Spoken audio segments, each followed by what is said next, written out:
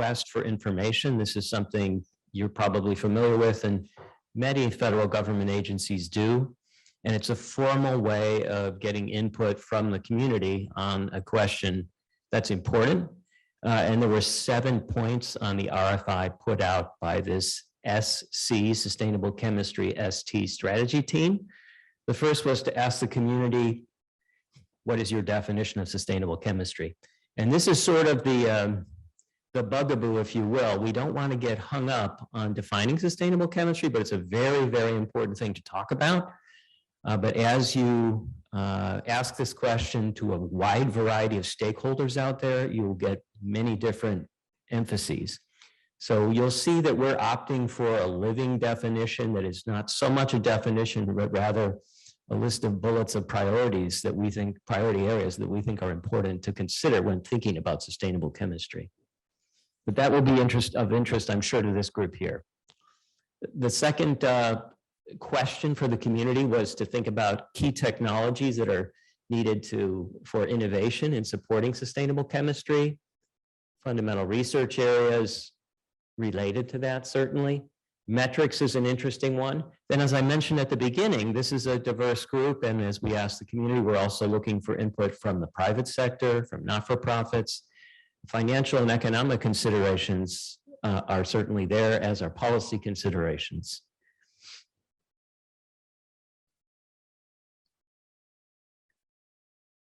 So we've decided that our task is going to be divided into 2 parts. And the first will be to develop a report to Congress that surveys the playing field for what are existing efforts across the federal government, what's the lay of the land right now. And then the second part will be, oops, boy. Let me go back. I think I missed a few slides there.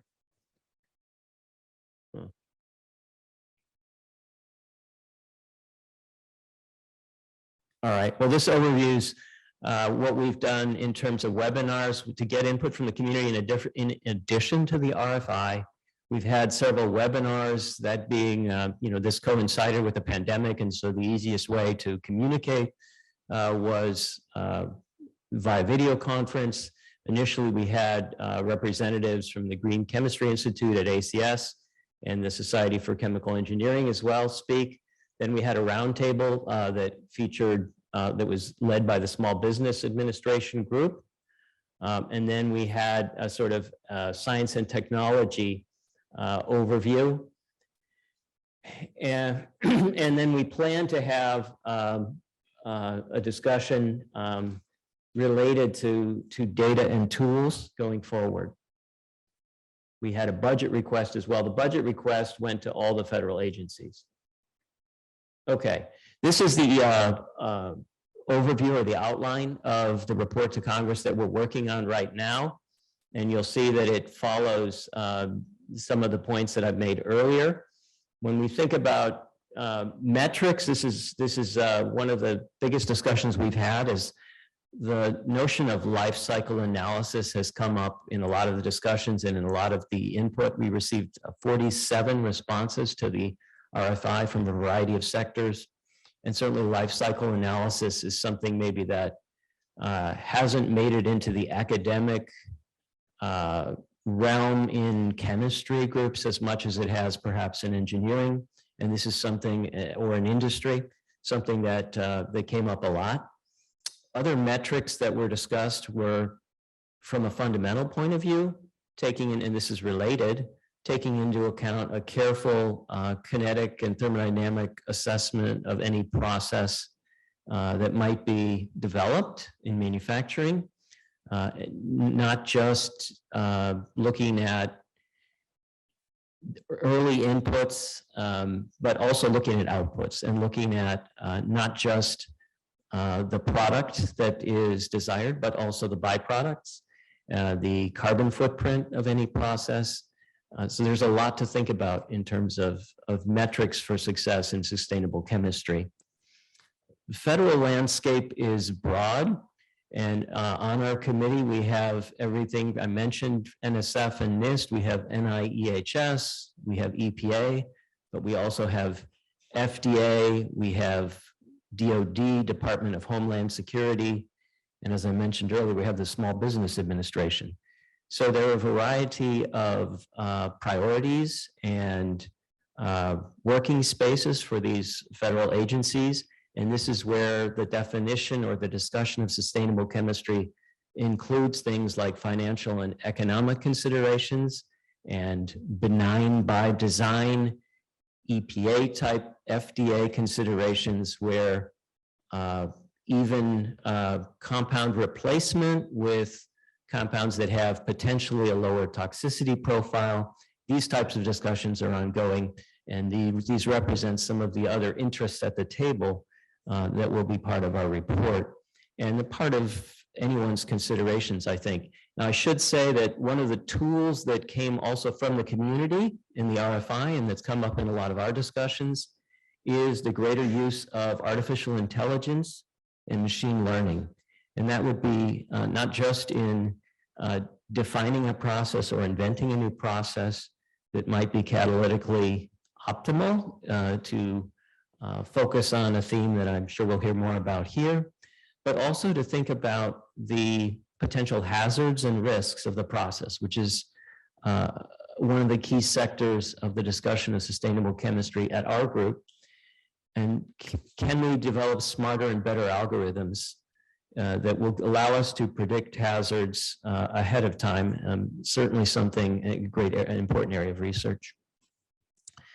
And then these other points are the key sectors in the U.S. economy. And the NSF funded a consensus study from the National Academy of Sciences here on the chemical economy that was released recently, that was led by Mark Wrighton of Washington University in St. Louis and now George Washington University, and Kathy Tway, a longtime Dow employee as well, now at Johnson Matthey. And that report looks across the US economy at the impact of chemistry, but sustainable chemistry, if you look at that report, looms large and is one of the main themes of that report. So I recommend that everyone take a look at that, because I think it's quite relevant. We certainly are. They have given us a private briefing or debriefing on the highlights of their report.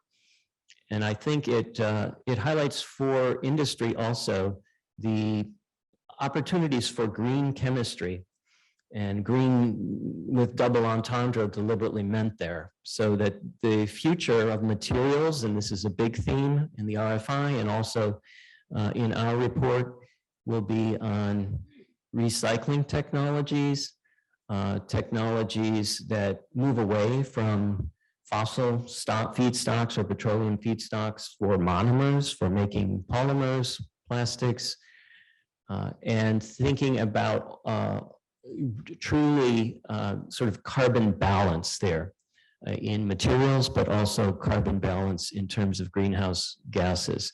So these will be areas in which the chemical industry will likely is focused, and will be important going forward if we think about what that report talks about.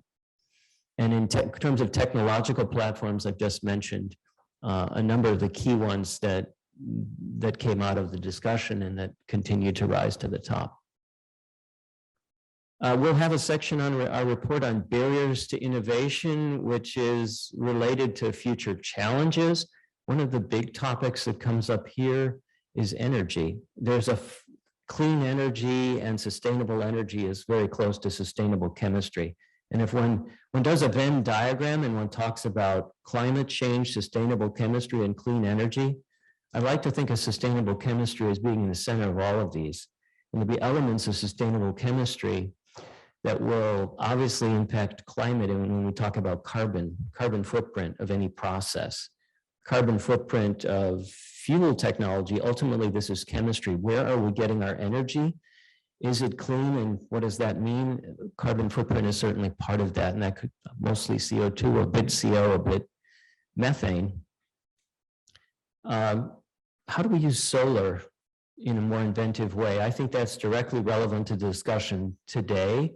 in the catalysis arena, how do we bring in energy directly from solar, or how do we store solar better with new battery technologies so that we can power the chemistry that we need to do, power catalysis either through electrocatalysis directly, through photocatalysis directly. So those energy transduction and energy considerations are, you can consider them barriers because we have limited technology now, but also opportunities. And that's going to be, for this group, I think, one of the most important parts of the report. And then it moves into education and workforce, which again is going to be related to the conversation here. That's what many of you are engaged in, especially those in academia. But internships with industry is a hot topic, and in academia and in industry, and in this space about getting innovation that really makes its way to a translational impact. I think that workforce development innovations would be really important. This group, meaning our ST, is also thinking about things like environmental justice, comparing notes with other agencies across the pond, and looking at regulations, as I mentioned in the beginning, and policy. And those things are probably a little bit tangential to the discussion of this workshop here today.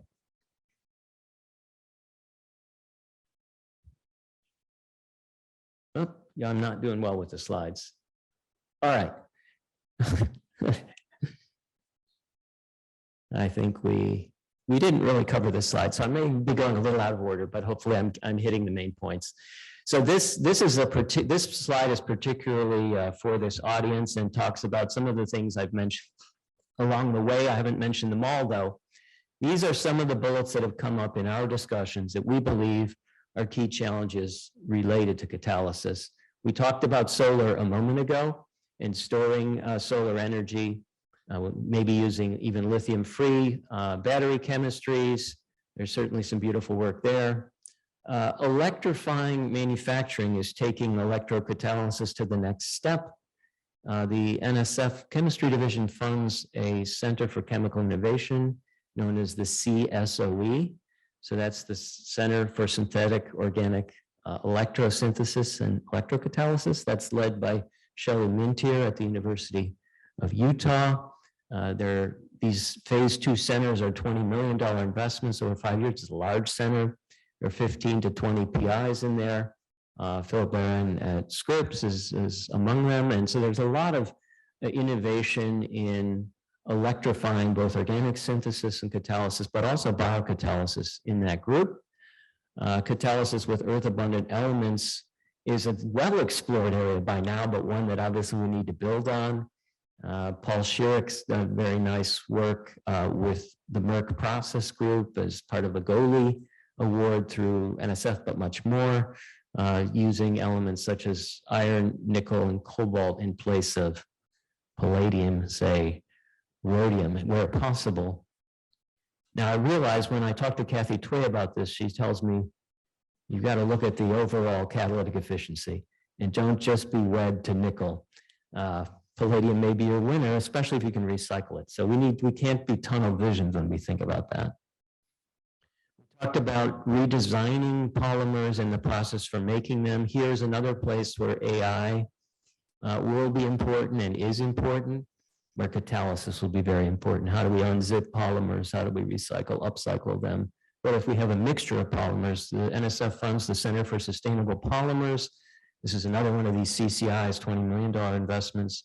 Mark Hillmeyer at University of Minnesota leads that, and they've had some really nice advances in, say, taking polyurethane mixtures and developing chemistry that allows you to recycle those. And mixtures are one of the key barriers to innovation and challenges in this recycling space.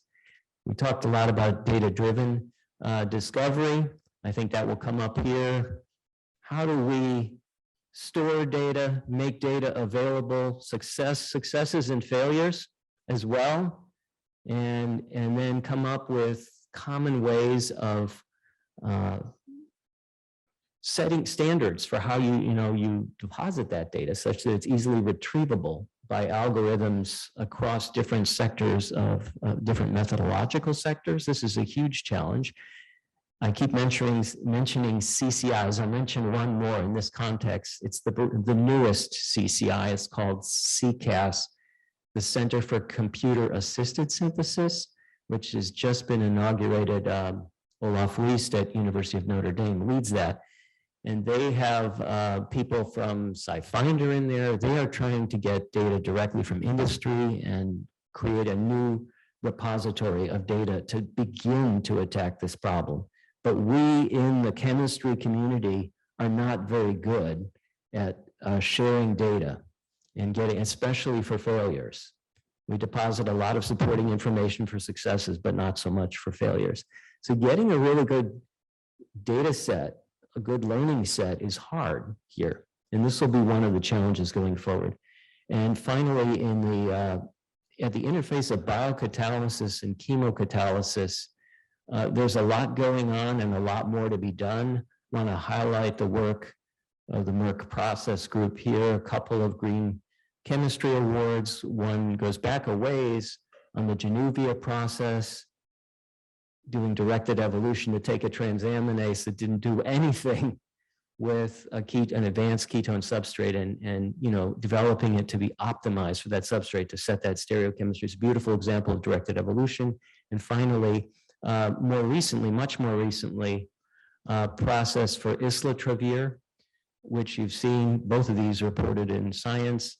This one using 9 enzymes, using the concept that Nick Turner likes to call biocatalytic retrosynthesis, where we take a page out of E.J. Corey's thinking, but move it over into the enzymological world and say, how can we think about enzymatic chemistry as transformations? Replace the aldol transformation with the aldolase transformation and think differently. And the Merck process group has really led in this space. And that synthesis uses 9 enzymes, and I think 5 of them are evolved and really are doing chemistries that weren't intended to do, but not so far from what they're doing, what they've naturally evolved to do. And it's a beautiful example of using biocatalysis.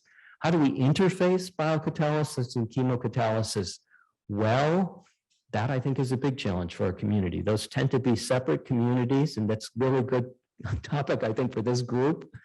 How do we train students to be comfortable meshing those technologies and to be good in both?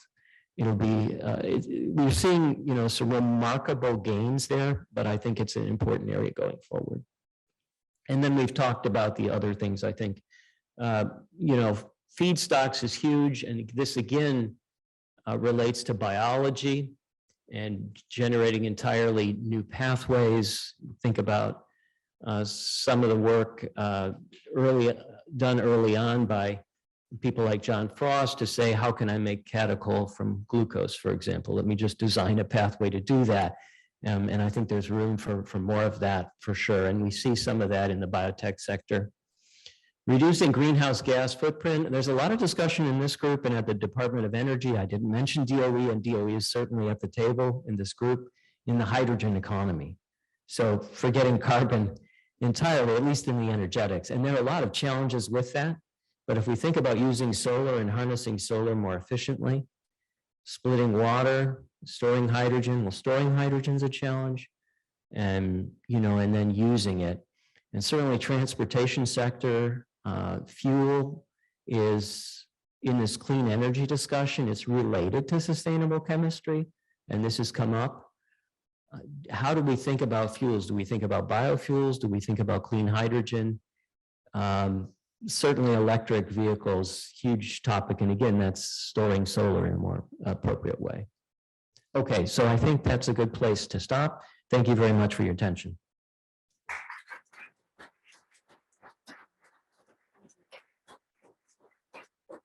Thank you very much. We are going to hold questions to the end. We do have a panel discussion upcoming. So it is my great pleasure to introduce our next speaker, Susannah Scott. I've known Susannah for a number of years. I've always been thrilled by her work. She is the Distinguished Professor of both Chemical Engineering and Chemistry at the University of California, Santa Barbara, where she founded the Mellencamp Academic Initiative in Sustainable Manufacturing and Product Design. Her research interests include the design of heterogeneous catalysts, with well-defined active sites for the conversion of unconventional carbon-based feedstocks, as well as environmental catalysts to promote air and water quality. If you haven't read her most recent JAX paper, it's out within the last month-ish or so, so you should go look. So with that, I'll turn it over to Susannah.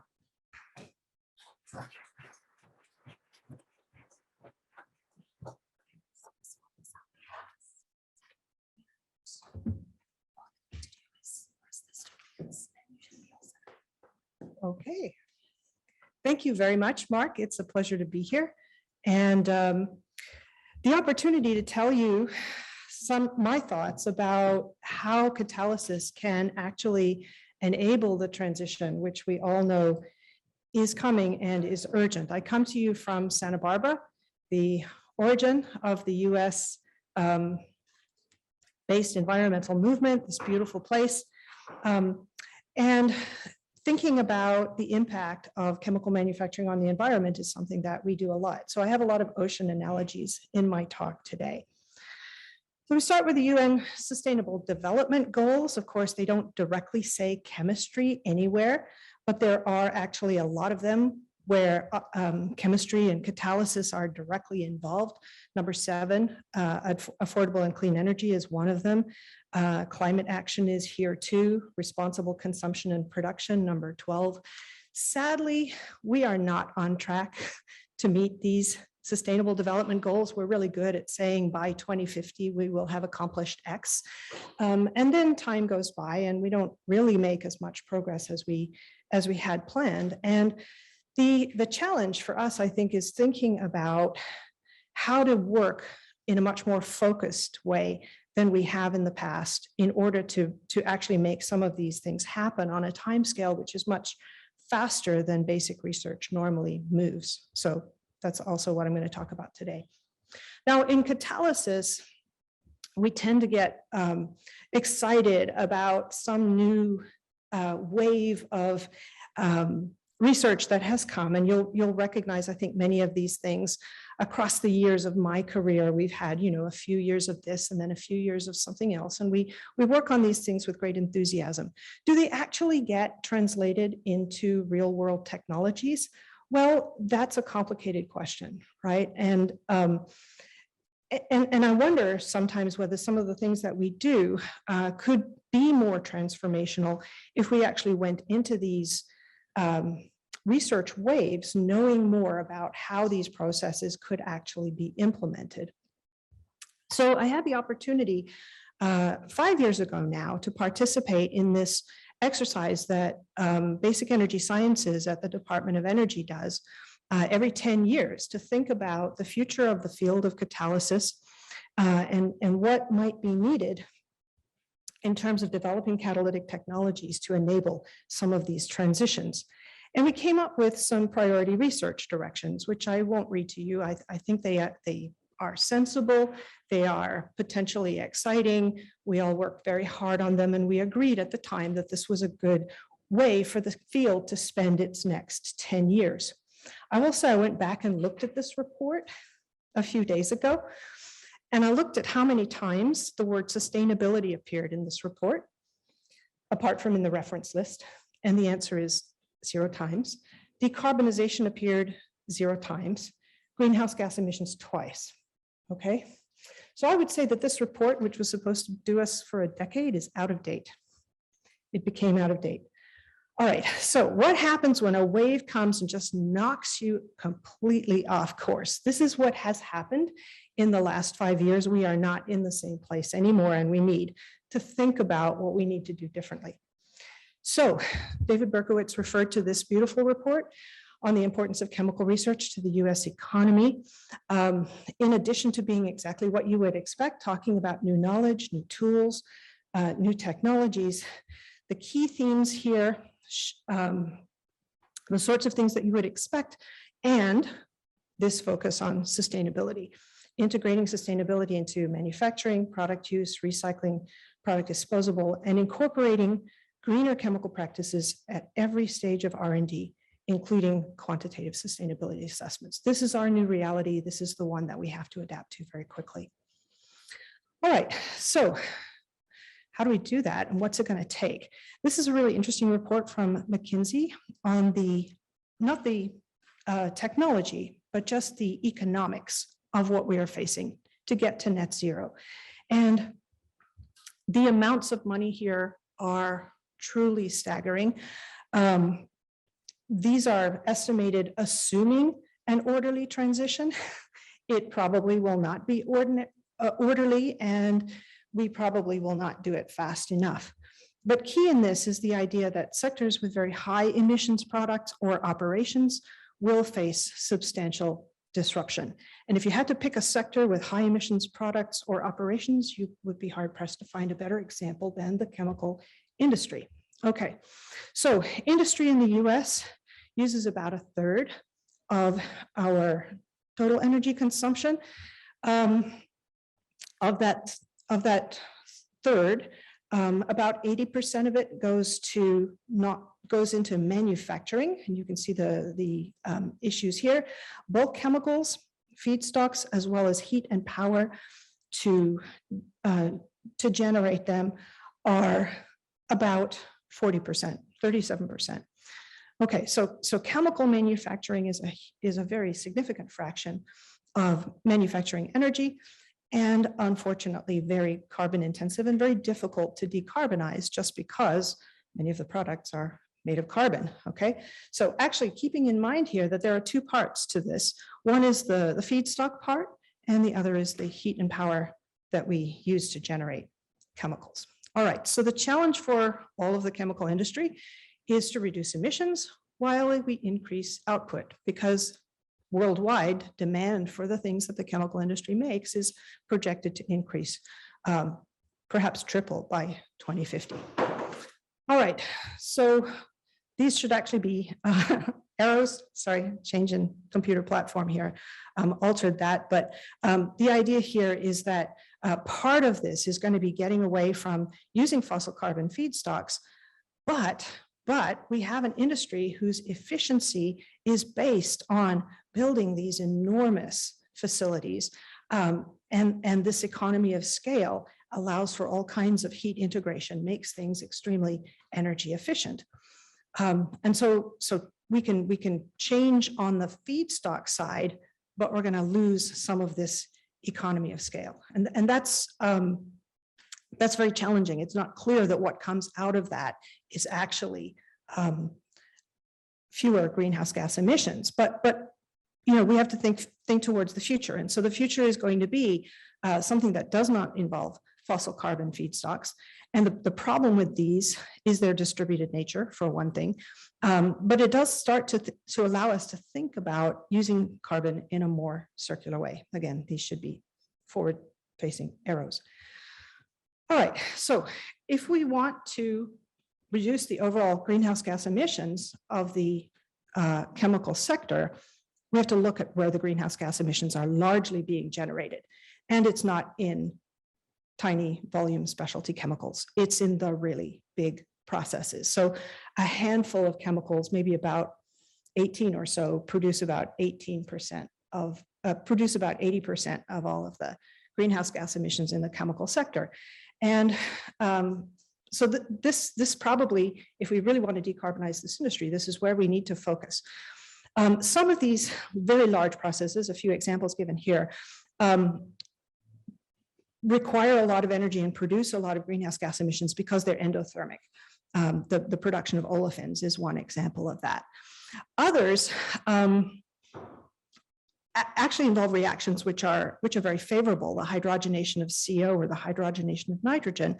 The problem is actually in the production of that hydrogen. That's where the energy is. And so you're thinking about the carbon part of this and the energy part of this. They may not be in the same locations. So sourcing non-fossil carbon to replace the carbon that went into those large processes, obviously the whole catalysis community is very much aware of where we need to look. Biomass is one option, but waste materials, waste food, waste plastic is another. Maybe we can actually use CO2 from the air in some cases. And this is going to require a very interesting changes in how we actually approach catalysis, because we have now many decades of experience in converting low functionality, high volatility, small molecule hydrocarbons, we build larger molecules out of them, we add functionality, and we make all of the things that the chemical industry does so well. In replacing those kinds of feedstocks with, say, biomass feedstocks, we're talking about molecules which are highly functionalized, they're not volatile, they're not very soluble either because they're polymeric, and they are highly distributed. So we're talking about different kinds of catalysis here, depolymerization, removing functional groups in order to get to fuels and platform chemicals that can be used to make higher value products. And many of the same issues with some variations. If we talk about using waste materials, we're talking about, in the case of plastics, materials with lower functionality than biomass, but similarly low volatility and also very highly distributed because you're going to have to collect that waste. So the collection and then depolymerization, selective depolymerization is challenging. So one issue that I think catalysis really needs to struggle with in thinking about these kinds of new feedstocks is the fact that the temperatures to process them will be much lower than they have been in the past for hydrocarbons. And this is going to require new kinds of heterogeneous catalysts for large-scale processes that are capable of functioning in the condensed phase. And in the condensed phase, you have solvents, and solvents are really interesting. This is an example from a few years ago now from my group talking about how to catalyze this, one of these isomerizations. This is part of the cellulose valorization chain. And one of the key reactions in here is this isomerization of glucose to fructose, which can be done using a zeolite catalyst. This is sodium X. And this catalyst is effective, but not very stable in water. The turnover frequency shown here for a pure water solution on the far left. As soon as you add some of this organic co-solvent, an interesting thing happens. You lose 95% of your activity.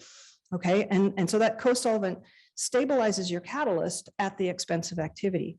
Fortunately, though, if you add more of the organic co-solvent, the activity recovers. And so you see that both there are dramatic effects and they are not monotonic. The solvent effects are really serious. And so we trace this back by looking at lots of different zeolite materials to the affinity of the catalyst pores for water, which causes glucose to partition into or not partition into the pores. And there is actually a very, very large effect here, large and predictable effect of the water affinity on the ability to absorb glucose and therefore react with glucose, cause its isomerization. And the organic co-solvent, although it doesn't directly appear anywhere in this correlation, is causing molecules to partition in ways that we need to understand much better. These kinds of non-covalent interactions, I think, are going to be ubiquitous when we start doing reactions in solid catalysts in the liquid phase, and thinking about the combination of confinement effects and solvent effects, really important. Being able to study these reactions with techniques that we haven't developed before for high temperature gas phase reactions is going to be really important. This is an example from Marcus Foston at Washington University, St. Louis, and I've been a little bit involved with these kinds of things as well, using operando magic angle spinning NMR to look at complex chemical transformations of these oligomeric feedstocks in the liquid phase. And these kinds of techniques that allow us to study reactions inside solid catalysts or on surfaces are going to be really important as well. Now, in addition to the idea that we can use biomass because it came from CO2 and it'll go back to CO2 eventually, the idea that, that we can use some of our waste materials as well has taken root. One of these waste materials, which many people are very concerned about, is waste plastics. Obviously here it'd be great if we can manage to solve two problems at once, that is valorize the plastics to keep them out of the environment while recovering their carbon and their energy content for use somewhere else. Is this is this even feasible? And so one of our early contributions in this area, coming out of work in this Energy Frontier Research Center called ICOOP, which is led by Aaron Sato at Ames Lab, was an extremely simple experiment, just heating polyethylene over a solid catalyst, the catalyst here, platinum on alumina, and watching the hydrogen redistribute so that you get a mixture of alkanes and long-chain alkyl aromatics. The long-chain alkanes, of course, are potentially reusable as lubricants, and the alkyl aromatics, if you sulfonate them, become anionic surfactants. And so this is an intriguing opportunity to take the carbon that is embedded in the polyethylene and turn it into other kinds of carbon that can also find uses. It's not a circular use for plastics, but it is a way to valorize the plastic.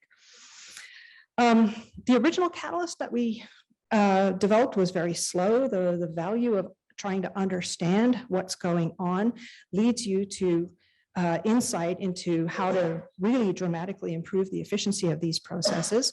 And here's one that one recent insight into this process. We're trying to look at the rate of carbon-carbon bond scission, which is a hydrogenolysis reaction in this depolymerization process. And the correlation that we found is with the number of strong Bronsted acid sites in the catalyst. Platinum on alumina, our original catalyst here, having not very many of those, can be dramatically improved by adding materials that have a lot of these strong Bronsted acid sites, like these fluorinated and chlorinated aluminas. Also suggesting that if you take a catalyst that has no Bronsted acidity, and so it has no activity, platinum on silica, for example, and if you add Bronsted acidity by just mixing it with one of these acidic solids, you can actually make a super catalyst. And so you can get these things to work very well. There's lots of opportunities here, I think, for understanding better how these transformations happen, and a lot of history in hydrocracking to build on in this area. So coming back to the idea of carbon circularity, because we want to also think about how to recycle carbon in ways that keeps it in the cycle longer. Thinking again about this issue of making olefins from petroleum through cracking and making polymers that we end up just throwing away. We can obviously pyrolyze those polymers and make something that is petroleum-like again, and crack that again to make new monomers, but there must be smarter ways to do this. And so even though this is what is being done today, because it can be done, we're thinking towards the future. And the idea that Damien Guillonnet at Illinois had was that rather than trying to reverse this very exothermic polymerization process, which would require a large input of energy, that it should be possible to combine reactions in a way that makes them almost thermoneutral. And this is the reaction between polyethylene and ethylene itself in order to make the monomer propylene, which then could in principle be just repolymerized to make polypropylene. And so the idea here is that if you have a point of unsaturation in your polymer, and if it's at an internal position, you can do an ethenolysis reaction to cleave the chain that leaves you with a new terminal olefin, which you just need to isomerize to another internal olefin, do another ethenolysis, and you can completely depolymerize polyethylene to propylene in this way. And so the experimental demonstration of this happened just recently. Two groups actually, a group at Berkeley as well as our group contributed to this area. And so here's the overall reaction. It starts with a monounsaturated polyethylene chain with excess ethylene to do ethenolysis, and you need an isomerization catalyst as well. And one of the innovations here, thinking about, again, how to enhance the selectivity as well as to make this a more practical process, is to do this in a semi-continuous fashion. So the catalyst and the propylene and the polyethylene start in the reactor, but we feed ethylene continuously. That because of the lower pressure of ethylene, we have less problem with degenerate metathesis of ethylene by the catalyst.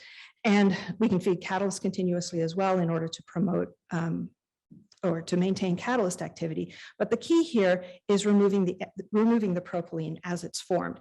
And the catalyst that we used, again, an acid catalyst, the chlorinated alumina, which provides the isomerization activity, and this methylrhenium, which gives us the metathesis activity. And you can see here the formation of propylene over time, very selectively, about 95% selectivity to propylene in this process. So it is possible to do selective transformations even with these very complex starting materials. All right. I don't want to echo to you. I do want to talk about looking for better catalysts. And this has been an interesting challenge that has sort of enhanced the catalysis community for many years. And we've seen these interesting opportunities come and then subside, and another one comes and subsides over time. I am wondering if this is really the future of catalysis, and I'll tell you why. At least in heterogeneous catalysis, almost all of the big energy-related reactions, the rates are limited by thermodynamic relationships called scaling relations.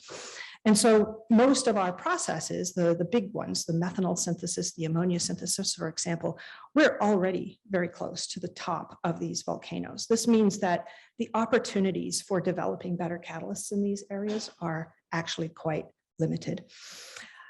And the reason for this is actually very well understood. Catalytic reactions on surfaces, of course, have activation barriers, which we would like to minimize. But as you minimize that activation barrier, you actually increase the barrier of another reaction. And so eventually that reaction becomes rate determining, and you just move from one side of the volcano plot to the other side. So there's a maximum. And what is the value in trying to surpass that maximum? Well, there is actually a very new idea, which I think is very exciting and will generate a lot of interest over the coming years. And it came out of work that was originally done in this Catalysis Center for Energy Innovation, led by Dion Blackhos. There's actually a brand new center, the Center for Programmable Energy Catalysis, now led by Paul Downhauer, which is going to pursue this idea. And so the idea is that what we want to do is actually vary which side of the volcano we're operating on the time scale of the catalytic cycle. Okay, so you can accelerate the rate of this reaction, but as I said, if you accelerate it past the volcano maximum, you will end up in a place where the other reaction becomes rate determining. And so what you want to do is be able to alternate between the two. And that means that you need your catalyst to behave like it's on this side of the volcano and then on this side of the volcano.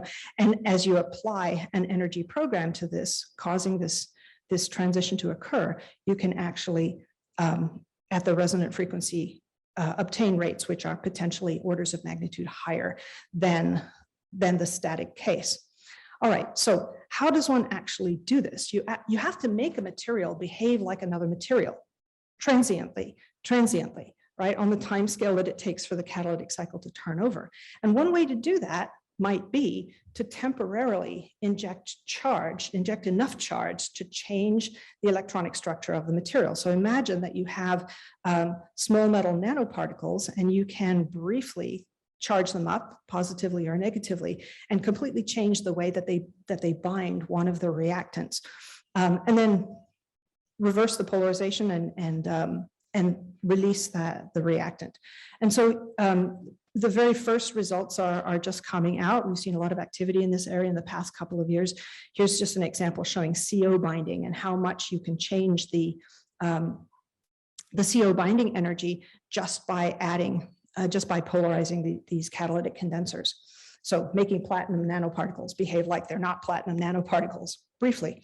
That's really interesting. And you can imagine all kinds of applications here, directing selectivity in reactions that have multiple products, overcoming equilibrium limitations, et cetera.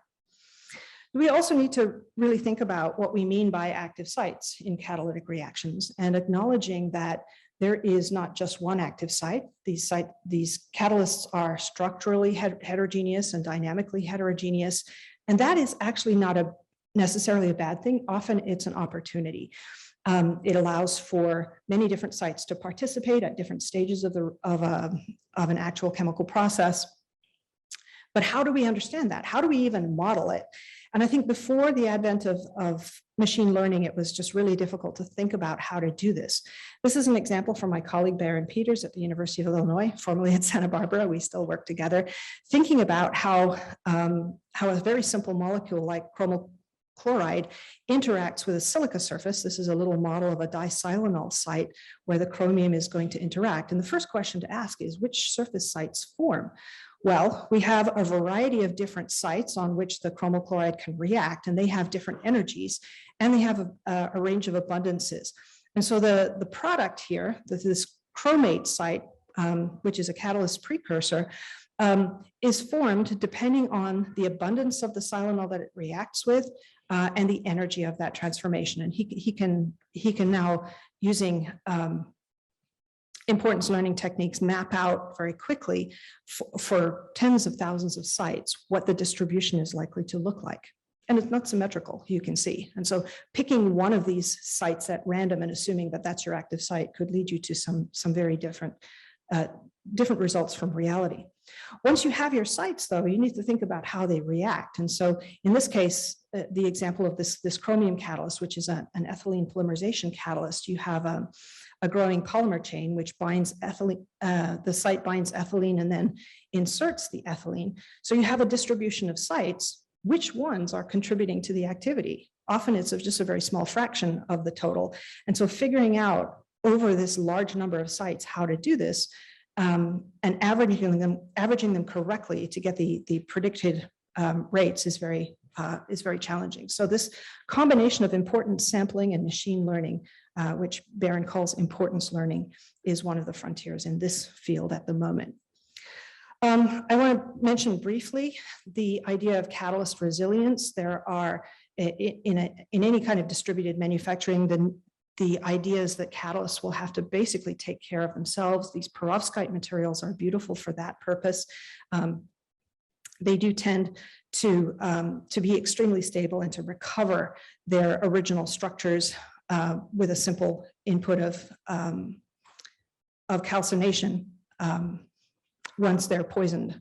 And so Leslie Abdulaziz at UC Riverside is working with these now to actually generate these in bimetallic forms. The idea here is that by distributing metals into one of these complex oxide frameworks, you can have them exsolve simultaneously and make bimetallic nanoparticles, which are much more uniform and much more stable than simply depositing nanoparticles on catalyst surfaces. I want to just end with a few thoughts on where the catalysis community needs to start paying more attention, I think, to be more effective and to have impacts more quickly. One of them is thinking at a systems level. And obviously we're all just entranced by these beautiful catalysts and trying to understand at an atomic or a molecular level how they actually work. This is a silver catalyst, which is used for making ethylene oxide. It's a beautiful, simple, atom-efficient reaction. The ethylene oxide can be hydrated to ethylene glycol. And this simple catalyst is actually part of an extremely complex process. You can see where the catalyst sits in the reactor here. It's one very tiny part of the entire process. And you really need to understand what you're designing a catalyst for, what the process looks like in order to be effective. So sustainability, I want to just emphasize, is a property of the process. It's not a property of the catalyst. And remembering that and remembering about this systems level focus, this is how we will actually achieve sustainable catalysis, in my view. So these principles of green chemistry, which have been with us for a long time, I think it's really time to update them. The idea that you can think about this in terms of an individual principle for an individual step in the process is just not the right thing. We're not swimming in the right swimming pool here, okay? Franzi Poldi from CIRO said this very nicely. There are no sustainable parts of unsustainable wholes. The process itself is what is sustainable. And so the connection, close connection between chemistry and engineering needs to become closer and more productive, okay? I think we also need to think about integrating catalysis goals with social and behavioral research. This is an even more difficult collaboration than the collaboration between chemists and chemical engineers, which by itself is not so simple, okay? And so, we have these cross currents that are coming at us from different directions. They are creating issues in terms of how sustainable technologies are actually adopted. We have to think about rigor and reproducibility in our field. Neil Schweitzer at Northwestern has been talking about this a lot recently. He has a beautiful website that you can look at, and thinking about how to do this and not getting sucked out in these riptides and then not being able to come back and use the information that we've just spent a lot of money and a lot of time generating is really important. I want to talk about using all parts of our community. These are really difficult, challenging problems to solve. And being inclusive is absolutely critical to making sure that we get the best solutions. The catalysis community is not so inclusive. And you may probably looking at this and going, wow, Susannah, you're not being very fair here. 1949, come on, the world has changed, right? The world has changed. So that's not the wrong thing. That's not the right thing to do. Let me tell you that this is all information on the web. I did a more recent analysis of the data, and it does not look much better, okay? So we need to be more inclusive. Definitely, we need to recognize that this is what the picture of an effective catalysis scientist or engineer looks like. All right, so lots of interest, of course, across many federal funding agencies, many collaborations. There is tons of interesting stuff to do. The catalysis community should be really proud of the part that we will play in enabling this transition. And I hope that many of you will join me in participating in developing the catalysis science to make many of these things possible. Thank you.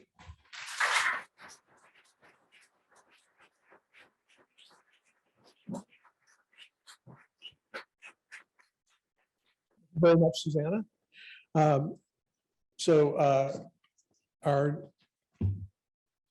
Our next speaker, unfortunately, could not be with us today, which saddens me immensely. He's a close personal friend. Bob Maughon is the Executive Vice President of Sustainability, Technology, and Innovation, and the Chief Technology Officer and Chief Sustainability Officer at Sabic.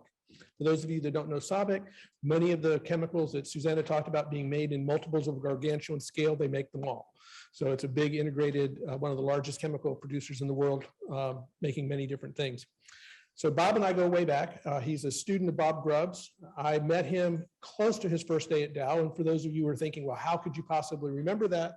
Well, Bob's skill as a catalyst scientist is only seconded by his exuberance for the field in general. And that exuberance is frequently quite audible. So I am quite sure that I did at least see and hear him very soon after he entered the building for the first time. He is a spectacular catalyst scientist. I was one of the people who lobbied that he probably shouldn't go into management because he was too skilled to be lost at the bench. I lost that battle, and I guess history has now proven that I probably was wrong to begin with, because he's been quite successful both at Dow and now at Sabic. So without further ado, I will turn it over to you, Bob.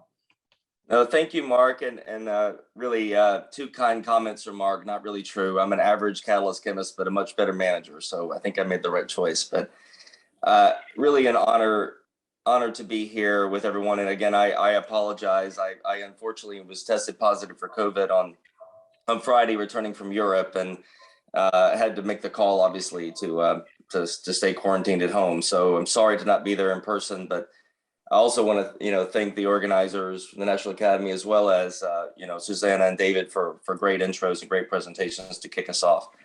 What I'd like to do in my talk, and I think somebody's going to have to advance the slides for me on that end, but is give you an industrial perspective on the catalysis impact, opportunities and challenges for a more sustainable future. And I think Susannah did a very good job, so I'm not going to spend a lot of time here, but Susannah did a great job of highlighting for you how the chemistry and the chemical industry operates. And if you think about, just in a simple diagram, right, we take basic inputs, whether it's coal, natural gas, or crude oil, and obviously expanding that now to things like plastic waste and biomass and others. And we basically convert those into a series of transformations, typically through a steam cracker, a reformer, and then a conversion process into the basic building blocks that you know, right? Whether it's ethylene, propylene, aromatics, and others, and then into the final derivatives that our customers use to make the end products that you use. So this just gives you kind of a high level perspective on it. If you go to the next slide, and one more, please. I think when I was tasked with the question on catalysis, and I think Susannah did an excellent job of sort of laying out the case for this, and I'll do my best to sort of build on it. It was important for me to take a step back and look at the history of industrial catalysis and the application of catalysis in industry. Because if we're looking at how we're going to leverage catalysis to really transform us into a more sustainable future, I think it's very important for us to understand how effective have we been at leveraging catalysis to really transform ourselves in the past. And if you take a simple plot, and this is just one that we put together, looking at both the rate of commercialization of technologies and the depth of understanding, and you can tie that depth of understanding to the amount of publications and the investment that's happened in the catalytic communities. And focusing on the curve on the left, the gray curve, significant rate of commercialization of catalytic technologies. But what you'll notice is that primarily the big ones occurred in that period from 1920 to 1980. And you saw the example of that for Susannah and her presentation.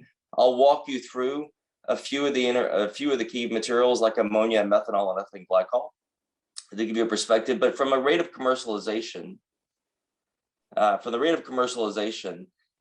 most of the big investments and big discoveries happened prior to 1980. There are examples post that point.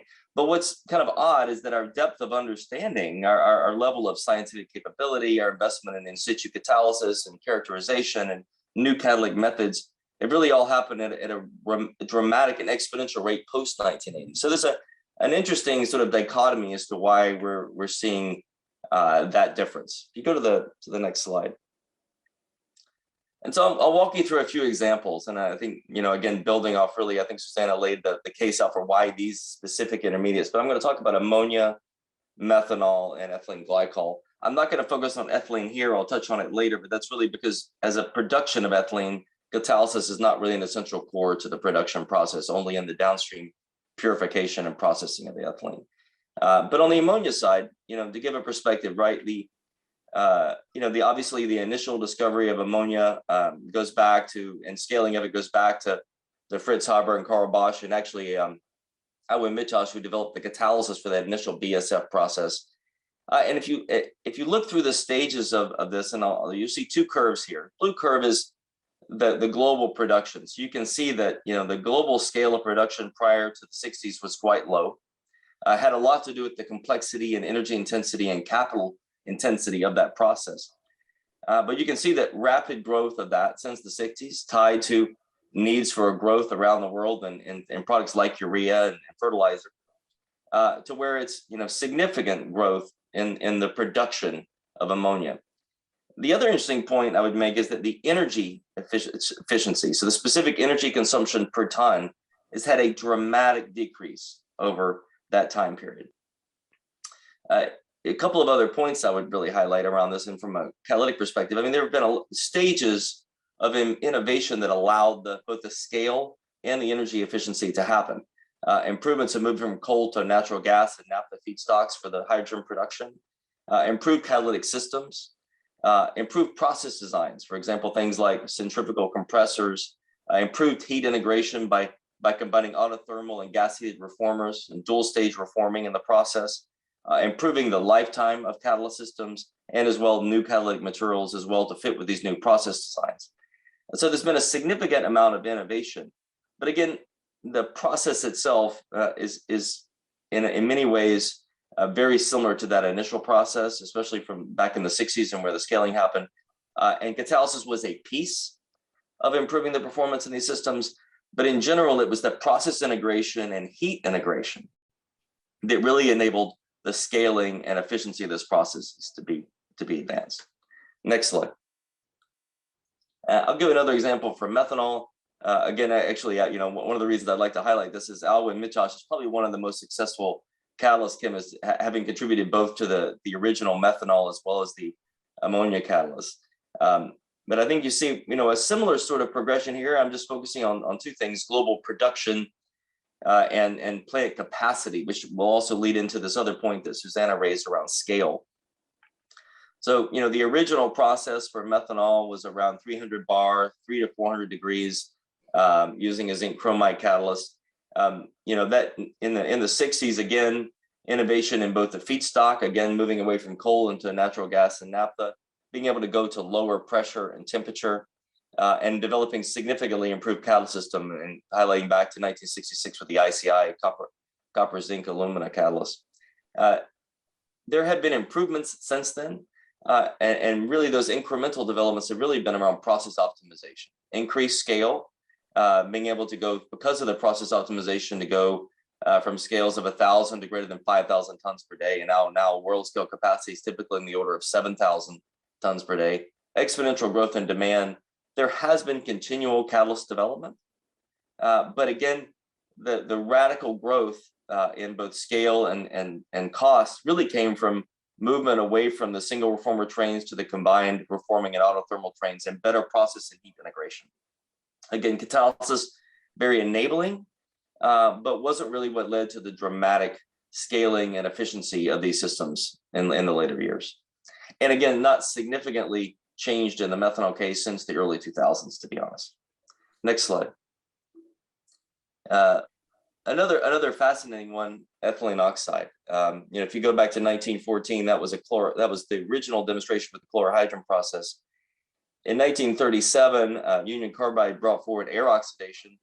I think in terms of detailed catalyst science, I think this is a funny one to highlight. We talk a lot about in situ catalysis and operando and how to study, detailed fundamentals of how catalysts work. But because they were using an air process, I think one of the cool highlights is that they ended up identifying and even patenting the effect of wind direction on that process when they were using air. Because when it turned out that the vinyl chloride plant was operating, and the wind direction was coming a certain way, that led to chlorides getting into the reactor system, leading to an increase in selectivity. And when the olefins unit was blowing the other direction, that actually was an inhibitor in the process.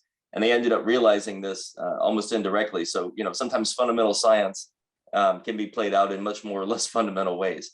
But that led to really how to understand the promoter effects in this. And then when Shell came forward with the oxygen-based process, that really led to really the more mature processes that we see today for ethylene oxide. And again, it's been relatively unchanged from a process scheme standpoint since those in the early 60s. Now, catalysis has played a significant role here in improving the selectivity of the ethylene oxide process, improving lifetime. And what we're plotting on the right-hand side here is just average lifetime EO selectivity. So over the average lifetime of a catalyst, what's the EO selectivity? And you see that you're now well above what was originally proposed and actually published as a theoretical boundary in 1974 at 86% based on a presumed assumption over the mechanism. That bound has been passed, and there continue to be improvements in the selectivity, but again, relatively mature and minor improvements year over year. And I think that's another important point to make. So significant role of catalysis in enabling both the air-based and oxygen-based processes, global scale production of this material, and continued advancement of catalytic technologies to improve it, but relatively minor, modest improvements really over the last 20 years. Next slide, please. Just shifting away from those, bulk chemical intermediates, I think it's worthwhile to highlight polyolefins probably being one of the largest other large chemical products, and probably one of the largest chemical products coming out of a petrochemical site.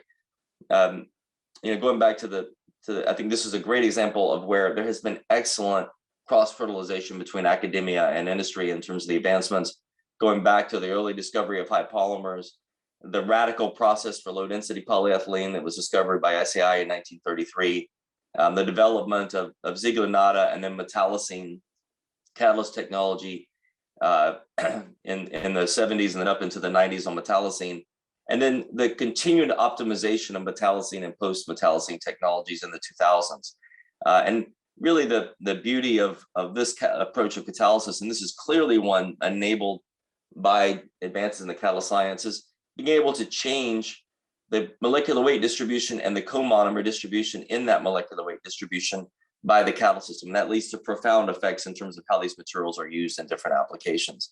But again, even there, and I'll highlight this a bit later, relatively minor changes in the catalyst system and the process over the last 20 years here as well. Again, I don't want to diminish the impact because significant advancements in new catalytic tools and systems have been developed, but we're basically still operating the processes around post-metallocene and metallocene technology, as well as Ziegler-Natta today in many assets around the world. Next slide. So just a few takeaways from this part. And again, I don't want to dwell on the past too much, but I think, a few things that I wanted to make sure came across. Catalysis innovation has enabled industrial production in many areas, right? Productivity and cost, catalyst lifetime, the selectivity of the processes, tunability and performance and product differentiation, for sure.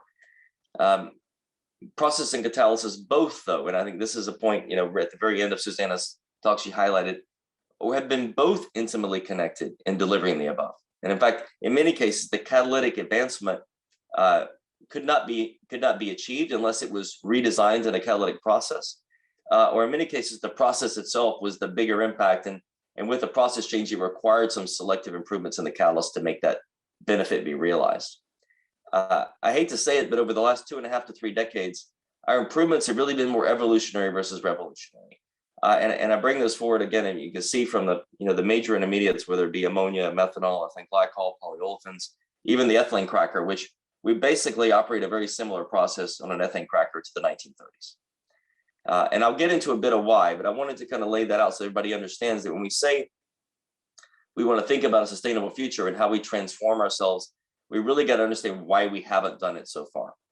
Because this is really at odds with the advancements in modeling and characterization, in situ monitoring, synthetic methodologies, new catalytic methods, and automation and high throughput screening that are widely adopted across both academia and the industry and the national labs as well. If we want to deliver transformational change, we need to understand why it's happening and why this barrier has occurred and what we should do about it. So to the next slide, please. And if you go forward one more.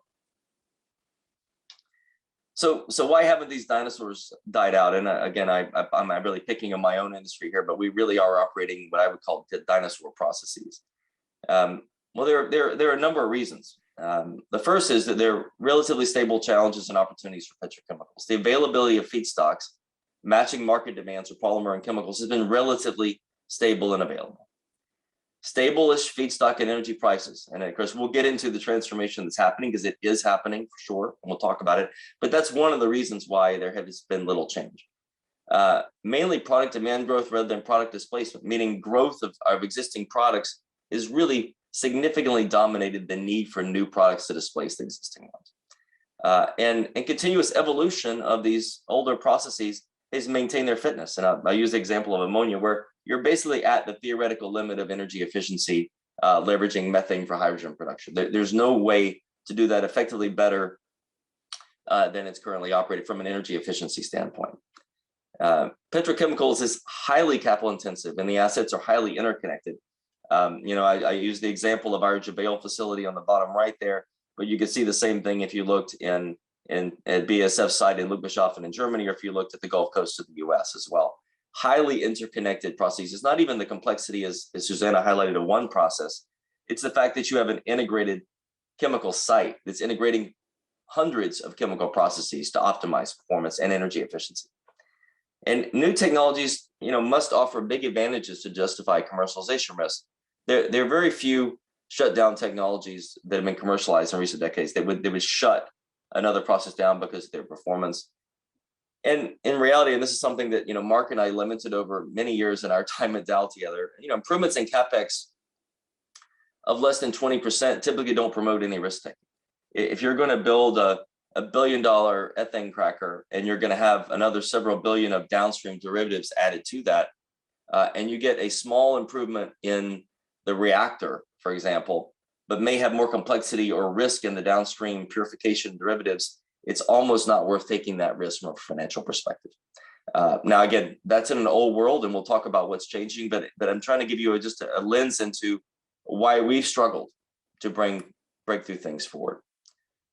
To the next slide, please.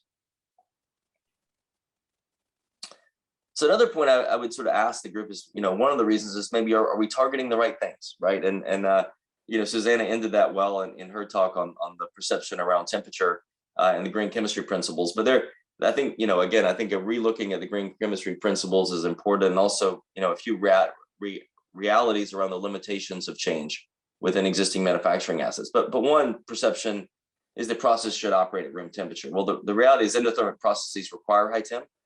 And higher temperature heat is actually more useful for energy integration. And in fact, if you take the ammonia or methanol and other examples, these are highly energy efficient, and the overall process integration at a manufacturing site is highly efficient.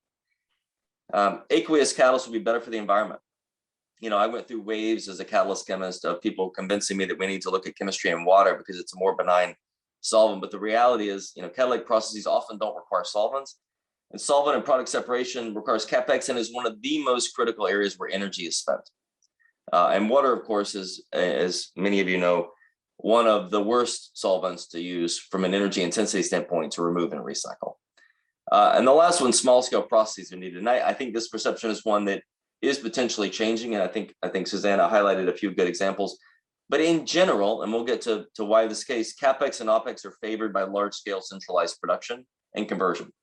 And I think we'll talk again in the latter half of my presentation on where that disconnect may change, but it's a critical piece of the equation. And that, in general with the scaling factor, right? Your costs, when you go up in capacity by 7 times, you have your cost to production per pound of the product. So in general, where you can use scale, you're going to use scale. And where there's a disconnect in feedstock, maybe in the future, you're going to have to change. Next slide. Are we also looking at the best ways to solve challenges? And I think an important discussion that we need to have is how do we bridge between fundamental studies and industrial operation? Typically in the academic world, the catalyst chemists need to approach complex chemical reactions with model systems as a way to make them more manageable in a laboratory setting. But I think some things that really need to be talked about, right? So, at the pressure level, typically where we're running at 1 to 100 bar, the pressure in a model system is running at 1 to 10 to the minus 10. Reaction complexity from 1 to 2 components to typically hundreds of components in a technical system. Contaminants are controlled with selected species in a model system. Frequently multiple species at varying levels are what we deal with in a technical industrial system. The catalyst surface, as well as the time scale. And I think the time scale is a great one. EO is a really good example of this, in that, I don't see the degradation and performance of an EO catalyst for months. And in fact, most initial screenings of the catalyst system show excellent selectivity and activity.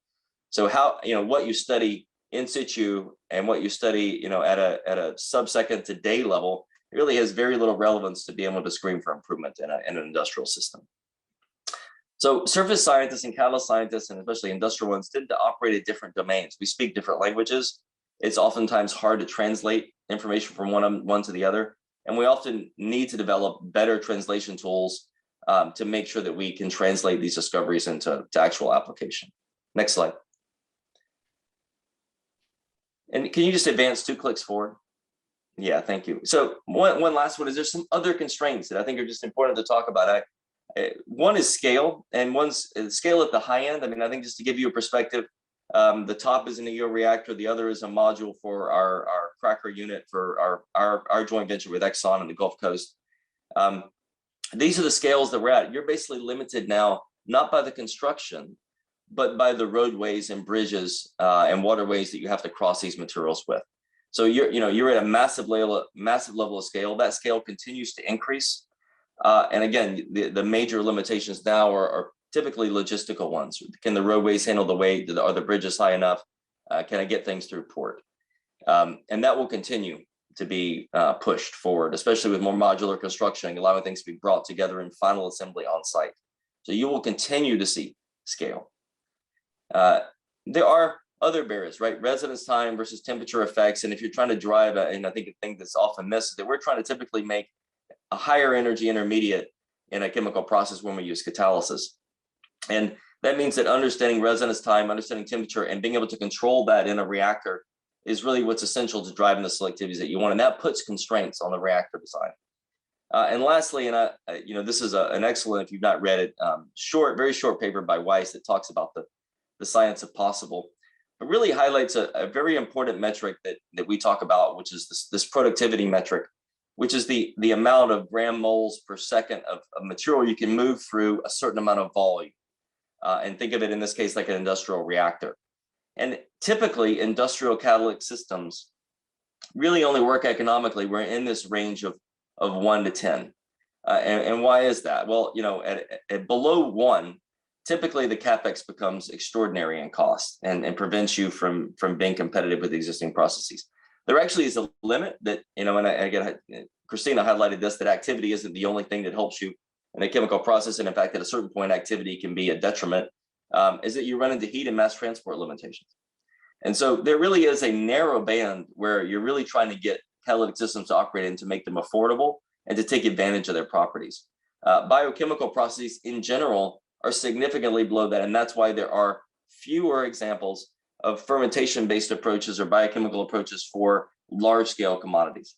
And as highlighted in David's talk earlier, the interest in photocatalysis and electrocatalysis, I'll pick on photocatalysis a little bit, and that typically photochemical processes also fall in the span between biochemical and industrial catalysis in terms of the reactivity profiles per volume. So it doesn't mean that they can't be used, but it's what limits typically the scale. The quantum efficiency and the optical density that you can get to in those reactors are what are essential to be able to move those productivities into a reasonable range. Next slide. And one more. So the future for petrochemicals, well, I told you the old paradigm, right? Abundant and available feedstock, coupled energy and feedstock, established market demands, limited regulation, relentless pursuit of economies of scale and efficiency. That is the reality that I lived in, that, unfortunately in our days together, Mark and I lived in. There is a shift happening, right? And what is happening? More variable, increasing use of localized feedstock and energy. I think Susannah touched on this. Now a decoupling of energy and feedstocks, potentially, for example, using electrons versus carbon, right? So splitting the energy source with electricity versus the feedstock with carbon. Changing market demands and definitely increased regulations, which I'll talk about, and relentless pursuit of increased sustainability and both economic sustainability and environmental sustainability. And I think the key question for us is, will this result in a new wave of new catalytic processes? And as Yogi Berra said, it's hard to make predictions, especially about the future, but I'm going to do my best to give a few lenses into that. So next slide. So quickly on the industry, and look, the reality is for the petrochemical industry, there's a significant change occurring. Number one, there's significant consumer and NGO pressure around climate change, around plastic waste, also around product safety and environmental impact, which there should be. There's also brand owner exposure, and that's really what's changed the dynamic. That consumer brands are exposed on these themes. They have increased themselves pressure for sustainability pledges and commitments. And the broader value chain is being engaged for action. There are technology gaps to implement these solutions, but there is definitely pressure and investment to make that happen. And obviously the regulatory environment, whether it's worldwide UN carbon neutrality commitments, the EU Green Deal, even in KSA in Saudi Arabia, our energy efficiency SEEK program, which holds us accountable to delivering certain energy efficiency targets, and bans on plastic waste, for example, have all come forward. If you just advance one click. The other thing that's changing is access to capital. And this is not a projected thing. This is real in the markets today, that access to capital is being impacted by your sustainable footprint and performance. And it has having a huge impact on, choices around what gets invested in and how projects get taken forward. So there is a real dynamic that's happening, and a good one that is going to enable us to drive transformation in the industry. Next slide. But I want to be clear, and I think back to this catalytic topic, that it's important to understand for carbon what role catalysis plays and what role the industry plays in carbon emissions. And Susannah touched on this a bit, but just highlighting the energy and the CO2 here. The chemical industry, if you look at the industrial sector, and this is 2018 data, but relatively consistent today. If you look at the broader industry sector, which I don't think Susannah had the full with cement, iron and steel, pulp and paper, this gives you sort of the broad look. Chemicals is almost half the energy demand of that full sector. So a significant consumer of energy in the industrial sector. But it only produces about a quarter of the carbon emissions. And again, this is really the reason for this is touched on in what Susannah shared, which is that half of the carbon ends up in the product. So that's one important point, is that you can't correlate energy directly with CO2, that half of your feedstock is ending up in your product at the end of the day. The other thing you need to recognize is that 85% of the emissions for the industry typically come from the energy required to drive the conversions. They basically come from the heat needed to drive endothermic processes. So it's not really a chemistry problem, and in many ways it's often not a catalytic challenge, because the selectivities and losses that occur from emissions in the catalytic process are really not where that occurs. It's typically the thermodynamics of the processes drive the need for heat, and that's what drives the production of CO2. So it's an important point. Doesn't mean there's not a role for catalysis, but it's very important to understand that this is really an energy issue, and how do you get heat into chemical processes. Next slide. And just quickly for the broader group here that don't have the familiarity with dealing with these issues on a day-to-day basis, but that's what I'm talking about are really scope 1 emissions. Scope 2 emissions also are the indirect ones where you purchase electricity, heating, and cooling. Catalysis doesn't really enable us there either, with the exception of the role that inorganic materials may play in batteries and energy storage to enable more renewable energy supply. And then scope 3 emissions are by far the biggest. And to give a perspective, for the chemical industry, scope 3 emissions are typically 2 times the scope 1 and scope 2 emissions. And these relate to many things, like, of course, the feedstock, which we can address through circular plastics or bio-based feedstocks and other things, but actually more so the end of life of your products, how your products are used by your customers, and how they're processed and sold and transported, and how your customers spend their resources around those materials. So again, where the catalytic chemistry can play in scope 1 emissions is actually also a fairly small part of the bigger challenge, just for reference. Next slide. And if you could just click all the way through this one till you get to the text. I don't want to keep going. Yeah, there we go. I don't want to spend a lot of time here, because I think many are aware of the plastic end of use challenge, but also a significant issue for the industry is facing in catalysis for polyolefins, and the role that plastics and other materials play in the environment, and obviously huge focus on how to make this a more circular set of solutions.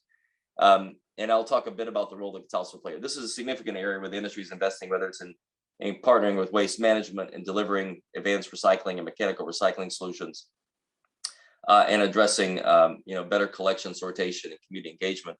But this is a massive challenge, and there is a role for catalysis, I think, well touched on by Susannah in her talk as well. Next slide. And so, when you look at it from a chemical industry perspective, and you think about sustainability, we want to think about the role of catalysis. I think about really 4 pillars that we're focused on for sustainability and how it connects to our R&D priorities. It's safer chemistry, how to deal with proactive phase out of chemicals of concern, and remediation of those in the environment. It's sustainable products, which we talked a little bit less about today, but materials that enable the energy transition, whether it be solar, wind, energy storage. And then the last 2 where I think catalysis really can play, which is in circular chemistry and carbon efficiency and low carbon environments. Next slide. But I think it's very important that we make sure that if we're going to apply catalysis as an enabler to address these issues, that we learn from what we dealt with in the past. We need to be building bridges towards new focused areas, material development with a better fit for a more circular future, using earth abundant resources, and requiring energy efficient use of power. And I want to focus on this last part of this: efficient use of renewable power. Hey, Bob, you're going to have to wrap up pretty quick. No worries. No worries. And we need to make sure that we avoid distraction. We need to make sure that we avoid this discussion around, if it's focused on energy, CO2 is a feedstock, biomass is a feedstock for chemicals, and making sure that we understand the energy. If energy is the problem, compare ethane to ethylene, CO2 to ethylene, and sugarcane to ethylene, and the energy requirements. So it's very important that we have to think about how we best leverage energy in the right way to deliver on a sustainable future. Next slide. And so I'm gonna kind of wrap up here and sort of focus on these points. And this can be my last slide to give us a little bit more sake for time. We need to focus on evolutionary improvement in existing processes. This is still a critical place for us to focus. And it has delivered value and will continue to do so. We need to change how we do our work, advancing tools and mindset between academics and industry. This is a clear area of focus. Decarbonization of hydrogen production. There are clear roles for catalysis to play here. Selective and sustainable ways to generate heat in situ. And I'll give the one example for ethylene production of ethane ODH or chemical looping as an example of generating heat by burning the hydrogen in situ in your reactor. And material and process innovations for circularity, which are going to be a critical place for us to focus as well. Using catalytic technologies to think about how we break down our polymer intermediates back to their building blocks. Because this, again, pyrolysis, as highlighted by Susannah, is one of the worst potential processes for us to focus on. If you just advance to the very end, I think if you just go forward like 3 slides, yeah. One more slide, one more. Yeah, that's it. So, I mean, I think I just wanted to leave it here. I mean, I've shared this in the past, and, you know, I think it's very important that we focus on the efficient use of low carbon electrons, right? And although there are ways to electrochemically convert CO2 and other products, recognizing that in a world of constrained renewable energy supply, we need to be focused on the efficient use. And there are many better ways to apply that focus area towards transforming the industry than very low, inefficient, high energy demand processes. So make sure that we think carefully about how we do science-based prioritization with one voice across industry, academia, and the national labs. And with that, I'll complete. Thank you. Thank you very much, Bob.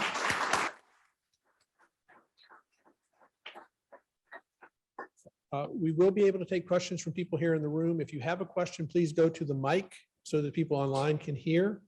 And if we have anyone online who wants to ask a question, if you come off mute, is that correct, Linda? Come off mute. Yes, click off mute and then be able to ask your questions. The mic is in the center of the room. Do we have any questions? I should raise my mic. All right, so they can hear me better. All right. Does anybody have a question? We have one coming to the mic now. Yes. Really great discussion here. I guess one of the common things about Susannah and Bob's talk was really how do we integrate and make it all better. Engineering. I'm not. I'm Sarah Toy from Johns Hopkins University. And so one of the themes that Bob and Susannah have talked about is really how do we build relationships between process engineering, industry, and academia. So my question to everybody here on the panel is, how do we do that? Does that mean we need to invest in major programs that really correlate chemistry, process, and engineering? Does that mean we need more funding agencies to really focus in on building these connections? I'm just curious about what are some of the more concrete plans to integrate these. Susannah looked like she was leaning forward. Do you want to answer that, Susannah, or do you want Bob to take it? Take it, Susannah. I'll comment after Susannah. Go ahead. I think that's a great question, Sarah.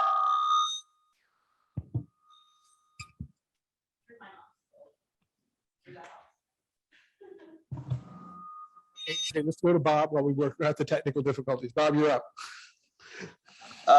Yeah, look, I think there is it's not another agency. Can you hear me? No, we can't hear you. Yeah. Keep talking. I could hear you briefly. You can hear me or no, you can't hear me? You're good. You're good, Bob. Okay. I think the last thing we need is another agency or another organization, right? I think we need to leverage existing systems, but I think where the investment needs to happen, and I think it needs to be joint investment, is in the translational piece on development. Where we typically have a challenge is that there's at the national ag and academic level, there's a focus on publication, on impact factor, on getting the information out there. And then in industry, we go to these massive scales, right? Massive petrochemical complexes, low appetite for risk, incremental improvements. I think joint investment in translations at the development scale, whether it's in partnership with startups and universities, corporate venturing is a potential place, bridging roadmaps around the key intermediates, building joint roadmaps on how to address a challenge over an intermediate chemical. And I would say exchange of people between more sabbaticals and exchanges between industry and academia are all ways to try to close that gap. It's very important that I think in the academic world, you understand what causes us to hesitate on an investment so that we can work together on ways to bridge and de-risk that. And I think joint investment in that middle ground is the right place. Okay, Susannah, you want to answer? Actually, let me foreshadow. I think next we're going to go to an online question from Laura Gagliardi, who has her hand raised. If she does not want to ask a question, put her hand down. But Susannah, finish. I'm sure this is.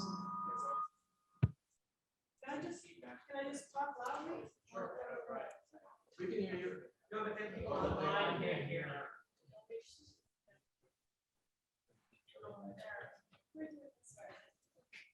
Okay, so Bob said we don't need another. Bob said we don't need another foundation, but I think the National Science Foundation should become the National Science and Engineering Foundation. Engineering is present, but it's very small component.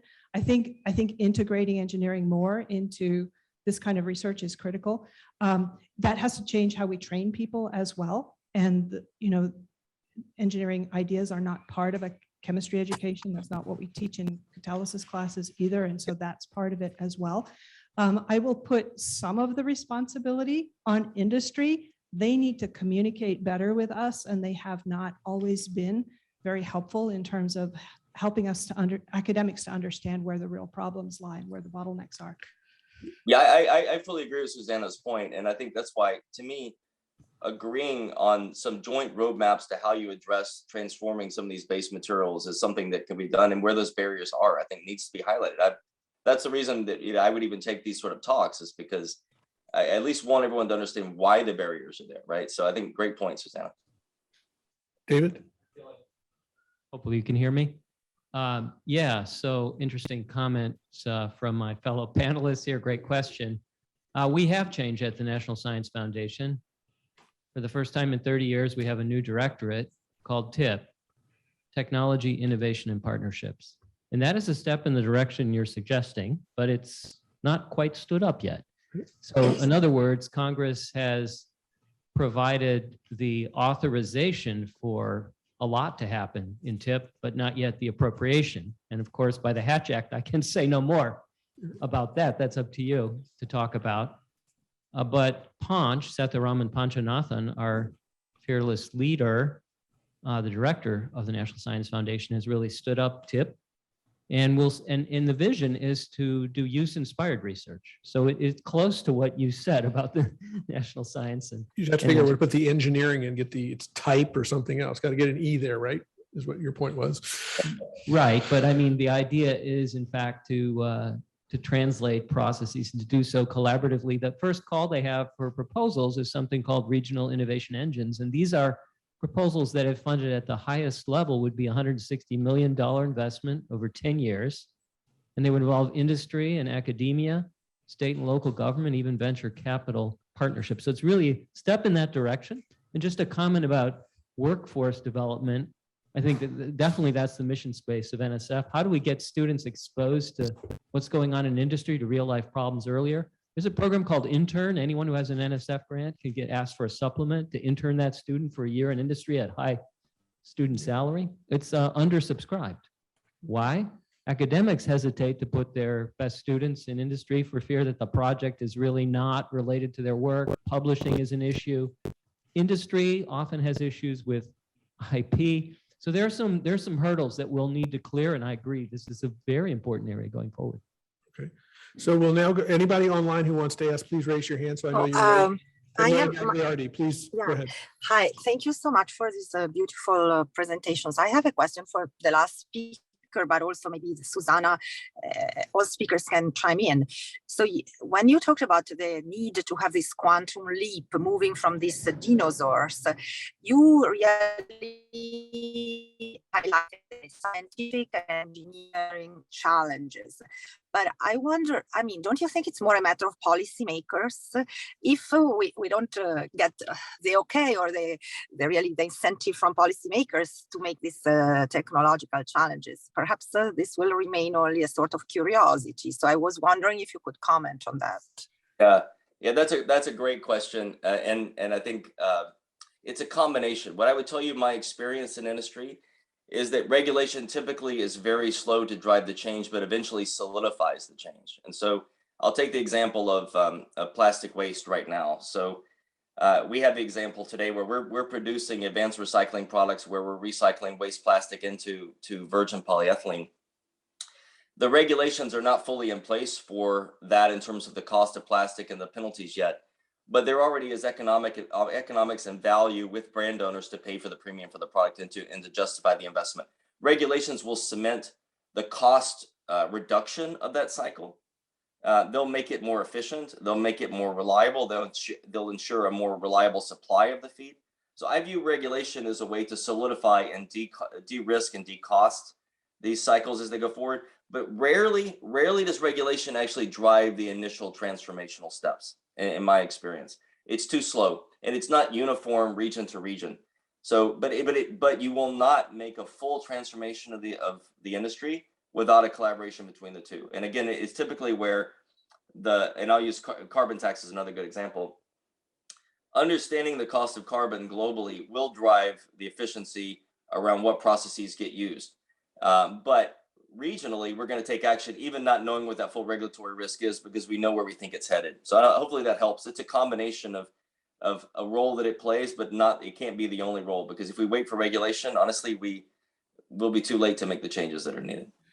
It's a great answer. We have another question here in the room. Yes, my name is Perrin Godbold from University of Virginia, and my question is for Susannah, it's rather chemistry specific. So for breaking scaling relationships, you talked about sort of having a dynamic active site that could sort of oscillate, if you will, on either side of the volcano. Could you also transfer to a nearest neighbor site? So rather than having one dynamic atom or its ensemble transfer over to another active site, or does that essentially just create another barrier to get through? Like, is it possible the active site is just multiple single atoms or something like that, rather than having to, I don't know, analyze something that might be very hard to pick up in operando techniques? Oh, you did. Or we get the screeching noise.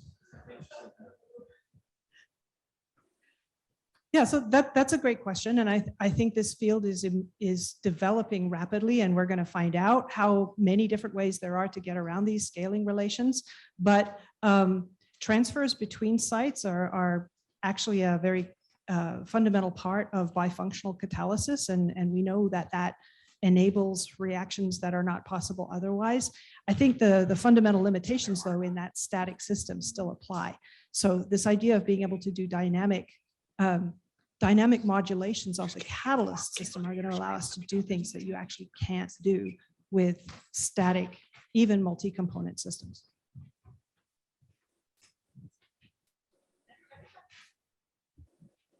Great. Thanks for all the talks. My name is Aaron Moment from Columbia University. I have a question for Bob. It was a fantastic talk.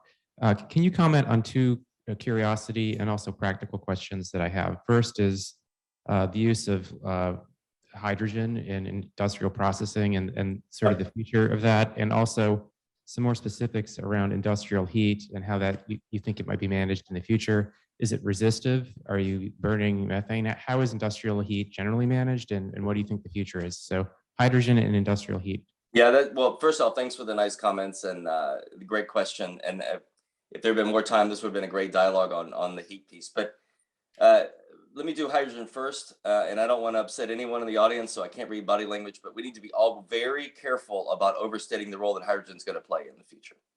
Hydrogen is by far, first off, it's not a primary energy source, as many of you know. It's a secondary energy source. And I'll use the example of green hydrogen, right? It takes more energy to split water to make hydrogen the energy I get out at the end. Okay, so just, for all of us to be aware and recognize that it doesn't mean you shouldn't do it, but you should do it when you're making hydrogen as a feedstock for the chemical industry, not as a fuel source. So just one piece of advice I would give, right? From an efficiency of fuel, if I want to generate heat, I'm better to electrify directly than to electrify water and deliver hydrogen and then burn it. Doesn't mean it won't happen, but that's a simple answer for you, right? Is that, hydrogen is going to play a critical role. Both blue, green, pink, turquoise, the whole spectrum is going to play a role. But the best place to apply it first is as a raw material in chemical processes. For example, production of ammonia, production of methanol. These are very straightforward places. When it comes to heat, I'll use the example of our cracker technology that we've announced with BASF and Linde, and you can see that publicly that we've talked about that. We're scaling that at 6 megawatt now in Germany, and we're using both an indirect and a direct heating methodology. So we're actually piloting both, and I can tell you that both technologies have advantages and disadvantages for a new build versus a retrofit. I mean, I think there's no perfect solution. I think one of the things that we took the point on, I think this goes back to this question on this translation issue, that sometimes you're going to just have to pilot technologies working together and de-risking them, because nobody's going to take the first step to build a full unit with one of these solutions. And the fastest way is to do partnerships and de-risk it. So we're demonstrating both. My view is that for a retrofit, the indirect methodology is going to be better, where you're heating from the walls. But a direct electrical current into the furnace coil, it will have probably an advantage over new build. So I think you're going to see, it just has to do a lot with the complexity of how you can repair more than anything. And again, not less than efficiency or anything else. And I hate to say this, but it's more things like, how fast can you replace a furnace tube when one goes down? How easy is it to repair? How easy is it to fix? Those are going to be the things that actually impact the implementation more so than, because the efficiencies are all these, by the way, are going to be better than burning natural gas in a furnace today. So you're actually going to improve efficiency, but the complexity of maintenance is more challenging. Kind of hate doing this, but we have to get a break in before we restart at 11. So I'm going to have to end the questioning there. And I would like, sorry, there was an audible moan in the room. I would like to thank all of our speakers for the morning session, please. Thank you.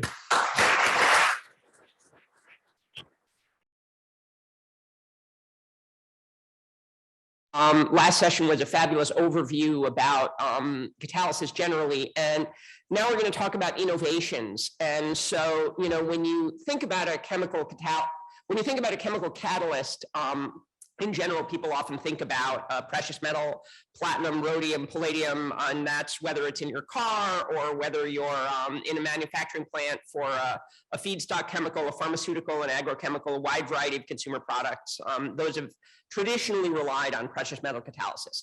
And so our speakers today are going to talk about innovative ways to get not only beyond precious metals, but in many cases beyond metals altogether. And so our first speaker is going to be Todd Hyster, who's going to talk about the original catalysts, which are enzymes, but repurposing those enzymes in such a way that they can produce compounds that might be of equal or greater interest to chemists than they are to the organisms that used those enzymes originally. Dr. Hyster is an associate professor of chemistry and chemical biology at Cornell, came out of Francis Arnold's group, and I'll just remind the speakers that they're going to talk for 20 minutes with 10 minutes worth of questions, and I'll give them all a 5-minute warning while I'm sitting over there. So please join me in welcoming Dr. Hyster.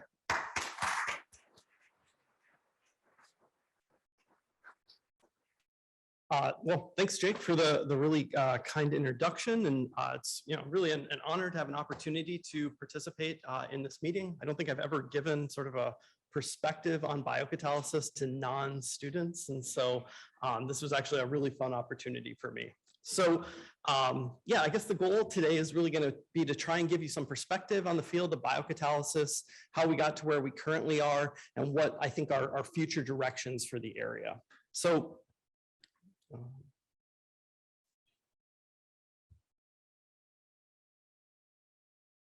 and it's not advancing the slide. Okay, so when we think about biocatalysis, oftentimes we're thinking about enzymes as catalysts for organic synthesis. And so, of course, these are the catalysts that are responsible for sustaining life. And I think what enzymes have are a number of characteristics that we typically strive for when developing new catalytic methods, right? In cellular environments, enzymes are sort of famous for being highly selective and highly efficient.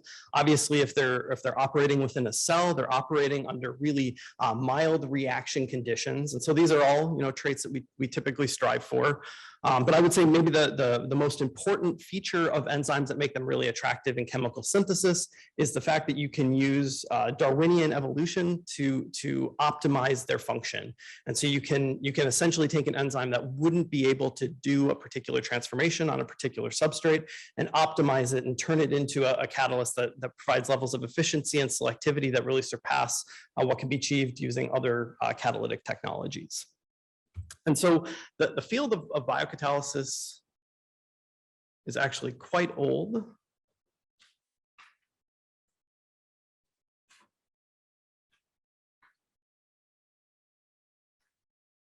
Issues with the slides not advancing.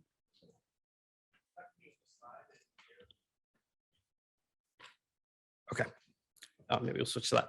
Okay, so the area of biocatalysis is obviously quite old. If you think about using organisms for specific human applications, then the first examples might be the brewing of beers and wines from sugary water. If we're thinking about specific synthetic applications, then the first reports would come in the early 1900s with the use of plant tissues to carry out particular transformations.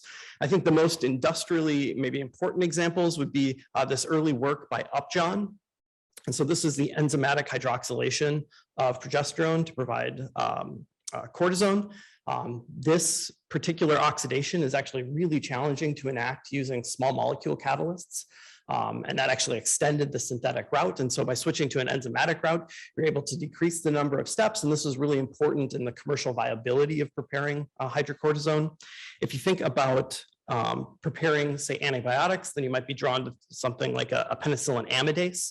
This was really important in being able to take penicillin and diversify the side chains without requiring protecting groups. And if we look at sort of the growth of biocatalysis, you'll notice that those examples sort of predate when the term really took off in synthetic circles. And I think, the rise of biocatalysis really closely aligns with the development of certain technologies that really helped advance the field. And so maybe the most important is directed evolution. This was the technology developed by Francis Arnold and Pim Stemmer that would allow you to optimize a protein. Right? When we think about the limitations that you typically associate with enzymes, their specificity for particular substrates are not providing, say, the selectivities that you're looking for, that's really associated with natural enzymes. And at the time, we didn't have an opportunity or a strategy for being able to optimize them. And so that was a technology that came about in the early 90s. And then I think there's another sort of set of technologies that have helped advance sort of directed evolution. So the decreased cost of DNA sequencing and DNA synthesis. This allows us to change how we think about developing biocatalysts. Rather than pulling them out of organisms, we can just type in DNA sequences, send them off to DNA synthesis companies, and a week later get back your gene that you can immediately start doing protein engineering on. High throughput experimentation and analysis, the ability to screen thousands and thousands of different variants to identify more selective or active catalysts has been really, really important. I don't think would be possible without advances in analytical techniques. And then the development of bioinformatic techniques that allow you to mine nature more efficiently and not maybe necessarily look for a function that the cell already provides. So why would we want to adopt biocatalysis? I think this is an interesting paper that was published in 2019 that looks at the waste produced by pharmaceutical companies. It tends to be quite high. So based on the analysis in this paper, the pharmaceutical industry produces 48.55 metric tons of CO2 per $1 million of revenue. If we're trying to sort of benchmark where that sits, it's actually higher than the automotive industry. Which is to maybe indicate that the synthesis and preparation of life-enriching drugs is actually quite energy intensive. And so anything we can do that might make for the synthesis of pharmaceuticals to be more efficient would be attractive. And so the field of biocatalysis, I think, was really taking off in the 90s and early 2000s, but I think a lot of us in the field really view this work by Merck as sort of the watershed moment where the perspective on biocatalysis changed from sort of an academic curiosity to something that could actually be impactful in how we think about producing drugs. And so this is Merck's synthesis of sitagliptin. And so what I'm showing you here is the original manufacturing route that they were using. So this is a metal catalyzed hydrogenation of an enamine. This is an unprotected enamine, meaning that this is actually a pretty challenging hydrogenation to carry out. This is really beautiful work. It won the 2006 Presidential Green Chemistry Award. But I think from Merck's perspective, there were maybe a few limitations with this type of approach. The first of which is that you had to pre-generate the enamine, then you had to do the hydrogenation, then you had to do 2 recrystallizations to deal with the suboptimal levels of enantioselectivity and rhodium contamination. And so in total, this was about 4 steps. And so if you consider each step as being a waste producing process in the synthesis, 4 steps would be better if you could, reduce it to a fewer number. And so that's what Merck was able to do when they developed this transaminase. So you can see that now they're able to go in with the ketoamide in a single step, prepare sitagliptin in high yield, excellent levels of enantioselectivity, at which point there was really just 1 recrystallization required to prepare the API. And so I think this was a landmark paper for a number of reasons. Obviously, replacing what is sort of a premier catalytic technology with an enzyme was pretty much unknown at the time. I think if you look at this paper, where they started off was with an enzyme that had 0 activity on the substrate of interest, and over 11 rounds of directed evolution, we're able to turn it into something that is not only operating on the substrate of interest, but is operating in 50% DMSO at 50 degrees, right? Conditions that look nothing like what that enzyme would have encountered in nature. And so I think what this example really beautifully highlighted was the ability of directed evolution to fundamentally change an enzyme from a biocatalyst to something that could actually be useful in manufacturing. And I think from this point forward, you start to see a number of pharmaceutical companies begin to adopt this technology. Catalysis is a prominent company in the area of directed evolution. You've seen a number of companies in-source that technology so that they can do directed evolution more rapidly and apply it more broadly to their chemical portfolio. And so I'm showing you here just a few papers that have been published in prominent journals and companies that have really started to adopt biocatalysis in chemical manufacturing. And so I think as I think about the future of biocatalysis, I guess I see there being sort of 2 main pillars that really have to be addressed. One is on the protein engineering side, and one is on the reactivity side. And so if we think about wanting to use enzymes, natural enzymes will often not provide the characteristics we're looking for. And so we're going to need to optimize them using directed evolution. Now, the sitagliptin process, that engineering over 11 rounds took 2 years. If you're trying to get biocatalysis integrated into a manufacturing route, you need the evolution time for each round to be, say, less than 2 weeks, right? Because it needs to be competitive with small molecule technologies to be adopted and integrated into the synthesis as early as possible. If you're doing it after you filed, then you've got an additional cost that a lot of companies aren't able to bear. And so the question is, how do we think about optimizing these proteins faster? Well, if you look at sort of the directed evolution cycle, right, there's a design phase where you design your mutant library, you make your mutant library, and then you test your mutant library. And so if you want to accelerate the directed evolution process, you need to be able to design smarter libraries. So when we think about directed evolution, right, there's usually the numbers game that we're thinking about, where you're screening tens of thousands or hundreds of thousands of variants. If you could design smarter libraries that would allow you to screen fewer variants and have more of those variants have the activity that you're looking for, that would increase the efficiency of the process.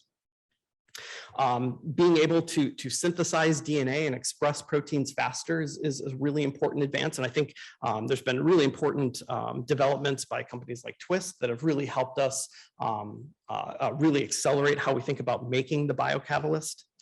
And on the testing side, just improving analytical techniques. So moving from, say, chromatography to, say, mass spectroscopy as a way of screening biocatalytic reactions will be really important. I think another feature is actually trying to be able to use machine learning and other data-intensive techniques to inform our syntheses, or our design of libraries. And so what I'm showing you here is AlphaFold. I think everyone's probably read about how important AlphaFold has been in being able to take protein sequences and predict structure. And so I think this is really good for say, de novo design of proteins and being able to predict things that are in nature that are difficult to crystallize. What's sort of unclear right now is whether we can use AlphaFold to understand mutational effects in proteins. If we can, then that's going to allow us to better predict how a mutation might influence the catalytic performance of an enzyme. And so if we can use these sort of data science techniques, I think that can be really valuable. I think another important part of directed evolution is what we throw away when we use the traditional workflow, right? And so if you think about a directed evolution workflow, you start off with your parent, you conduct mutagenesis to create a variant library, you screen, and what we typically do is just select the best variants. We know those mutations, and then we integrate that into another round of directed evolution. And so what that means is you're taking the data from an incredibly small portion of the mutant library you created. And so I think it would be attractive if we could think about sequencing all of the variants in our library, understanding their sequence function relationships, and use machine learning to help inform how we think about making libraries in the future. Essentially not throwing away any of the data, using all of it to get a better understanding for the enzyme's performance. So this will allow us to study chemical space in a more efficient way. Just to highlight maybe a couple of examples in this area that I think are really interesting. This is a paper by Andy Ellington's group looking at the development of a PETase, so an enzyme to break down PET. And so what they ended up using was a machine learning approach to optimize that enzyme. And the approach I thought was pretty interesting. They actually take a crystal structure and they go around the protein, they remove the side chains for each one of the residues, and they look at the chemical environment in which that residue sits. They compare it to other proteins in the PDB and try and identify what would be the best mutation or residue for that chemical environment. And so in doing so, they're able to build libraries that are quite small and quite focused. You can screen them, and they're able to get to improved variants very, very quickly without the level of oversampling, overscreening that we typically associate with directed evolution. And so you can see here just the performance of their PETase. It's the one in dark blue by comparison to other evolved or natural enzymes for breaking down PET. And so just an example of how directed evolution or machine learning type approaches can accelerate engineering efforts. Another approach that I think is interesting that the Sigmund group is really starting to work on is trying to find ways to chemically parameterize an enzyme active site to better understand catalysis. And so this is some work that his group has done in collaboration with my group, trying to take, in this case, an enzyme, look at the substrate bound within the protein, introduce mutations, understanding how those mutations influence selectivity can help inform how the substrate might be sitting in the active site, and that might be able to help us better understand how we could introduce mutations to influence catalysis. And so I think this is one that focused maybe a little bit more on a molecular level, as we're directed evolution, as maybe, or machine learning is maybe less focused on molecular understanding of the catalysis. The second part of advancing biocatalysis that I think is really important, is maybe a little bit more in my wheelhouse, is this idea of what types of transformations are available to enzymes. So if you look at how biocatalysis is used today, typically we're mining reactivity out of nature. And if you look at the reactions that are most commonly used, this was a search that I did very recently, just looking in OPRD at the types of enzymes that are being used in industrial synthesis. What you see is a lot of functional group interconversions, right? So converting esters and amides to acids, converting ketones to alcohols and amines. Actually, if you look at this list, there's only one carbon-carbon bond forming reaction. That would be the aldolase. And so I think if we want biocatalysis to have a bigger impact in sort of how we think about synthesizing molecules, what we need are biocatalytic processes that can actually build molecular complexity so that you can actually think about building molecules entirely using enzymes. And so I think what that means is actually maybe moving beyond what nature typically provides. Right, when nature builds molecules, they tend to be quite conservative with their approach, right? They use the same reactions over and over and over again, and do that with high efficiency to get to say, polyketide type natural products. The way that a chemist is going to build a molecule is a completely different strategy, right? The demands that we have on our syntheses are completely different than the demands that nature is going to have on their syntheses. And so I think we need to start moving beyond what nature can provide. Right, if we can do non-natural reactions within a protein, then we can use the power of directed evolution to optimize those reactions and achieve things that you might not have been able to achieve other ways. And so there's a few different ways of approaching this. One approach is the de novo design of new enzymes. And so this is a retroaldolase that was designed by David Baker using their Rosetta type approach. right? And what they ended up taking was a molecular understanding of what would be required to facilitate this transformation, and then moved it into a protein environment. And so they found a few different ways of being able to facilitate the transformation. It worked well, but I would say de novo design of enzymes is still an extraordinarily challenging thing to do. If you look at the enzymes that we have de novo designed, they tend to involve fairly simple reaction mechanisms. And so, their ability of those de novo designed enzymes to actually influence how we implement enzymes in chemical synthesis is maybe a little bit on the limited side. I think I already said that. And I would say that in all the cases where we have done de novo enzyme design, protein engineering is always required. And so if you're really just using the de novo design as a starting point, maybe we can think of other ways of getting the initial reactivity that we're going to ultimately subject to directed evolution. So one approach that I think has been really, well, 5 minutes, okay. Another approach that I think has been really interesting is this idea of taking a de novo design protein, but then introducing non-natural amino acids that might elicit a new function.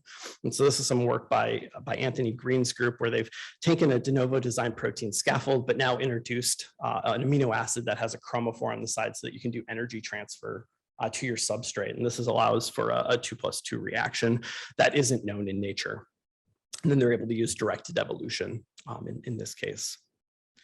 Obviously, Francis Arnold has also made really important contributions in the area of essentially looking at enzyme mechanisms and understanding how that catalytic machinery can be applied to new types of transformations. So for instance, in this case, taking a P450 that does an oxine transfer and changing it so that it can actually do a carbene transfer.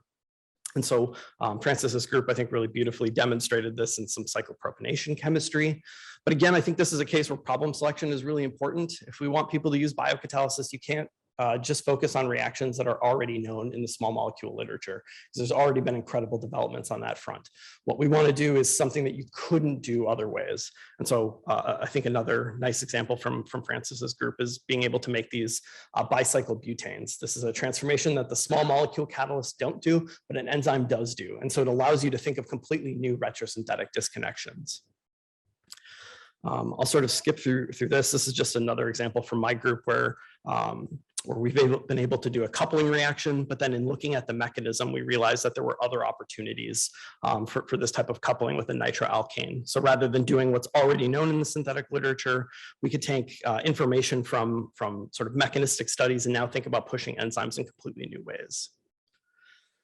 The last topic I want to talk about is the idea of enzyme cascades. And I think this is one of the, to my mind, one of the defining features of biocatalysis, right? If you look at how enzymes are used in nature, they're used in really complex networks where one product is fed immediately into another enzyme. And so can we mimic that type of approach in our chemical synthesis? And so what I'm showing you here is a synthesis of islatravir. This is the synthesis that was originally developed by Merck. I don't want to go through all of the steps except to say that if you look at the arrows, you'll notice that there's a lot of protection, deprotection, and oxidation steps. And I think as a synthetic organic chemist, when I look at protections, deprotections, oxidations, reductions, those look as points of inefficiency in the synthesis. And so I think what Merck did is essentially take a step back and look to see if they could use biocatalysis to make the same molecule. Now, apart from shaving off, I think 14 steps from the synthesis, what you'll notice is that they're able to use the enzymes in a cascade. There's no protecting steps. There's just activating steps to enable bond forming events. And so I think this really highlights what enzyme catalysis really unlocks, right? If you can avoid all the inefficient steps that we typically associate with small molecule reactions, because we're using an enzyme, that's going to allow us to decrease the number of steps in our syntheses and increase the efficiency. And then I think that the next maybe big direction in the cascade front is how do we think about merging small molecule catalysis with enzyme catalysis, right? In general, small molecule catalysts deactivate enzymes, enzymes deactivate small molecule catalysts. And so as a consequence, we don't typically think of them as being particularly compatible with one another. And so I think this is where there's potentially an opportunity on the small molecule front to think about developing catalysts in a slightly different way. Right? Rather than just developing them for a particular transformation, can we develop them to be compatible with other types of catalysts? And in doing so, then we can think about taking the best of both worlds and merging them together to achieve better chemical syntheses. And so in this case, I'm just highlighting one example where we were able to merge photoredox catalysis and organocatalysis with biocatalysis to be able to do an interesting dynamic kinetic resolution. And I think that the key to this synthesis is actually the development of this amine catalyst. So it's a siloprotected amine that's able to pull the amine away from the biocatalyst, and that's what allows these two catalytic reactions to function in the same pod simultaneously. And so, yeah, maybe I'll just wrap up there and say that I'm actually really excited about the future of biocatalysis. I think there's lots of opportunities for organic chemists to work with chemical engineers and people in the data science space to be able to advance the field in really exciting and new directions. I think we will continue to need faster ways of optimizing proteins. I think we need new chemical reactions. And then I think the last point that I didn't get to talk to is we need to find ways to make biocatalysis cheaper. If you look at where it's used today, it's in the pharmaceutical industry where there are high profit margins, let's say. And I think if you want to move it to other industries, you need to decrease the cost of catalyst development so that it can be more easily implemented. And so with that, I'll maybe just wrap up and I'd be happy to take any questions.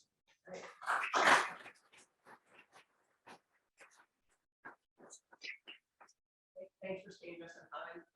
We will take questions alternating from the room if you want to line up on the microphone. And since you have a mic, you just tell people online to raise their hand. Yeah. Okay. If you're online, if you could just unmute yourself and ask a question. So they need to raise their hand. Sorry, you need to raise your hand and then Jake will unmute you. All right, so we'll go ahead and take the first question. Georgia Tech. I was interested in the last point where you said that we should design small molecular catalysts to make them compatible with enzymes. Can you elaborate on the do's and don'ts of like what properties these catalysts should have? Yeah, I mean, I think if your catalyst tends to be say Lewis acidic, that's going to present problems. If it's going to result in any sort of changes in the pH of the bulk solution, that will also create a problem. And so I think the perspective I have would be that moving to systems that'll help you compartmentalize the two catalysts are going to be attractive. So if you can localize, say, a transition metal catalyst within a framework that would keep it spatially separated from the enzyme, I think that's an attractive way of being able to allow the enzymes to function with the small molecule catalysts. Thank you. Yep. All right, we'll take a question online from Ian Rowe. Hi, thank you. Can I be heard? Yep. All right, excellent. Todd, thanks. That was a great presentation, and apologies if I missed it somewhere, but can you give a little bit of context as to whether the vision for biocatalysis you see is framed more in a cell-free or whole cell manner? Because they have different set of challenges. So I'm curious of your thoughts. Yeah, I think as I see it, maybe it's attractive to think about cell-free type approaches, maybe from just when you think about substrate loading and tolerance for organic solvent, I guess my perception would be that having an organism that needs to stay alive while you give it, say, 50% DMSO is maybe going to be a bit of a challenge, as where if you can evolve the protein to have high efficiencies in organic solvents, I think I would have viewed that to be maybe more attractive. I think also if you're thinking about substrate loadings, right, the sitagliptin process, I think works at 250 grams per liter. That's a concentration of substrate that I think a whole cell type system would not tolerate well. And so I think it gives you a little bit more room to play if you can work in sort of an in vitro type system.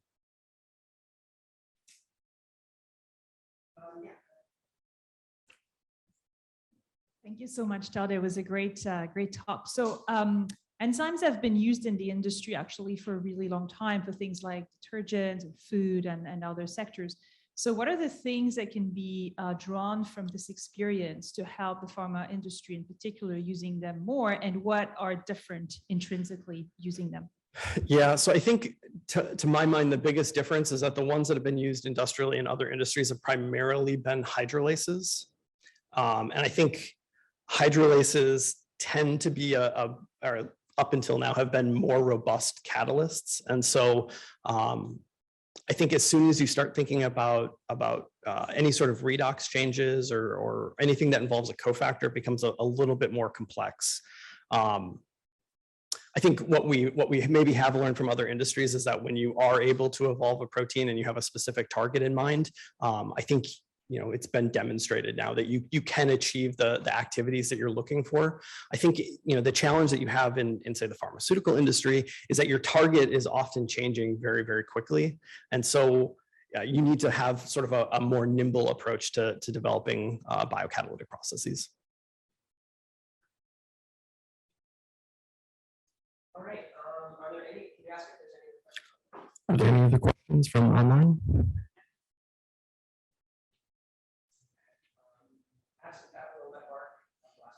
So one of the areas that with great fanfare was supposed to succeed was cellulosic conversion.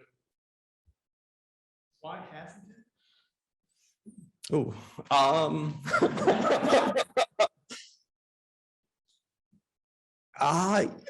I'll be honest, I don't know. I mean, it's obviously an area that's received a lot of attention on the protein engineering side. I don't know if this is an issue where it wasn't economically viable to continue in that direction. I mean, I think, Cadexis has maybe seen this in the biofuels side of things. And so maybe that's the issue, but I guess I don't know specifically. All right, let's thank Todd again for your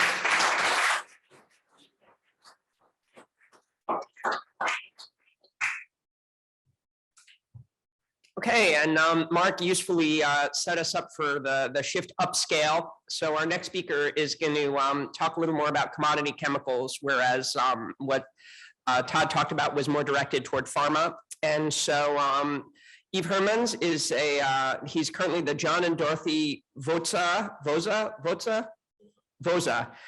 Professor and Evan P. and Marion Helfaer Professor in the Department of Chemistry and Department of Chemical and Biological Engineering at the University of Wisconsin-Madison.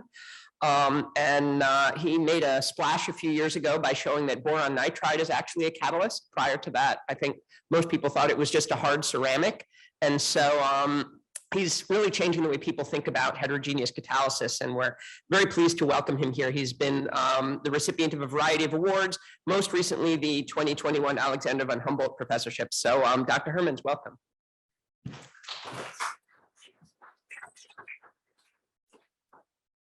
Okay, good morning, everyone. Thank you for the opportunity to speak here. I'm going to focus on strategies to decarbonize commodity chemical industry. How do I advance the slides? With the slide advancer? Okay. You actually can use the keyboard. Oh, okay. So if you can. Perfect. Yeah, that makes sense. Okay, perfect. So I was asked to contemplate around this question: transitioning from petrochemical resources, do we look for incremental improvements or step changes? Well, I would say all of the above, depending on the situation. And so certainly important to mention here is that traditionally the chemical industry has been very closely connected to the energy industry, meaning that what we as chemists consider a feedstock was considered the fuel for the energy industry. And so where heterogeneous catalysis really shines is in the manufacturing of basic chemicals like olefins, methanol, and so on.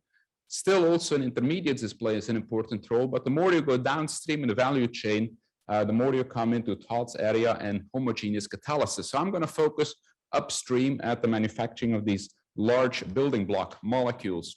So what is the big picture? So we started from fuels, meaning oil and gas, and made all sorts of chemicals from it that in the end ends up as waste. So that's a linear economy. And so we would like to translate this into a circular economy, meaning that we're going to recycle waste back into the value chain, especially the carbon, which is very precious.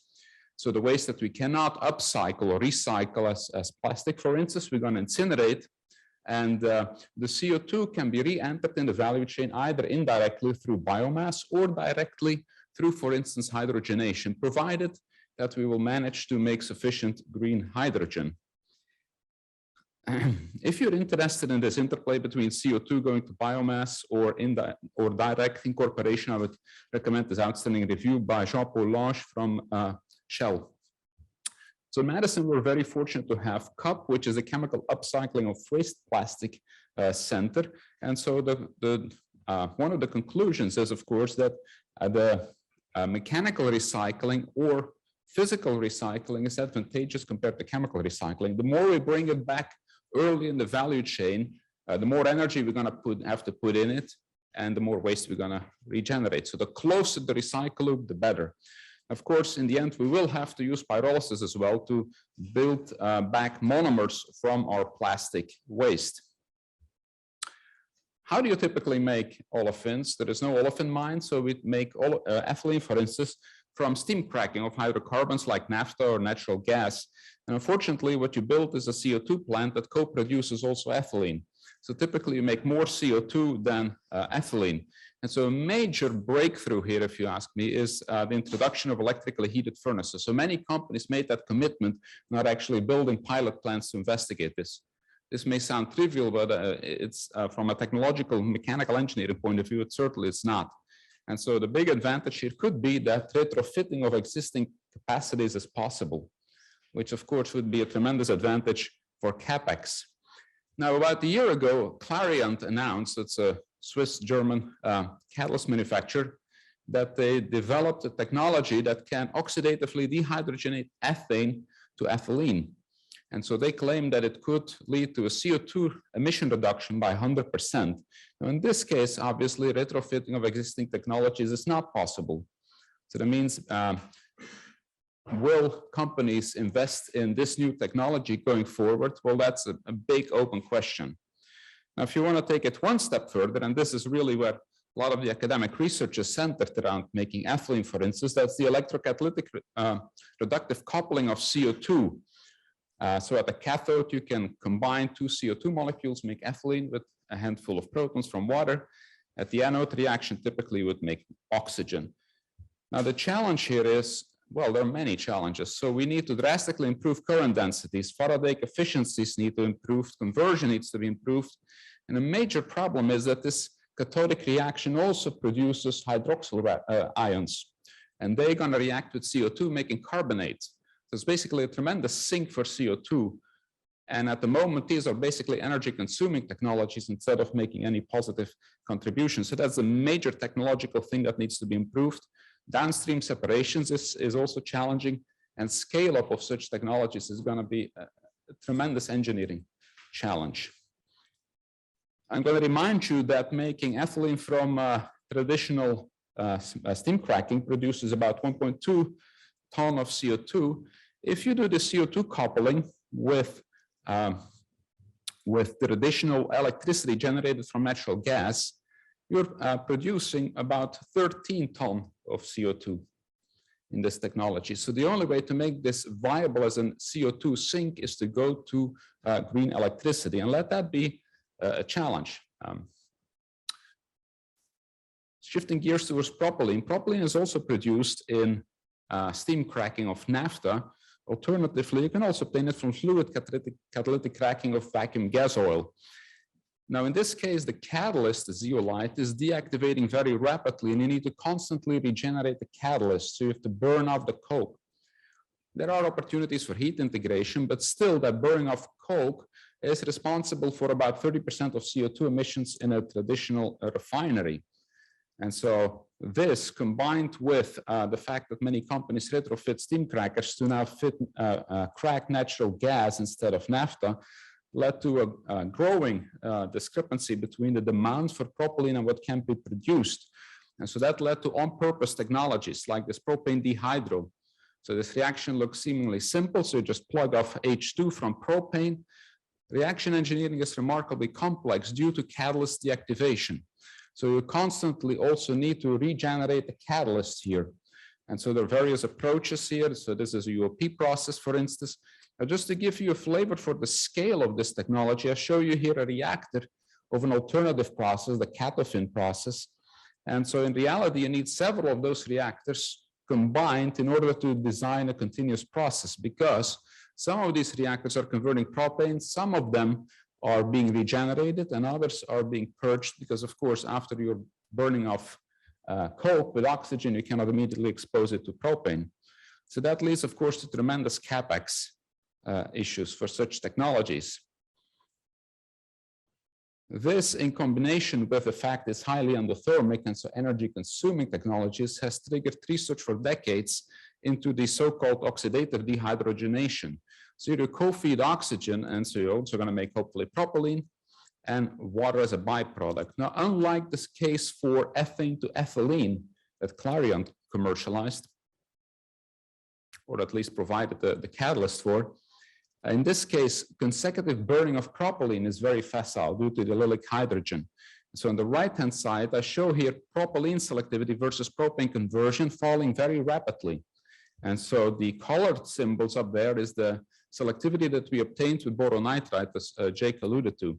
The blue line is the combined ethylene propylene selectivity. So remarkably good selectivity compared to the state of the art. And I'm very grateful to Basic Energy Science for supporting this research. And this triggered a whole new field in catalysis, looking at boron-based oxidation catalysts. Also very happy for the support by NSF that allowed us this collaboration with Aaron Rossini, who is a physical chemist from Iowa, applying state-of-the-art solid-state NMR to really dive into the speciation of the boron species that you form. So it turns out you oxyfunctionalize the surface of this material, and that's where the sweet spots are. And in collaboration with Anastasia Alexandrova from UCLA, a computational chemist, showed that these sites are actually metastable. So they form and disappear and form somewhere else. Now, this is a huge concept in catalysis, where we like to think of an active site as something that is geometrically specified at the surface of a catalyst, where you can use all sorts of probe molecules and so on to assess the quantity and properties of those active sites. Well, this is clearly not possible in such metastable sites. And I believe this is actually more likely than not to be the case in many other reactions as well, including hydrogenations and dehydrogenations. So that brings me to hydrogen. So the most important source of hydrogen is still gray, coming from natural gas or coal. The green sliver here, sorry, it's not even mentioned on this, so a few percent is coming from renewables. Now, we need hydrogen for a lot of different technologies, not only ammonia. So I'm a little bit upset that people keep blaming ammonia for energy consumption. It's hydrogen that's a problem. So we should take away the blame from ammonia and blame hydrogen. So that is, so how do you make hydrogen? Well, traditionally steam reforming. And again, you build an enormous plant that produces CO2 and a little bit of hydrogen and syngas, basically. Going forward, many companies are also investigating if they can electrify such reactors, because that's the major source of CO2 also in this process. BASF is looking at an alternative technology, which is methane pyrolysis, so where you heat methane and you produce hydrogen and carbon. And so they made this analysis comparing, for instance, the minimal energy demand to make hydrogen between steam reforming, water electrolysis, and methane pyrolysis. And this has been alluded to before by Bob, actually, that electrolysis is not the most overall energy efficient way to do this. However, of course, you also lead to CO2 emissions that drop to zero in case, provided that you get green electricity. And so at the moment, green hydrogen from electrolysis, for instance, is certainly not cost competitive. And so this KPMG report extrapolates that by 2050, the cost of green hydrogen would come down. Now, this is a huge extrapolation. So all of this, 80% of the cost of this green hydrogen stems from electricity. And so sure, the cost of solar has dropped tremendously over time. The question is, can you deploy it at scale to replace or to produce green electricity to compete with existing technologies? And so another complication, I think, is more strategically, most of the polycrystalline silicon is actually coming from China. And so if you look at, if I'm as a European, I'm allowed to say that Europe made mistakes in their energy policies. First, they made themselves energy dependent on Russia, and now they're basically offering it to China. So polycrystalline silicon is a huge problem. Manufacturer of wind mill blades closed their doors in Europe and moved to China. So you have to be extremely careful, I think, what we do here to become truly independent. So alternative technologies for hydrogen is, for instance, solar hydrogen. And I highlight this work by Johan Martens in Belgium, and they developed a solar hydrogen panel. So this panel is able to absorb at nighttime water moisture from the air, and during daytime when light is shining, is going to split that water into hydrogen and oxygen. Now, the next question, of course, is provided that we can make sustainable hydrogen or green hydrogen, how do we store it and transport it? Sure, you can compress it and liquefy it at 200 bar, which is obviously not very energy efficient. So that's why alternatives are being explored, such as liquid organic hydrogen carriers, where you hydrogenate aromatic molecules, ship it across the ocean, dehydrogenate it, and get the hydrogen back. Good idea, but anyone who's ever worked in hydrogenation, dehydrogenation knows that these reactions never work at 100% selectivity. So there are going to be tremendous losses. An alternative, and that's basically at the moment, I think what most people bet on, is ammonia, so long distance carrier. So you convert hydrogen into ammonia, then you crack it back into hydrogen once you deliver it. And so many European countries are signing memoranda of understanding with, for instance, Chile, who wants to become a green hydrogen exporter. Now, one thing that we are exploring in collaboration with a group in Belgium is the use of artificial clatrates to store hydrogen. So rather than to convert it chemically into something, can you stabilize it in a clatrate? And so far, making clatrates required very high pressure and very low temperature. So they discovered that you can grow this in hydrophobic materials and actually under much milder conditions. And you can reversibly store and desorb hydrogen from such systems by just simple temperature swings. So you go through a small glass transition, and this allows you to reversibly store and desorb hydrogen. Coming back to ammonia, so I said stop blaming ammonia. So what is the advantage of electrocatalysis over Haber-Bosch? Well, that highly depends on the circumstances, I think. Small d, localized, maybe. Cost effective is certainly not going to be the case. Faraday efficiencies need to tremendously improve. And the other concern I have is if you make this in water and you need to remove water, Bob earlier already alluded that water is not a very sustainable solvent. Removing water is a huge problem. Moreover, I've never seen someone who is willing to drink water coming out of a chemical reactor. Typically needs to be cleaned, and that's really also not the easiest challenge. So another point here in this context that I want to make is making a mixture of valuable components is not necessarily valuable if you cannot separate them. Methanol is another material chemical that is being explored as a carrier for hydrogen, and it's of course a very important building block in the chemical industry. You can make a lot of stuff from methanol, and so traditionally it's made from syngas. Many people are of course looking into using CO2 combined with green hydrogen as a source of methanol. And this is of course nothing new. There is already a plant in Iceland that is using water electrolysis from geothermal energy to make green hydrogen, which they combine with CO2. However, selectivities need to drastically improve in order to make this viable, again, provided we have green hydrogen. And so this opens on the question, what is the best way in the future to make olefins? Is that methanol to olefins, methanol to aromatics? Many people argue this is at the moment not cost effective. And so the big question is that going to change in the future, or would it be more meaningful to bet on plastic upcycling?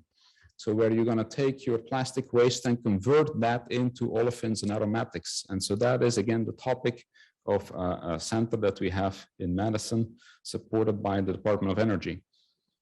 We wrote a very extensive review recently on this topic. So if anyone is interested, I would encourage you to download this paper. So I'm going to conclude that these are very hard problems and they require rigor and focus of the community. And so what do I mean with that? Well, I think we would benefit a lot as a catalysis community to get more input from techno-economic analysis in conjunction with or combined with life cycle analysis. These are not two independent fields. They should be combined by the same people to guide catalysis researchers to focus our attention. You can do research on an infinite number of systems. I think if we would be able to organize this a little bit and direct the community, there are still a lot of interesting systems to be explored within those boundary conditions and to do very fundamental, meaningful science. So going back to this guiding question, I will add here that the scale of the transition that we're facing is a massive challenge. And typically when a solution sounds too good to be true, probably there is an issue with it. And so what is the best use of green/renewable electricity? So it's to be expected that the amount of green electrons in the near future will be limited. How are you going to deploy those green electrons in the most impactful way? Is that drive cars? Is that to make hydrogen? I think these are incredibly important questions that we should ask ourselves to direct catalysis research in the future. I also would strongly advocate, and this has been done before, for collaborations between academia and industry, including sabbaticals and reverse sabbaticals. People from industry spending time at university and taking back state-of-the-art knowledge, but also bringing new ways of looking at problems and asking very different type of questions. And so in this sense, I would like to point your attention to this initiative in Germany, which was started by Peter Seeberger, who was a former ETH colleague, who's now Max Planck director. He's a hydrocarbon chemist, but he strongly pushed this Center for Transformation of Chemistry, which is supposed to enable the transition from linear to circular economy. And so they already have more than 100 partners from science, industry, and society focusing together on how we can enable this in a holistic way. So with this, I'm going to put up this slide here again, and thank you for your attention. All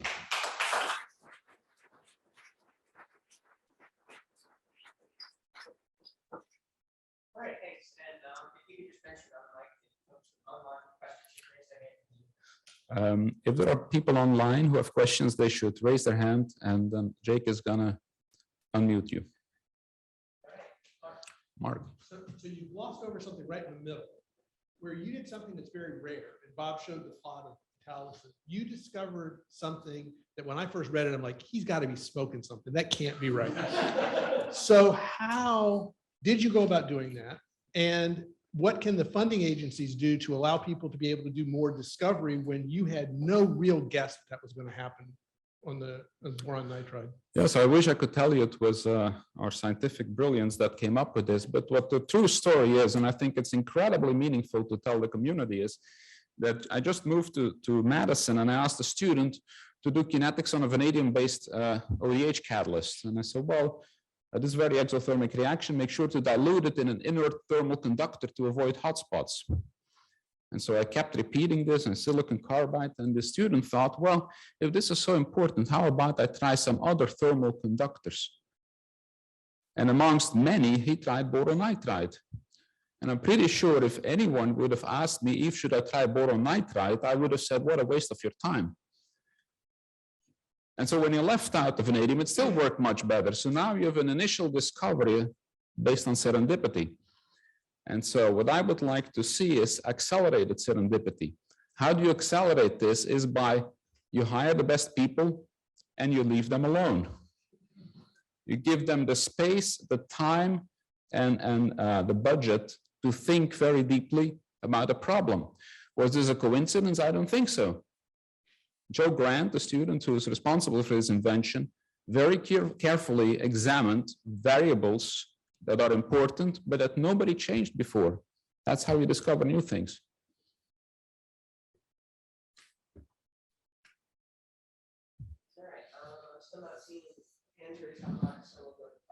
Yeah, very nice presentation. I have a question about your ideas regarding reverse sabbaticals. Certainly, it's been our experience sometimes, and when you're trying to establish collaborations with industry, then there are a lot of constraints because of IP issues and so on and so forth. How do you see that happen? You know, can you actually deal with that in a better way or more efficient way? If you ask me, that's one of the big disasters in our system. Universities need to be much more flexible in allowing collaborations with industry. So the chance that you're going to develop a Microsoft of the chemical industry that's going to be a big moneymaker is pretty small. As much as I like to believe that we are really brilliant researchers, the real acceleration to an industrial process is going to happen in industry. So even if you discover fairy dust in your lab that can do a magic transformation, you still need a lot of process patents to enable that technology to be practiced. And so the value of that initial catalyst patent can be pretty limited in that sense. And so I think we need flexibility from university administrators to allow us to give our students opportunities to learn about important problems. And that will also accelerate, by the way, startups. The more interaction students have with the real world, the more they're going to be prone to feel where there is an interesting opportunity that they could commercialize. And I think that will be a tremendously important way of how new technologies will make it to industrial realization, to de-risk early stage technologies. All right, let's thank you again.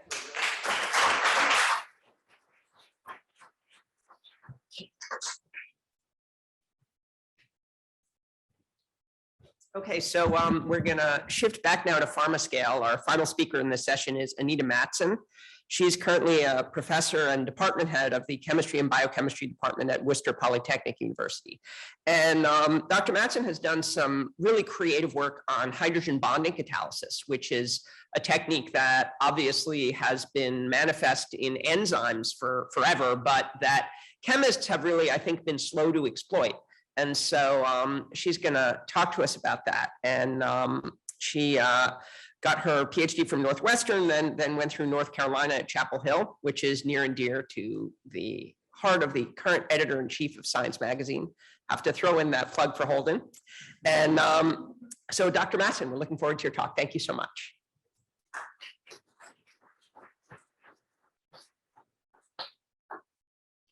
Oh yeah, you're gonna show me how to use this. Oh, don't use this. You can use the arrow keys to advance. Okay. Oh, all right, great. Thank you so much for the introduction and the invitation to be here. I have to echo Todd's sentiment, and this is a really awesome opportunity to think back on the field of organic catalysis. So as Jake mentioned, I got my PhD from Northwestern from Carl Scheidt, and I started in 2002. And as I was preparing this presentation, right, I was reflecting on where organocatalysis has been. And, you know, it's probably not lost on any of us that David McMillan coined the term organocatalysis in 2000, right? But it's not to say that organic molecules hadn't been catalyzing reactions for many years before that, right? Since at least the early 1900s. But the coining of the term organocatalysis, I think, did something to bring the field together and put a focus. And having it coined in 2000 and me starting in 2002, I sort of had this experience of growing up with organocatalysis. And so in Carl Scheidt's group, this was my first introduction to organocatalysis that I'd like to share with you. I was charged with the task of adding an acylsilane onto a chalcone with an N-heterocyclic carbene. And this is the general structure, the family of catalysts that I was, tasked to use. So the thiazolium salt has an acidic proton in the 2 position, and you can deprotonate this with the appropriate base, giving rise to a Zwitter ion. And then that Zwitter ion can be written in the carbene resonance form. And honestly, that's all there is to the catalyst, just a tiny, easily available small molecule, no precious metals, readily available feedstocks. And that was really at the heart of the project. And so in this particular case, I would react it with an acylsilane, and it would undergo addition to the carbonyl carbon. We proposed at the time that it would, cause the minus charge to build up on the oxygen. This would then invoke a 1,2 silyl shift. And we would generate a new species down there where now essentially the carbonyl carbon is nucleophilic. So it's an unprolonged strategy. And honestly, it's, so beautiful when you think back on it, right? And so this was largely based on some work that Professor Breslow introduced in 1958. So as far as I understand the field, right, in 1958, this was a really groundbreaking discovery. People hadn't been sure how a thiazolium salt could catalyze the benzoin condensation. And it was Breslow who offered a mechanistic explanation for this. So it was grounded in some really nice mechanistic work. And then when I found out as a young graduate student that this is actually happening also in biological systems, I was, it's kind of like, it floored me. I had no idea that biological systems were doing something quite so fancy, right? So thionine pyrophosphate is essentially nature's way of generating an acyl anion. So instead of reacting it with an aldehyde or an acylsilane, it actually reacts with pyruvate. You can lose, in this case, carbon dioxide. And that gives rise to a pathway that eventually leads to polyketide natural product construction. And it's amazing, right? It gets back to sort of what Todd is saying, and maybe we're all not so far apart. So back in so as I was doing this intermolecular acyl anion addition reaction, there was another sort of really hot topic, or hot reaction, right when I started in grad school, and it was this intramolecular Stetter reaction. So in 1995, Kinetic introduced the bond forming event with the same catalyst that I had been using. And there's a lot of catalyst structures that I can't include here today. But another major milestone in the field was from Dieter Enders, where he showed, now using a triazolium-based catalyst, right, they were able to get modest levels of enantiomer control. And then, now look at the date here. In 2002, this paper came out sort of right when I started working in Carl's group. And he was all inspired by this, right? Because Professor Rovis and his research team had sort of proven that you could optimize the catalyst design in a very strategic way to get excellent levels of enantiomer control in a reaction that people had really been working on for many years, right? So this is an indanol-derived catalyst, and you can see the electron withdrawing group or the electron donating group, right? So you can alter the reactivity of that catalyst based upon electronic tuning. And people haven't really stopped there. There's additional catalysts that you can find in the literature. And this is just one more recent example I've added here from beta pinene. And look at this, 99% yield, 96% EE. And so I think this is just really amazing what the field has accomplished. So if we put up this 2002 work from Professor Rovis, where this was the state of the art in 2002, 20 mole percent N-heterocyclic carbene in the Stetter reaction. And now I just did a brief search, and I picked one of Carl's papers, because I was curious what his group was up to these last few years. But this is part of a big review sort of highlighting N-heterocyclic carbenes in natural product synthesis and just the really fancy reactivity patterns they catalyze these days. So here we have a very similar catalyst. Look at that, just 1 mole percent, enabling the formation of 2 stereogenic centers in this cyclic lactone that eventually is moved on to make a biologically active natural product. So I think if it's hard to believe the field has come so far in 20 years from where we started. And so the N-heterocyclic carbenes are just one of a big family of organic catalysts that are doing really remarkable reactivity patterns. It's probably no secret there's the enamines out there. So that's some of the Benjamin List work that recently won the Nobel Prize. And then the aminium ion catalysis from the Macmillan group that also won the Nobel Prize last year. Bronzed acid catalysis, really fabulous stuff. Phase transfer catalysis, I would say one of the original organocatalysts found in industry. And as Jay pointed out, my favorite category, the hydrogen bond donors. So I'm going to take a moment here and I'd also like to mention there's many more I didn't include. I want to give you 2 more case studies about just how much the field has come in these 20 years. So we'll focus first on the hydrogen bond donor catalysis. All right, so this is from Eric Jacobson's group. And oh my gosh, I loved Eve's serendipity. But this is, I know, so much science is related to serendipity, right? So this is this was a paper I think that was published like well before its time. So if you look at this reaction, we have a Strecker reaction, right? Where we have a thiourea catalyst that is enabling the addition of cyanide onto an aminium ion that's generated in situ. 2 mole percent catalyst here. This is really impressive. So Professor Sigmund had come to Northwestern when I was a graduate student, and he actually, discussed this in like the graduate student meeting. It wasn't part of his presentation at the time because he's now a professor at the University of Utah. But Sigmund described this as serendipity. He was actually designing this thiourea to be a ligand on a metal. And when he did the control reaction without the metal, he was truly delighted to find that there was an enantioselectivity in this process. And so they of course optimized the backbone, and you can see here 78% yield, 91% EE, which is 2 mole percent catalyst. Now I have over here the plausible mode of action is anion binding. They did not know this back in 1998. This is not the original mode of action that they suggested. But the really beautiful thing about Eric Jacobson and his research team is they love to dig deep into those mechanisms. And they do not give up easy. Like in 2009, what is that?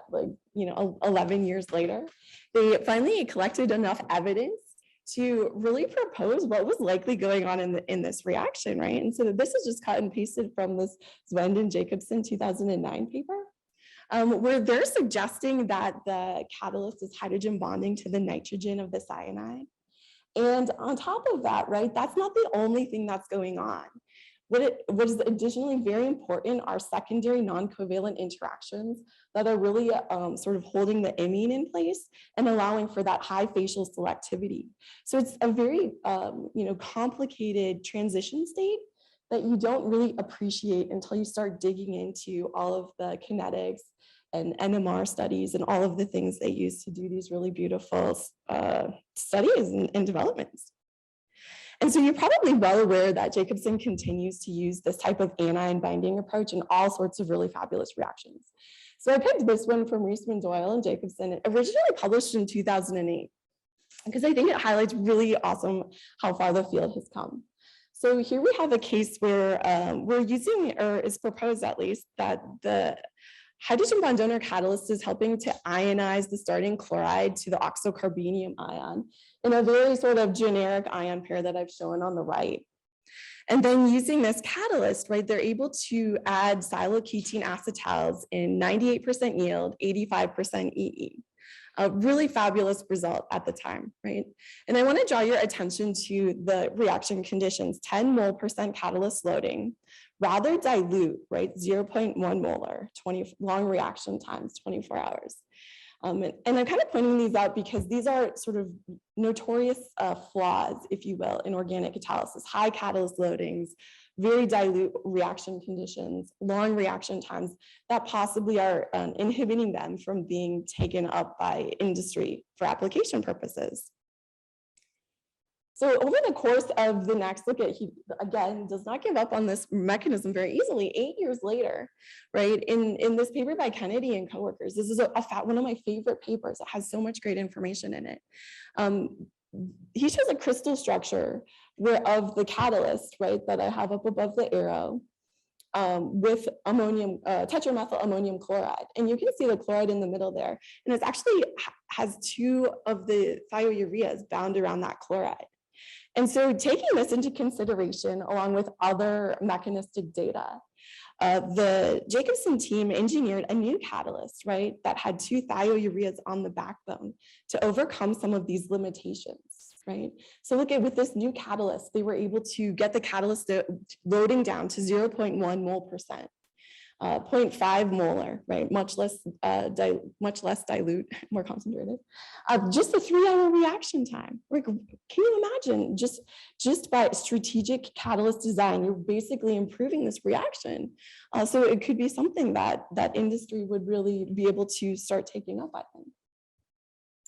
And I just want to sort of finish the story. He keeps working on these. I wish, hearing what I heard this morning about starting from non-petroleum feedstocks, so sugars, say, he's done some really great work with sugars on this. So I wish I would have included that example, but I didn't. But in this particular case, this is a preprint actually of something that probably will be coming out really soon. I found it on, I think it's legit, ChemRx. So it's still not been peer reviewed, but nonetheless, so I thought this was like a very cool direction the field was going in.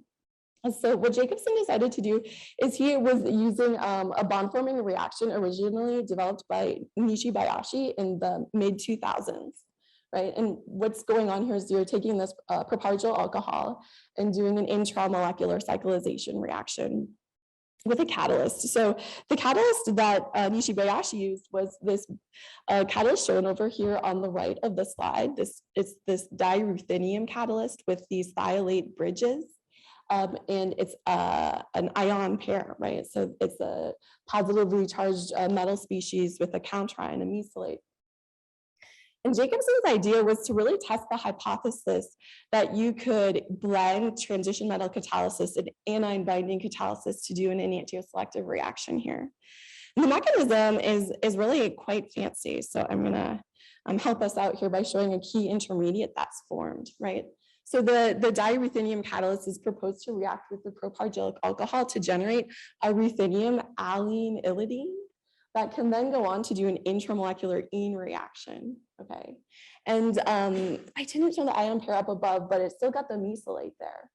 And Jacobson did all these really beautiful studies, again, in this paper, right? Where he showed the mesylate is likely, doing anion binding, and you can sort of see that on the bottom of the figure here. This is a figure cut and pasted directly out of Jacobson's paper. And what you'll also see if you read this paper is he's done a substantial optimization of the catalyst backbone. And this nitrophenyl ring that you see coming off of the pyrrolidines is highly optimized, right? It affects both the enantioselectivity and the rate of the reaction. And what he's proposing in this case, right, is against these secondary non-covalent interactions, in this case between the nitrophenyl ring and the CP star ligand on the transition metal. And I just think it's, the time and talent invested into optimizing these catalysts can really pay off. One more story I want to go through is a Bronsted acid story. So the Bronsted acid story also started back when I was in graduate school. I literally presented this paper at group meeting. And so I was glad to revisit it. Akiyama has done some really nice work here where he introduced phosphoric acids as catalysts for reactions of aminium ions and siloethers, siloketene acetals. And this is like so beautiful. So if you read this paper, what he'll describe to you is his realization that we've been doing a lot of really nice catalyzed reactions with Bronsted acids, but we haven't really made a lot of chiral Bronsted acids. And his idea was to create a very acidic proton that had a chiral pocket around it that you could do enantioselective catalysis in. And you can see over here in the very basic bienol-based phosphoric acid derivative, it does provide yield, but 0% enantiomeric excess. And as you start adding aromatic groups into the 3 and 3' position, you can see how the enantiomeric excess improves. And you can actually tune it once again with electronics, the paranitro being the most effective in this case, again, affecting both yield and rate of reaction and enantio control. This is in the white box, cut and pasted right out of Akiyama's paper. You see back in 2004, the transition states were not so fancy. Yeah, so I think what you'll see as we move forward in the field, right, there's been hundreds, if not thousands of papers published on this exact topic, or not exact, but, using phosphoric acid catalysis. I want to jump ahead, 20 years or so, or maybe a little less, right? But this is some of Benjamin List's most recent work. Right. And so I think the idea that maybe activating amines like Akiyama did is great, but transitioning into a functional group, that's really challenging, right? Like an unactivated olefin, which is what we have here, is the next wave in the field, right? Tackling really challenging functional groups for EE. And you can see here, this is an awesome paper again, here's a number of phosphoric acid related catalysts, but bienol based, right? The enantiomeric ratios are very low in all cases. And you can see here that Professor List is doing an analysis of pKa's. And his conclusion was you would need a more acidic catalyst to do this. So this is where we have the IDPI catalyst that he's been developing. And you can see here the pKa is about 4.5 he estimates for this catalyst. And look at this 95% yield, 95 to 5 ER. Now, there's a little bit more that I couldn't include in this presentation just because of time. But what you see here is that he's optimized really two areas of the scaffold, the pink area and the blue area. And the pink area, really, he got the pKa down, right, with that really electron withdrawing group. And the blue area, he used this electronically tuned biphenyl ring to perfectly match up the pocket. Now, this is a complicated catalyst in 3 dimensions. So these are right out of his paper, right? If you look at the top right, this is what he is proposing is the catalyst, like the main active site, if you will, of this very enzymatic, enzymatic-ish catalyst, right? Where we get protonation of the alkene to generate a cation, and then a stereoselective cyclization to make a quaternary center. And so I'm hoping that these 3 case studies that I have shown you have allowed you to conclude the same thing that I have, that we as a community of organic chemists can really design an organocatalyst to do an amazing reaction, any reaction we would want it to do. And so I think that is all about the entire future of organocatalysis is all about organocatalyst design. And so if we want to move into, say, non-petroleum based feedstocks, we just have to work together as a community to figure out a catalyst to do that. I think we do 2 pretty great things already. So we magnify innovation, and then we work together as a community to telescope that, right? Like Akiyama in his initial aminium ion activation to today with Benjamin Liss doing the olefin activation. And just like I pointed out a number of times in this presentation, we also have this strategy of mechanistically informed catalyst development that I think is really fabulous. And I think if we rely on that more, we could be more successful. But there's also an opportunity here to merge forces with other areas. We've seen this in other presentations today, but we can start leveraging machine learning, I believe, to help facilitate the catalyst design. So this was an awesome paper by Scott Denmark in Science in 2019, where he's showing that you can use a machine learning workflow to optimize the phosphoric acid catalyst backbone. And he demonstrated it in this thiol addition to an imine.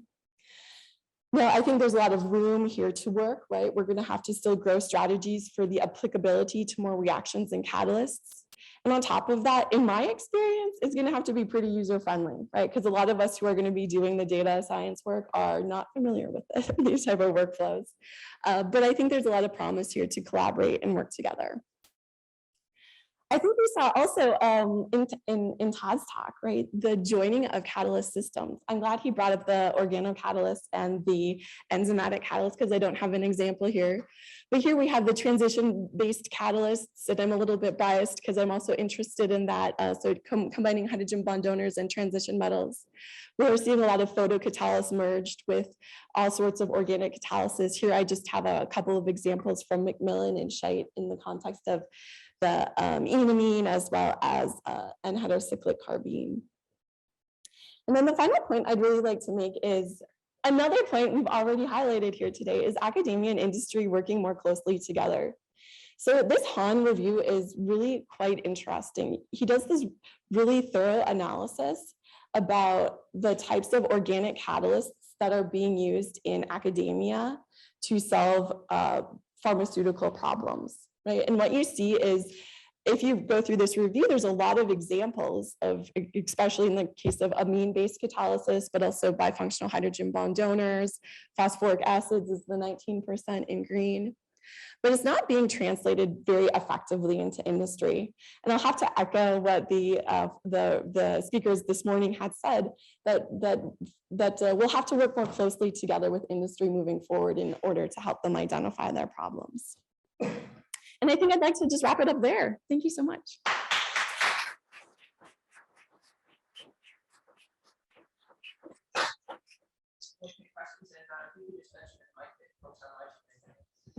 Yes, please online. If you have questions, raise your hand. Yeah, Jack Norton, Columbia. One general question, how strong would you say hydrogen bonds have to be useful in this way? Yeah, I think this is awesome. I think they should be weaker than you think, right? Because what we really need to see is catalyst turnover. And if the hydrogen bond is too strong, right, it sometimes maybe is a point of inhibition of the catalyst. So I think it has to be really tuned to the basicity of the reaction partner you have. Yeah, so I don't think there's any one specific answer for that. Yeah. If you give any of those numbers, and I think we do need to apply that. Yeah, it's absolutely something that should be considered, right? In some cases, more acidic, right? Stronger hydrogen bonds might be better. In some cases, less acidic. It really is very, in my experience, hinging on the reaction partner and tuning it for that.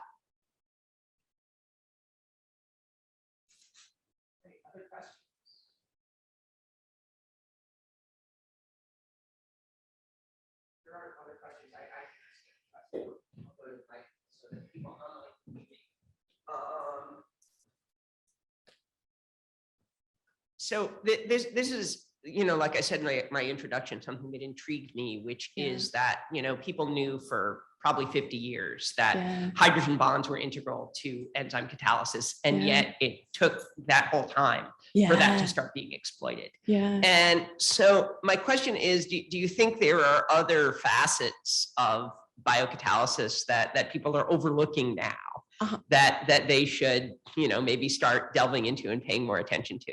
Oh, 100%. I think so. I think if you're trying to design a new catalyst, a great source of inspiration would be looking into biology of enzymes and seeing what kind of interesting reactivity patterns you can use from those active sites.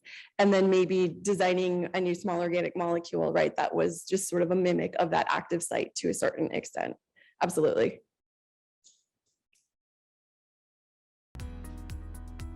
Okay.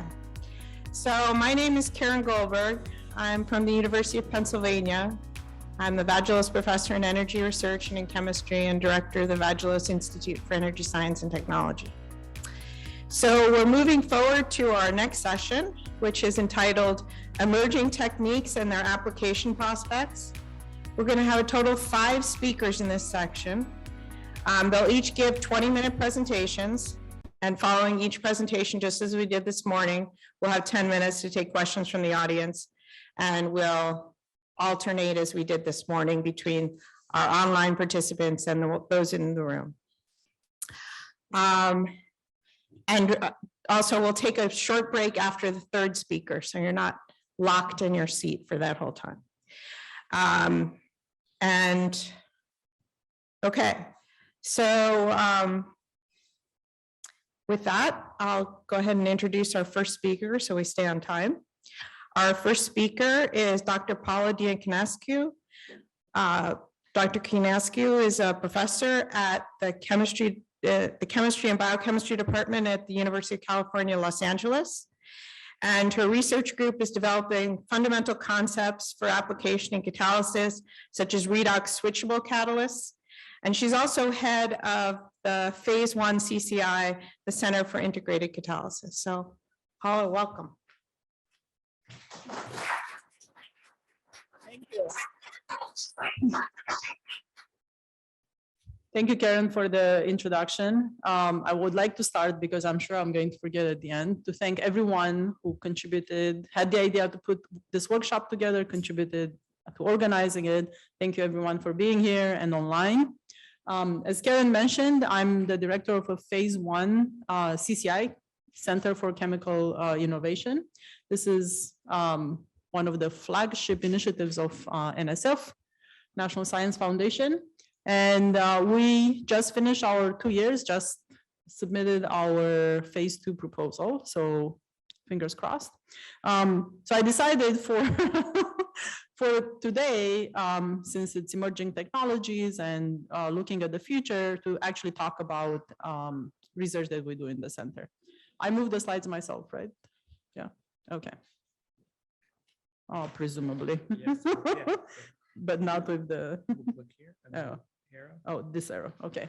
So I think this slide probably wouldn't have been necessary, because we've heard the information shown here from other speakers this morning, and they presented it better. And in a nicer way. But I do want to point out that even though it was said before, so the numbers I had are from 2019.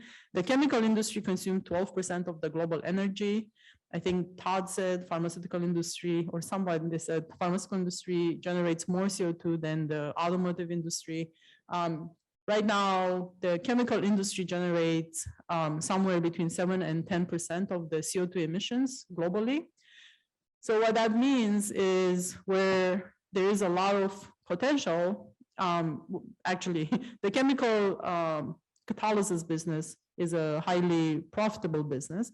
So there is a lot of potential to bring in, I think, new ideas. And I don't know, we're told that probably we cannot change what already works, but we can look at the future for something that hasn't been done yet. So how are we doing it? I am sure most of you have seen both of this in some form of another. I'm not a biochemist, but even I was taught the Krebs cycle.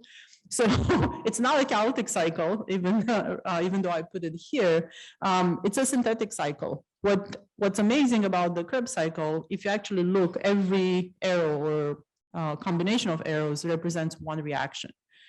So what's amazing is that biology has managed to develop this very complicated integrated reactions to basically go from something simple to something more complicated or vice versa. And the way they do it is something we don't do very much in artificial catalysis, and that's by using temporal and spatial control, so triggers and regulatory processes. On the other catalytic cycle is a hydrogenation cycle, which again, if you took any chemistry class, I'm sure you've seen some version of it. It's I on purpose simplified catalysis to hydrogenation. It's basically taking one reactant, which it's shown there, dihydrogen, and another substrate, and basically making one product. There's nothing wrong with this. We've done this. We do it well, or relatively well, but can we do better? Or can we do different? And is different relevant? So in the Center for Integrated Catalysis, what we would like to do is to develop integrated catalysis. And I'll tell you in 1 second what integrated catalysis is, to produce sustainable chemicals and materials that actually attract interest in sustainable catalysis. How do we think differently? So back to that Krebs cycle, we are trying to, in our definition, integrate catalysis is basically a process that combines multiple catalytic cycles and this integration is enabled by spatial and temporal control. And if you haven't heard what that is, I'm sure you have, but I'll tell you also our definition. Before I move on, this differentiates us from tandem and cascade catalysis in organic chemistry, basically because those processes don't necessarily use regulatory triggers. We have two types of projects. We think those are grand challenges in catalysis currently. How we can figure out to couple catalytic cycles, and not just how to figure out to couple any catalytic cycle, but how we put forth a concept and actually a guideline for the catalysis community. And another one is exploiting unstable intermediates, and that's also coupling catalytic cycle with the idea that we might be generating the product of a process that it's not thermodynamically favorable or not as thermodynamically favorable, and we can trap it. Trapping is not necessarily the best word. That's why we use exploiting unstable intermediates. So on the left, I'm going to go with your left. We have I'm going to talk about that project a little bit. It's basically making polyketone, starting directly from CO2, generate CO and combine it with ethylene. And then on the right, we're trying to make polyamides, again, starting from CO2, going through N-carboxy anhydrides and then polymerize them. Okay, so I'll come back to the project. Before I do that, I want to talk a little bit more about this spatio-temporal control. So this is how we imagine catalysis. And it might not be right now industrially applicable, but we hope at one point it will be.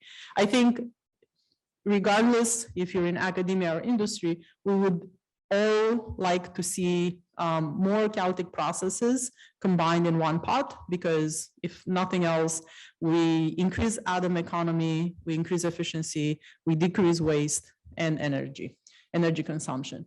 So I have represented there a succession, or like 3 catalysts or 3 catalytic cycles, basically taking where we use one catalyst to generate a substrate of interest that can be combined with another substrate. The second catalyst will combine those 2 substrates, and then we have yet another catalyst that can either add another substrate or do another transformation. Well, this is a cartoon, so cartoons are always nice, but the cartoons are useful to mentally give us a picture. What is temporal control? So basically, it's an ability to turn on and off catalysts.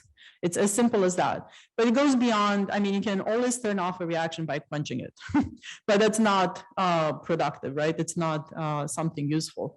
And I'll talk a little bit about temporal control. And then for spatial control, actually, a few speakers mentioned already, we have confinement, surface attachment, we can do emulsions or compartments. We can do gradients, which I'll talk about because it's a little bit more unusual. We can put everything in a flow system to separate catalysts. So Karen mentioned, actually, my group started in the area of switchable catalysis. We, well, at the core, I'm an organometallic synthetic chemist who now does catalysis and polymers. So switchable catalysis, basically the way we see it is the ability to start with one pre-catalyst that can exist in multiple states. I'm representing 2. Of course, it's easier to work with 2. We are dreaming at like multiple states. In order to make it switchable, we want to be able to come in with an external trigger and be able to reversibly switch between those 2 forms of a catalyst. That's requirement number 1. In order to be interesting, we have the requirement number 2, where each state of the catalyst can perform a reaction that's orthogonal to the reaction of the other catalyst. So what I'm representing here is basically a copolymerization reaction, because even though switchable catalysis can work really well in small molecule synthesis, it's actually it has a great application in polymer synthesis for the simplest reason. If you haven't caught on it, all your products end up on one string, so you don't have to worry about whether or not you got the right product in the right order.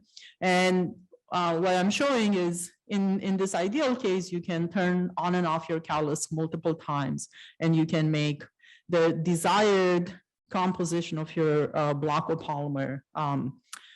You can even think to automate it. So here's an example. We do redox switchable catalysis. We use electron transfer as a trigger. Our catalyst exists in the reduced and oxidized form, simple enough.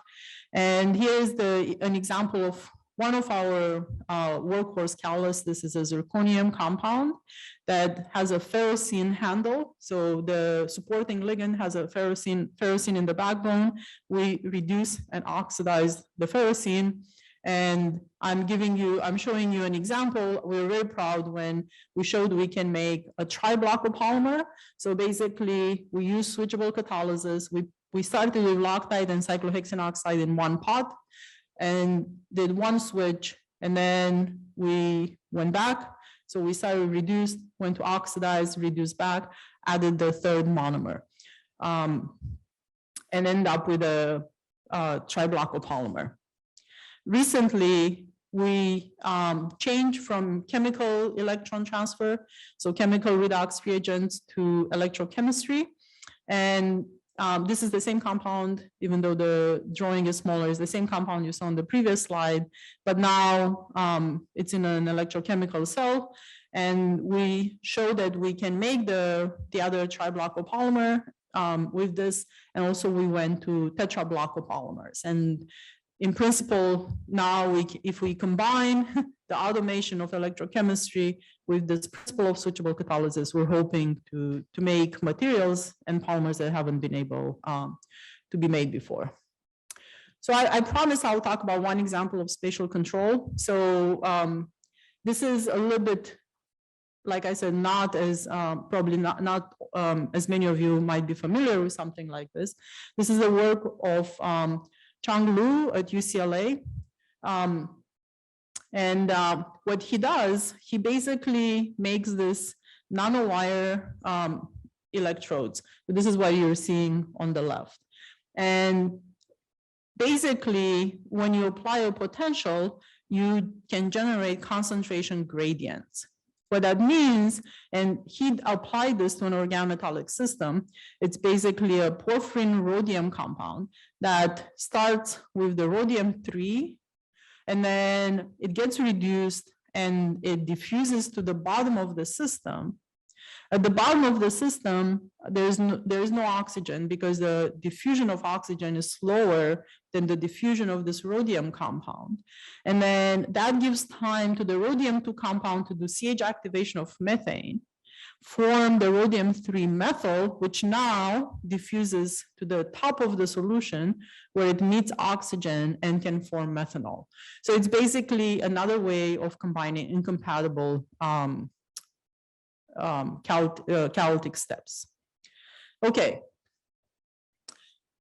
As I mentioned, we have two projects in the center, and I'm going to tell you about the formation of copolymers from ethylene and carbon monoxide that is derived from carbon dioxide.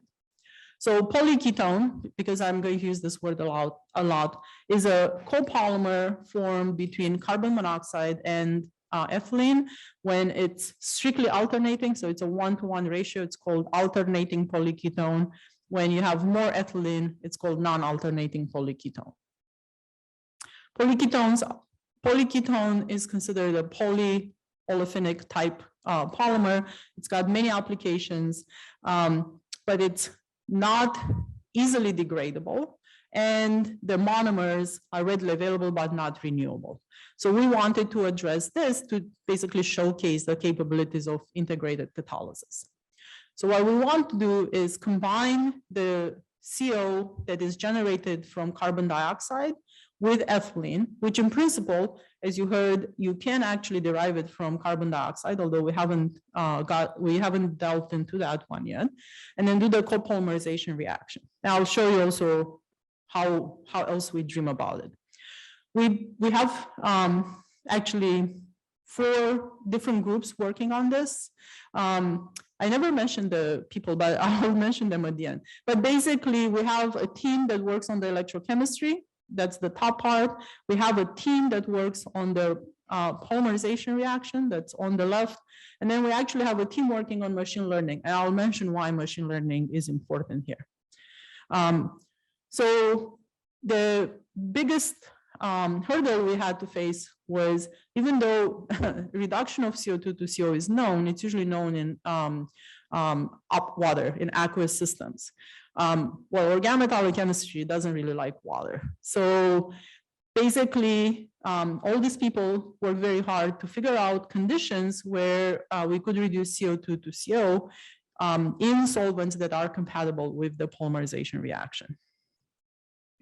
And then once we figured that out, when we put everything together, we realized that the palladium compound doesn't like the electrodes because it gets reduced. So we have 2 solutions to that. Actually, we have a better solution, which is more time consuming, and we haven't, we are working on it now, but we have a solution that was a little bit of cheating, but it allowed us to showcase our approach where we separated the 2 beakers. So even though the solvents are the same, in order to separate the palladium catalyst, we basically didn't put it in the same vial as the electrochemistry vial. So you might be like, well, what's the big deal? Okay, so we do this. I'm quickly showing you, these are two palladium structures. I'll mention them again. We didn't do any innovation in terms of palladium catalysis. We took examples from the literature, but this is where it became really interesting. So we can do it, it works, but the more interesting thing is that in this new system, we can make non-alternating polyketone at room temperature. And I didn't mention why that is important. So all polymerization reactions are done at above 80 degrees because, and this maybe doesn't mean much, but what happens, that middle intermediate, that chelating intermediate prefers to react with CO over ethylene, which is why it's much easier to make alternating polyketone than non-alternating polyketone. The way you get to non-alternating polyketone, you have to have an unsymmetrical catalyst, that's number one. But number two, you actually increase ethylene concentration and temperature to basically make the two reactions comparable on the same time scale. So now that we didn't play any tricks, but it's basically what I'm trying to say is that our new system can play a new trick and do it at room temperature, which is, people like this word emerging advantage or emerging property. It's something we didn't expect when we were doing this, but it's nonetheless very interesting.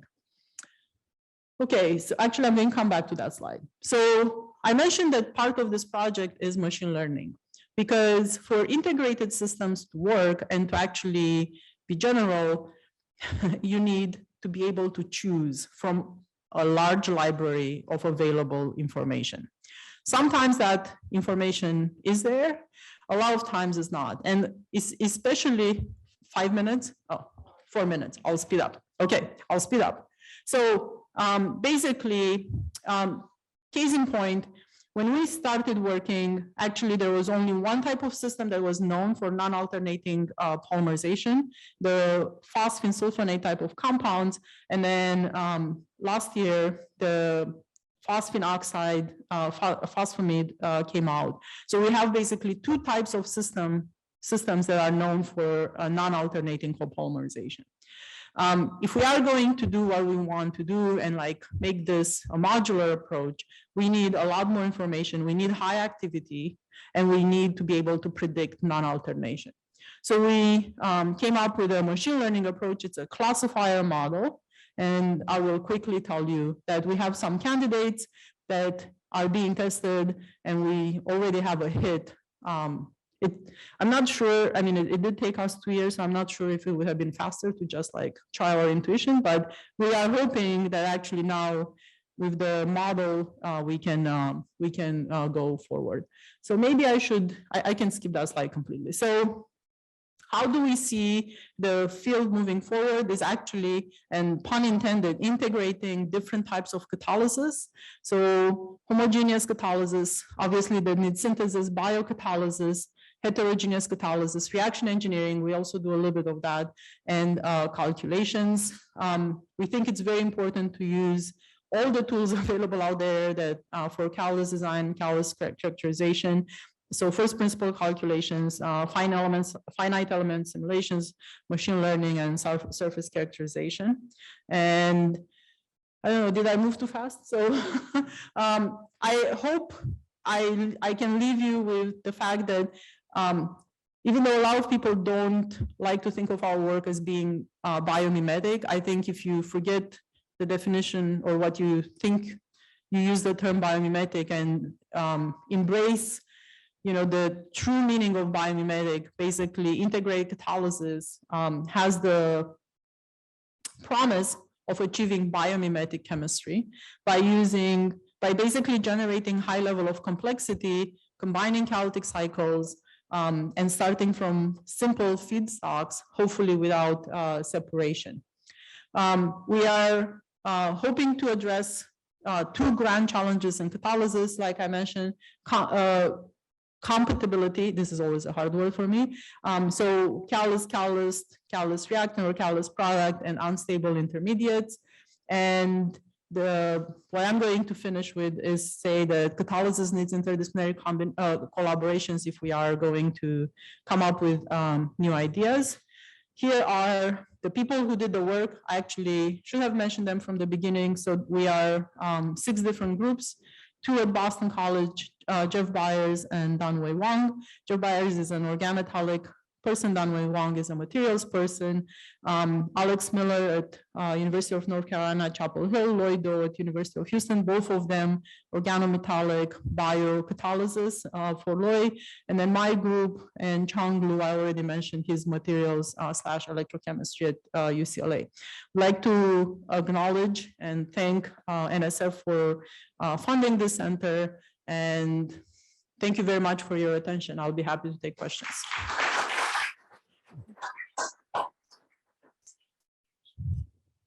All right, so we're going to alternate between the room and those online, and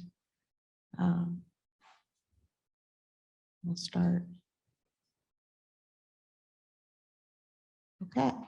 Well, I'll start, Paula. Yeah. I was curious then to how do you see extending this beyond polymerization to using these catalysts? I mean, it's not, so it so happens that our projects apply to polymers, but it doesn't have to be polymers. We actually, since we just submitted the phase 2 proposal, and Todd and Jeff here can assure everyone that I'm not lying. Actually, about 30% of the projects that we included are on small molecule synthesis because the principles stay the same. So being able to combine catalytic cycles doesn't have to do with polymers. We do have a focus on CO2. So we're trying to derive our starting materials from carbon dioxide.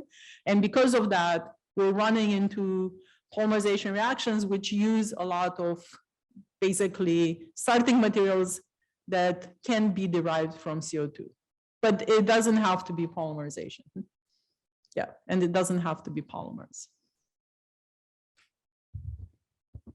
Okay, let's take a question from the room.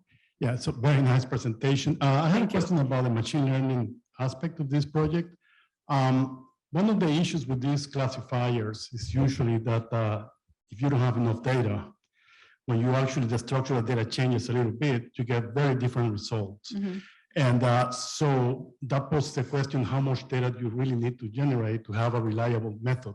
Have you guys actually encountered problems with that? Or? So I will tell you, I'm a self-trained computational chemist.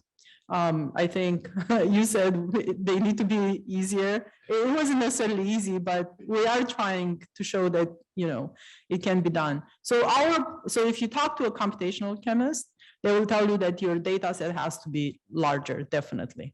I went a little bit fast, but for what we used, we had about 20 examples. These are experimental, and then we generated just as many computationally. So a very small data set. We're not the only ones who are doing machine learning on small data sets. And yes, it's not you don't get the 99% prediction. What we do, however, we think it still saves a lot of time. So we got, for example, the 5 hits I showed you. We went to the lab, synthesized them. Not all of them were good, but once we got the information, we went back to the model, and now we got a prediction that was spot on. And well, we're hoping more than one prediction, but we only managed to have time to test one for now. So I agree, but I think also if you lower your standards, what you ask of this, right? And actually look at it as a tool rather than, so like I said, it did take us 2 years to get here. Luckily, the one year was during COVID, so nobody actually, at least at UCLA, could get in the lab. And because of that, one could argue, well, if you put a student in the lab for 2 years, they might have gotten there already. But in reality, human intuition is biased. It's really good, but it's very difficult to see patterns that, so in that respect, I think it's useful. And like I said, it doesn't have to be perfect. Okay, if there are any questions online, just raise your hand and I can call on you. We'll take another question from the room now. Yes. Hi, Paula. This was a really great talk. Thanks a lot. you.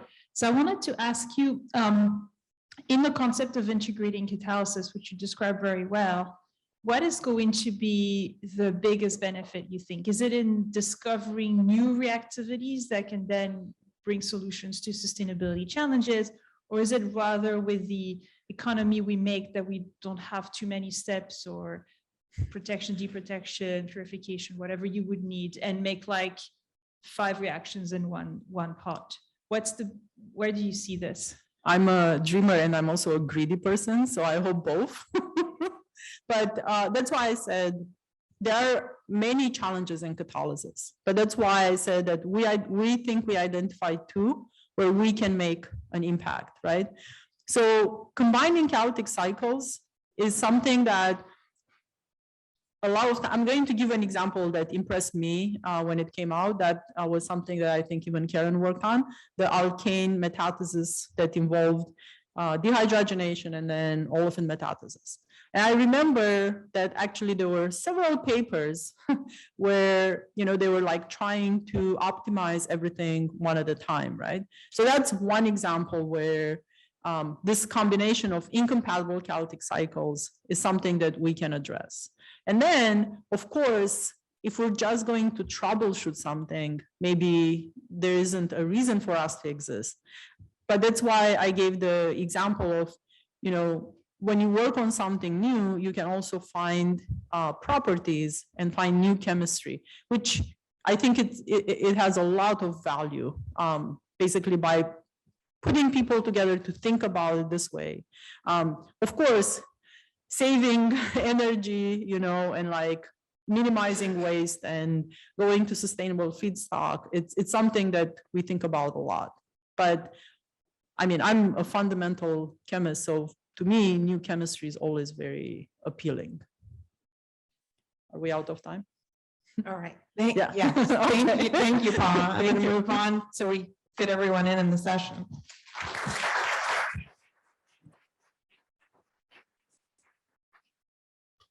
Okay, well, I'm very pleased to introduce our next speaker, Dr. Jeffrey Johnson. Dr. Johnson is the A. Ronald Gallant Distinguished Professor at the University of North Carolina at Chapel Hill. And his research interests lie in the general area of chemical synthesis. He's particularly interested in the discovery of new organic transformations and their application to the total synthesis of important natural products. Jeff, take it away.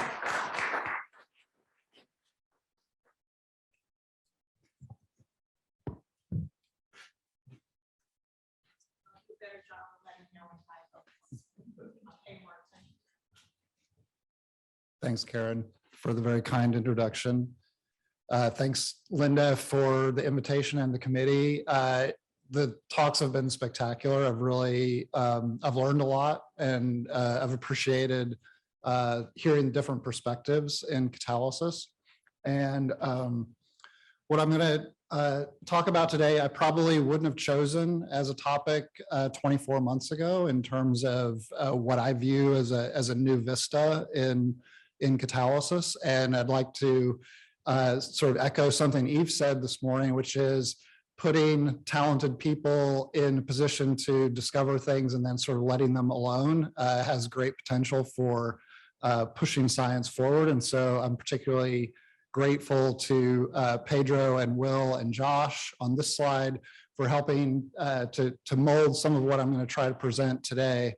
And the premise I'm going to try to explore over the next 15 minutes or so is that there are potentially big opportunities or big advantages to be accrued by taking a physical properties approach to catalysis. And I'll try to explain what I mean by that as we go. Oops. Oops. Okay, great. Thanks. Sorry.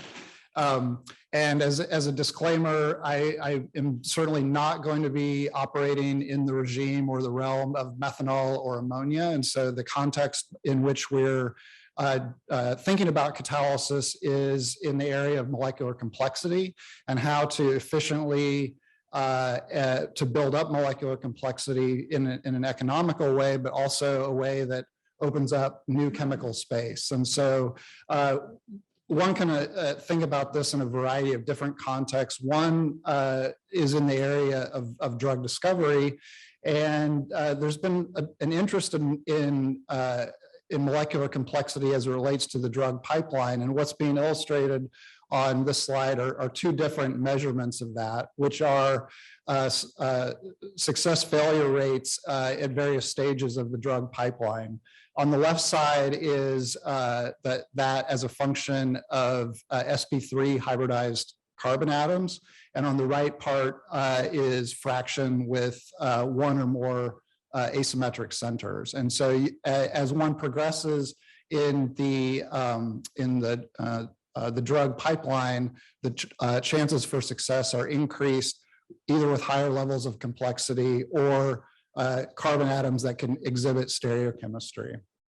So we think a lot about problems along these lines in terms of how to use catalysis in a strategic way to build up molecular complexity, and many others do as well. So stereoconvergent synthesis is one archetypal way of increasing molecular complexity in a way that leverages enantioselective catalysis with a background stereochemical event. And so it's an embodiment of Le Chatelier's principle, wherein one can take a racemic starting material, and assuming one can easily access the racemic starting material and engineer an interconversion between the starting material and enantiomers, if you can engineer a selective recognition of one of those, or selective reaction of one of those enantiomers, you have the opportunity to transform the whole mixture into one compound through a funneling effect. And so this is just an embodiment of using catalysis with undergirded by Le Chatelier's principle to funnel reactions through one particular pathway. And this in the fine chemical space, this is used on hectoton scale. This is not large when we're talking about ammonia or methanol, but in that space, this is widely and scalably deployed. So how we think about stereoconvergent synthesis in my lab, and I think in others, is evolving. And so what I showed on the previous slide takes advantage of transition state energy differences in order to selectively recognize one stereoisomeric transition state preferentially over the other. And in what I will call the asymmetric catalysis paradigm, which is what I'm certainly used to thinking about, is we're trying to maximize that energy difference in the transition states in order to get the most selective reaction for our product of interest. So what I would like to posit is that the possibility of thinking about what the products look like and how we can impact the physical properties of the products could have actually a dramatic impact on selectivity issues in a pretty dramatic way. And so in the ideal scenario, one still applies the same sort of analysis that we do to economically carry out organic reactions, where we want to have starting materials that are accessible, sustainably sourced, and economically viable, but they actually provide processing opportunities in the products that we often, as organic chemists, don't often think about. So in the asymmetric catalysis paradigm, we're thinking about just how do we maximize selectivity, but in a merged approach, we might think about how are we actually going to get a product out at the end of the reaction. So that's what I'd like to talk about. In the merged approach, just taking, for example, let's say I want to make a beta amino acid. So the blue and the orange balls in this cartoon are something that are going to be embedded in our product. But in order to make that compound, we might need to use starting materials that have embedded the green ball and the red ball. And so economics are driving selection of the red and the green ball, but we might also think about what those things do for product final properties and how we could leverage that in a tunable way. So because of my interest in stereoconvergent catalysis and the field's general interest, we started thinking about other ways that stereoconvergence manifests itself. And there is a very interesting physical phenomenon that is also an embodiment of Le Chatelier's principle called crystallization-induced diastereomer transformation. So the principles are actually not that dissimilar in terms of stereoconvergent catalysis and crystallization-induced diastereomer transformation. In both cases, you have fluxional stereoisomeric arrangements of atoms, but in CIDT reactions, the selectivity arises from the fact that one compound is more crystalline than another. So this is a case from the DeSico lab when Carl DeSico was in academia, showing a case of a diastereomerically pure beta keto ester. And so this asymmetric center that I've highlighted in gray here is configurationally unstable. So an organic chemist looks at this and says, this is a very acidic proton. This stereocenter is very vulnerable to epimerization or stereochemical loss of integrity. And so we would usually shy away from a situation like that because we don't want to deal with the mixtures of compounds that arise here. And in fact, if you simply dissolve that compound in deuterobenzene and analyze it by NMR spectroscopy, in fact, you do see immediate erosion of that stereoisomerically pure compound. However, if you then evaporate the solvent, lo and behold, you revert back to a stereoisomerically pure material by the fact that one of the stereoisomers is more stable in the crystalline form. And this happens because of this orange boxed intermediate, which is the one where you lose the stereochemistry of the compound and it's restored in an equilibrating manner. So the merger of enantioselective catalysis with crystallization-induced diastereomer transformation gives us, in principle, the possibility of correcting stereochemical errors that can arise during an imperfect stereoselective reaction. So the merger of, for example, an asymmetric catalytic step that establishes stereochemistry imperfectly, and then a crystallization-induced diastereomer transformation, wherein the same catalyst that helps to execute the reaction of interest also catalyzes the interconversion of different stereoisomeric products, can potentially lead to stereoconvergence. And why should one care about that? Again, we can harken back to some things that we heard this morning, which is that product separation can be a massively resource-intensive activity. So if your product crystallizes out of your reaction mixture, your job as an organic chemist or as a chemist in general is massively simplified through simple filtration. And I can tell you anecdotally that students love it. So this is more complicated than it needs to be. I just want to highlight a couple of key features in one case study that we've carried out recently in our lab, which is, and the novelty here is that we made the system more complicated still by having, instead of one configurationally unstable asymmetric center, we actually introduced a second one. And so since the complexity of the system increases geometrically with the number of asymmetric centers, now in a fully equilibrating system, there are 4 compounds that can result from a stereodivergent synthesis. So overall, what's happening here is quite simple. So if you start in the upper left corner here, this is just the combination of a strong carbon acid with an electrophilic olefin.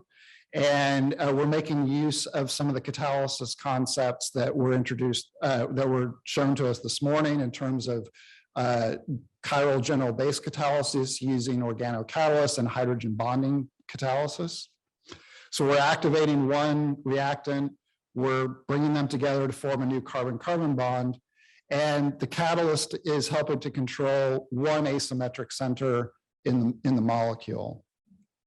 However, it does a poor job of controlling these other two. And so that's sort of the end of the catalytic part of the asymmetric catalysis part. But we do need our catalyst to do one asymmetric center very effectively.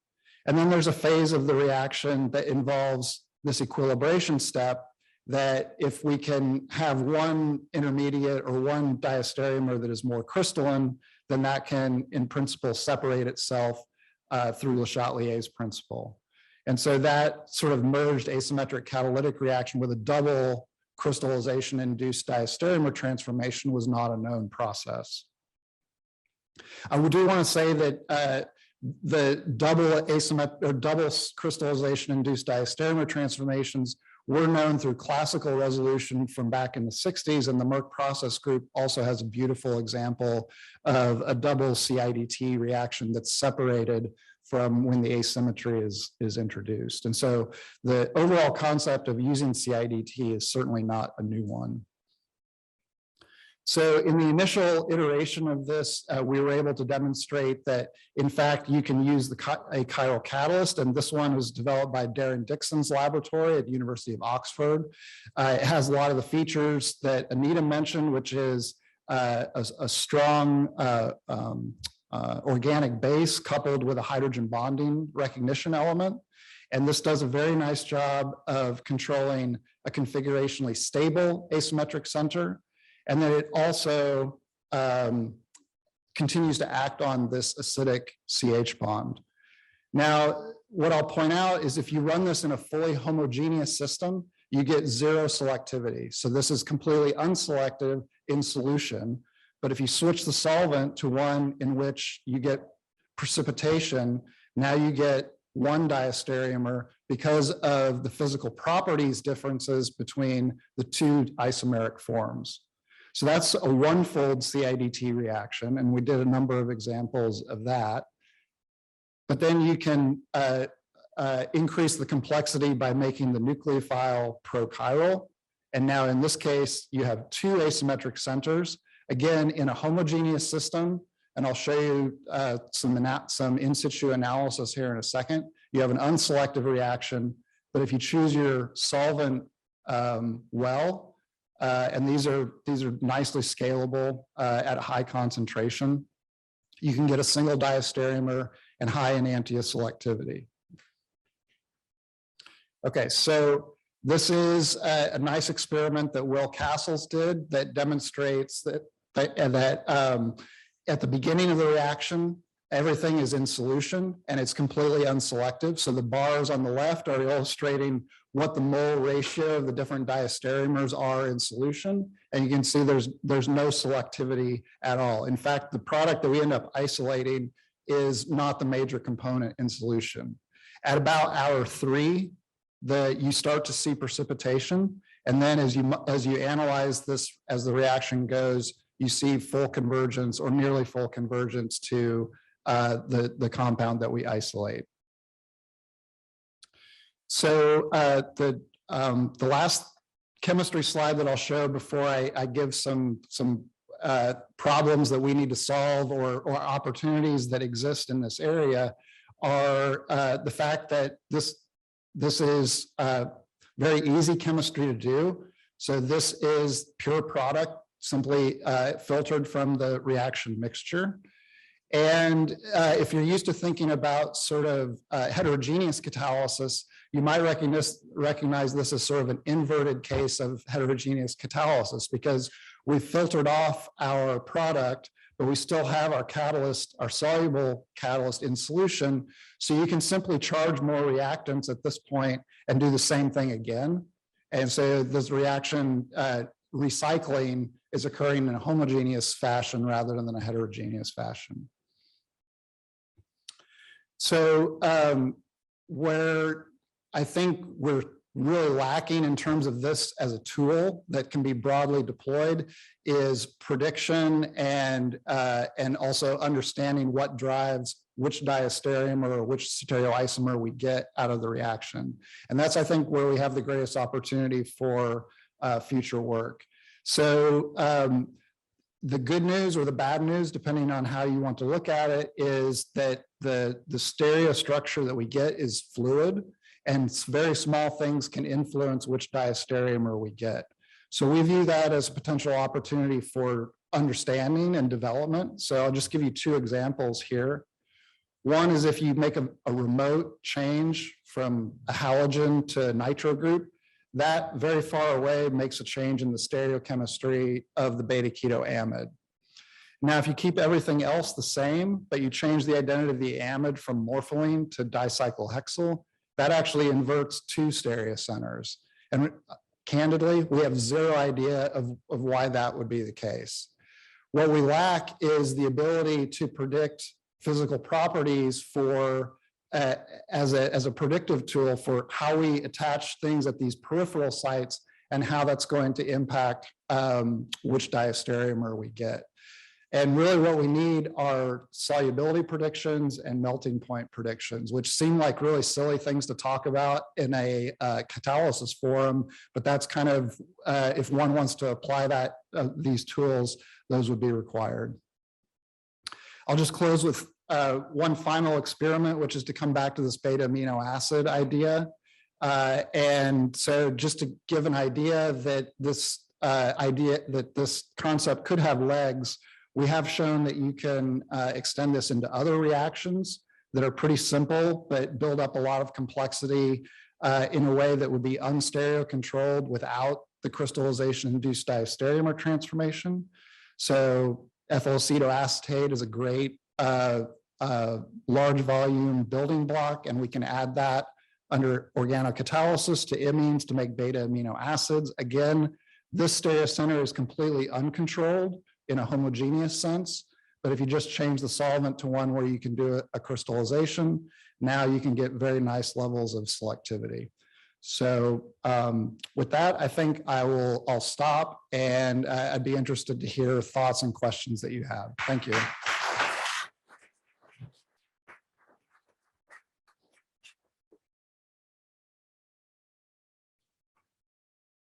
Thank you. Once again, we'll take questions online, and I see all you people online. You need to participate.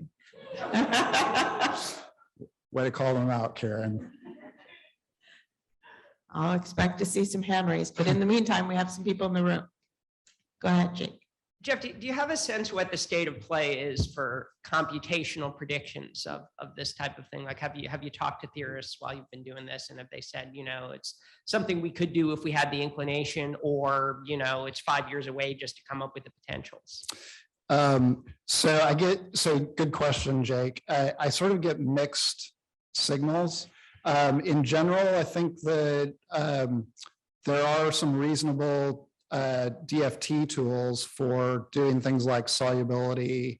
The challenge is that for this particular application, the level of refinement for stereoisomers is much more challenging. So even just to do melting point predictions for any organic molecules, there are very large error bars associated with just melting point predictions, which has a big impact on solubility or CIDT. I think the situation is a little bit better with more high-level DFT, but it's still, that's going to be something that is, that would be a tool that would help this a lot. It's a good question.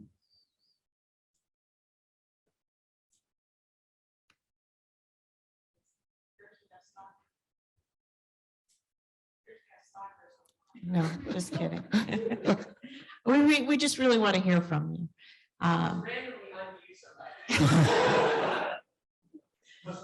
No, but we do have a lot of questions in the room, so I'll let people continue in the room. But we do want to encourage you to participate. We're happy that you're here joining us, and please feel very empowered to raise your hand. Definitely. Hi, Jeff. This is Ramesh from Penn State. Really great talk. So I guess you have to have one diastereomer to precipitate from the solution, right? So how much of the design element does it go into making sure the diastereomer precipitates, right? And also, like as an organic chemist, you have to have a huge table for publication, right? So you have to deal with a lot of molecules that need to precipitate it. So just wondering if you would, shed light on like how you design those things. Yeah, thanks, Ramesh. That's a great question.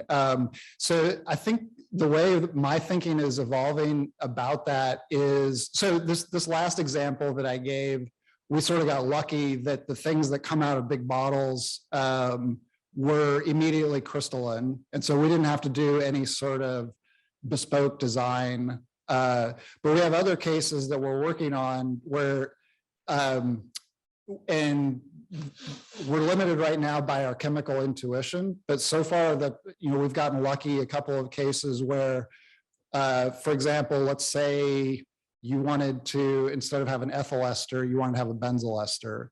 You can very easily play games with the structure of a benzyl ester in a way that doesn't really perturb the overall function of your reaction to get physical properties at the end that are quite nice. And so we just don't, we always say, well, we can just put it on a flash column and get our product, which is absolutely true in an academic lab.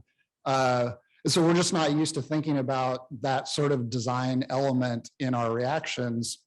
And it's an open question as to whether we should or not, but I think we're interested in exploring that.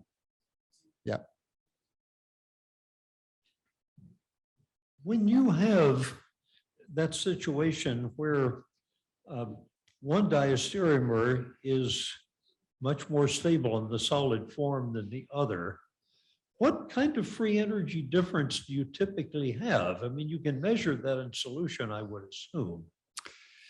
Yeah, so yeah, great question. So in solution, you can see that the free energy difference is negligible, just based on the product distribution in solution. So the challenge with answering your question in the solid state is, that's much more difficult, I would assume. Yeah, well, part of the challenge is we actually have problems even accessing appreciable quantities of the minor isomers in order to study them. Yes. Because the processes, I mean, it's a good problem to have, but they are so efficient that we actually can't study. Like a good question is, how big of a melting point difference or how big of a solubility difference do you need in order to have an efficient process? But bottom line, in solution, the energy difference is typically quite small, right? That's correct. Yeah. No, and so it's a different way of partitioning product selectivity. Absolutely. So Jeff, do different solvents make a difference?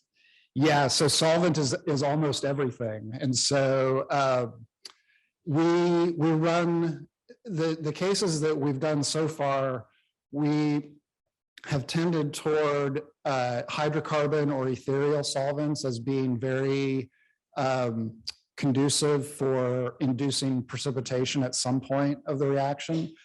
We're often doing mixtures in order to keep everything, all the starting materials in solution. But so there's a little bit of a dance that we have to do in order to keep things in solution long enough to get reactions going and then not co-precipitate different components of the reaction. But you can imagine going to the opposite end of the spectrum where you could run things in a very polar solvent and have products precipitate out in those cases as well. So we're learning a little bit of process chemistry as we go. We have another question in the room. Yeah, great talk. Thanks, David. So you're setting one center initially, and then you're dealing with diastereomers. Of course, there's a lot of work traditionally using crystallization to help with the first center. And my understanding is Marty O'Donnell's work with spiral-based catalysis and the maybe the racemate would sometimes preferential. being a way of Yeah. fixing it. Yeah. Being perfect. Have you found cases? Well, of course, you're not seeing that in the experiment. What's your Yeah, so we haven't seen that in this project. We've seen that in other contexts where we can basically triturate out the racemate and have the supernatant be enantiopure. We haven't seen that in this chemistry, but we always try, at least at the beginning of the project, to dissolve everything so that we can see what the kinetic selectivity, what the catalyst is doing, and then any cleanup that we're getting from the crystallization. Because just because whatever you filter is 98 to 2 ER, that doesn't mean that's what the catalyst is doing. So yeah. And just one a little bit different. You talked very elegantly about the Chatier's principle, what we're doing here. With all of this sort of nanopore technology, what about the idea of the shape selective filtration of diastereomere 1 flow or something like that? Do you think that that's a possibility? I had not considered that, but that's I like the idea a lot. I think the shape difference would probably have to be pretty dramatic, but if you got to larger and larger systems, yeah, that could be very well suited for that. It's an interesting idea. Thanks, David.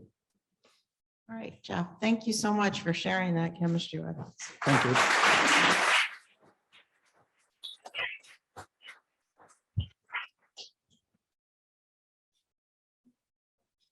Okay, I'd like to introduce now the third speaker, Dr. Carsten Sievers.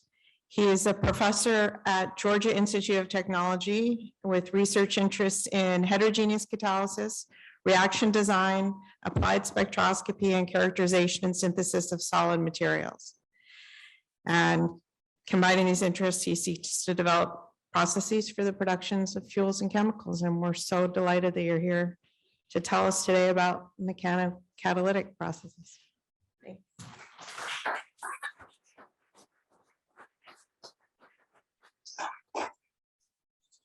Okay, well, thank you for the nice introduction.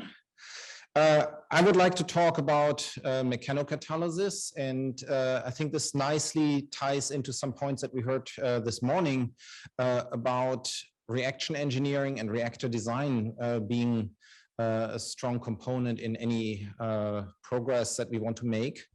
And in that sense, I do want to talk about this basically as kind of like a married couple between the catalyst and the reactor that it's acting in that ultimately determine how your process occurs.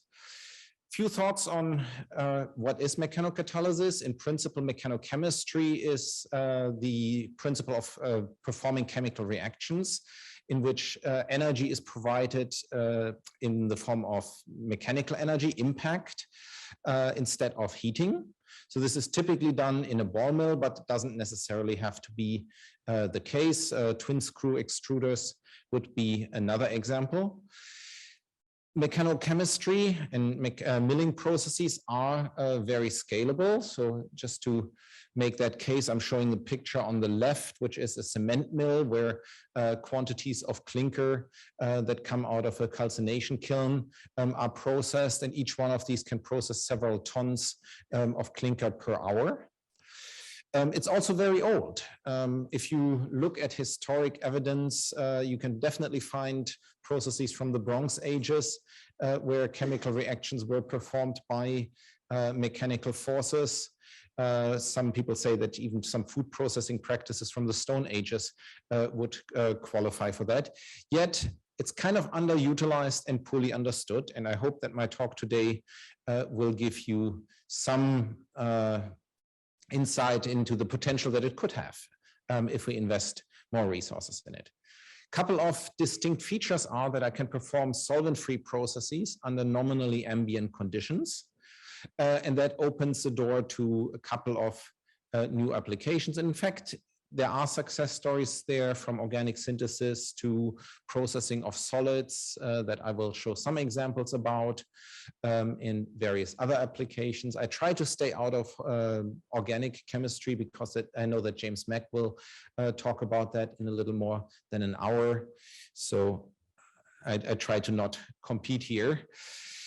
In terms of potential driving forces for these reactions, there are several conflicting theories in literature. And so I'm just listing 5 possibilities on this slide, and we will go through most of them in some level of detail on the next slide. So I could have surface activation. When my milling ball hits the surface of a catalyst, there can be some chemical rearrangement leading to high activity.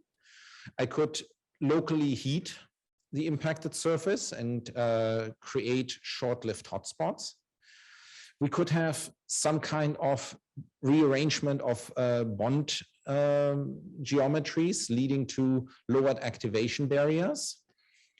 Triboelectric effects are the separation of charges through mechanical action. The high school or elementary school example for that is to rub a balloon against a piece of fabric, and you will feel the charges. And of course, I have solid-solid mixing that I can use to contact different solids into each other, and potentially I can convert two solids with each other or a solid feedstock with a solid catalyst.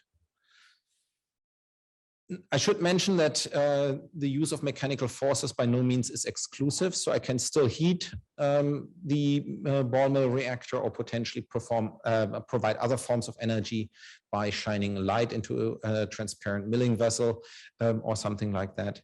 So that is not exclusive. So let's talk about some of the fundamentals along the lines of some of these driving forces. And so the first example that I want to show is from the group of Ferdi Schütt at the Max Planck Institute, which in fact was my first exposure to this field of research when I saw a conference talk by him, I want to say about 8 years ago. And so he did an experiment where they ball milled chromium oxide in a ball mill that was modified so that there was a continuous gas flow through it. And this gas atmosphere consisted of carbon monoxide and oxygen.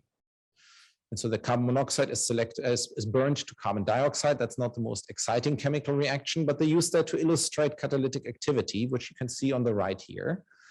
The initial conversion that was observed is somewhere around 7%. And then over the next 7 hours of milling, the catalyst became more active.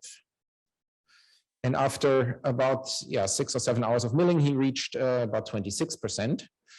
And then they turned off the ball mill and they lost most of the catalytic activity very quickly. They can turn it back on. They regain most of what they had lost when the ball mill was turned off. So what does this mean? This means that, of course, they need the constant energy input from the milling action. Without that, the process doesn't happen at a particularly high rate. But also it shows that the catalyst is assuming a structure that is more active, and they associated that with distorted, rearranged surface domains that are metastable, but for the time that they exist, they show extraordinary catalytic activity. Second example is from our own group. And we wanted to dive deeper into the formation of hotspots. And to touch on Yves Hermans' point from earlier this morning, you have to find the right people and then leave them alone. In my case, that was Andrew Tricker. He took Mechanochemistry as the one-off project in my group. And when he graduated, we had 4.5 positions funded for work building on it.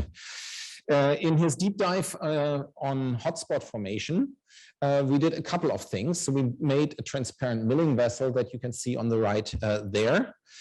And he filmed the motion of the milling ball and then programmed a MATLAB routine that allows to track the position of the milling ball at any point in time. And then we can figure out what the vector of the ball is. We can calculate the velocity and thus the kinetic energy. Every time that the kinetic energy changes, there is an energy transfer from the milling ball to the environment. And we have an energy dose that we can build a collision model around. And so we estimated how much the ball is deformed and how much plastic work is performed at the collision. and thus what the contact area is that absorbs this amount of energy. We measured the heat transfer rates of calcium carbonate as our model material for this study. And then we calculated the progress of the reaction as a transient batch reactor for each one of these collisions. And so this model was validated for calcium carbonate decomposition.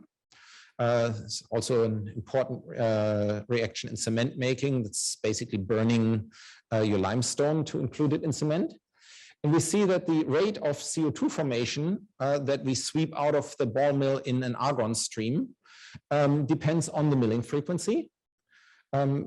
Milled here from 22.5 to 30 hertz. And if you attribute this entire rate of reaction to a thermal reaction, you would get the temperatures shown here in blue. So if you say basically we have 1.5 grams of calcium carbonate, how much would you have to heat it to make CO2 at that rate? And so this is already substantial. Up to 854 Kelvin. But we have to bear in mind that really the heat release is localized, and thus the hotspots must be warmer than that for the time immediately after the impact. So we put the pieces together and based on the model came to the conclusion that we reach about 800 degrees C for a very short period of time in the order of tens of milliseconds. We make half the CO2 that is released from a given collision within 3 milliseconds. And after 100 milliseconds, the heat has dissipated and we have reached a thermal equilibrium again for the volume that was impacted. So these are pretty unique reaction environments. And I will show you in the second part of my talk, when I talk about applications, one case where we really use this rapid heating and rapid decay to do some unique chemistry. First, let's talk about a couple of other principles. So in terms of charge separation, mechanical charge separation, triboelectricity can occur in many applications, and there have been various accidents where charge accumulation through mechanical action has started catastrophic reactions.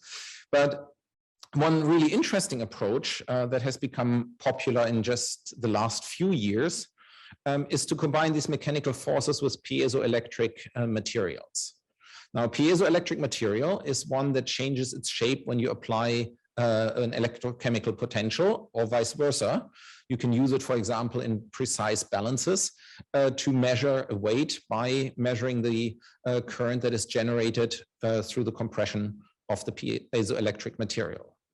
And so our group, as well as others who happened to have this idea a couple of years earlier, thought, what happens if I impact these materials with milling balls? I should have a lot of charge separation and be able to use this charge to run chemical reactions. In a way, this can be a highly densified analog to a photochemical process where I only get one charge or one electron and hole created for a proton that I absorbed.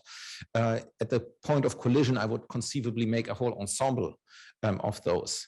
And I'm showing an example here from some organic chemistry work where this is used for oxidation reactions and where the charge separation leads to holes and electrons that convert O2 to an O2 minus radical, and on the other side to an HO2 radical. And then each of these can interact with organic reagents to ultimately drive reactions under unique conditions. Another phenomenon is when I work with large molecules, macromolecules, which are also, of course, interesting in the context of plastics recycling. I can have mechanical rupture. And this is basically when the molecule gets entangled in the collision and it's large enough, it can be just torn into two pieces, where George Cheng in my group did interesting experiments for polystyrene conversion, where he found that regardless of whether he starts with an average molecular mass of 90,000 or 50,000, we converge to about 15,000 Daltons. I think ultimately closer to 10,000 after about 2 or 3 hours of milling. And we then started looking for related literature, and we found out that intriguingly, Hermann Staudinger reported that same number of 10,000 grams per mole when he ball milled polystyrene in 1934 with the analytical techniques that were available to him then. So this is again evidence for like some pieces of knowledge that are hidden in the literature if you find it, and in this case happen to be able to read publications in German. I've also been told that there's a lot of treasures in this literature from the Soviet Union, which are unfortunately poorly indexed and not accessible to me. Okay, let's move on to the second part of my talk, where we will talk about applications. I talked about hotspots earlier, and we use these for ammonia synthesis in a ball mill, and this was great work done by Caroline Hebisch and Andrew Tricker. They used a ball mill that was again modified to allow for gas flows. We have mass flow controllers to have nitrogen and hydrogen run through our ball mill. We can collect the products in an acid gas trap, or as shown here, use a mass spectrometer to measure ammonia formation that's coming out. We also, since ammonia contamination is always a concern in these studies, used a couple of orthogonal methods like ion chromatography and colorimetry to probe ammonia that might remain adsorbed in the ball mill, which in fact is an issue. So we have since started heating the ball mill for these experiments, not so much to make the reaction more efficient, but to get our product out. So what happens? We used in this study titanium nitride, which was made in situ, and this is poor man's isotopic labeling. If we had started with titanium nitride, reviewers would have asked, did the nitrogen in your product really come from N2, or are you depleting the supposed catalyst? If you start with a metal and you convert that to the nitrate in the first few hours of milling, that question is answered quite readily. And in fact, this happens quite nicely. We see from the X-ray diffractograms how the titanium nitride phase starts forming in as little as 3 hours of milling, or 1.5 hours of milling, sorry, and becomes dominant after about 4 to 6 hours. We also measured the formation of ammonia, and we see that the rate of ammonia formation increases with milling time. And then based on all of these observations, we can propose this inverse, this Massmann equivalent type of mechanism, where originally we have the induction period where the titanium is converted to a nitride phase. And once you have enough of that, you enter a catalytic cycle where there is a collision that creates a hotspot and or chemically activated area. Under these conditions, splitting N2 becomes feasible, which requires a remarkable amount of energy at 945 kilojoules per mole. But under those conditions, thermodynamics will not allow you to make ammonia. It would be very much on the side of the reactants, thermodynamically speaking. But the hotspots decay within tens of milliseconds. And as it decays, we're passing through a range where ammonia synthesis is both thermodynamically feasible and the temperature is still high enough that it occurs at a reasonable rate. The second set of applications I want to talk about is the ability to process solids. And this is something where with the interest in biomass conversion and waste plastics, we really need to find solutions because dissolving it in solvents does come with certain issues. And so mechanochemistry has the potential to really provide an alternative to what has been done before. To the best of my knowledge, the pioneering work was done in this field by Richard Blair. And then a lot of good work came also out of Ferdi Schütz's group with Roberto Rinaldi, who was there at the time.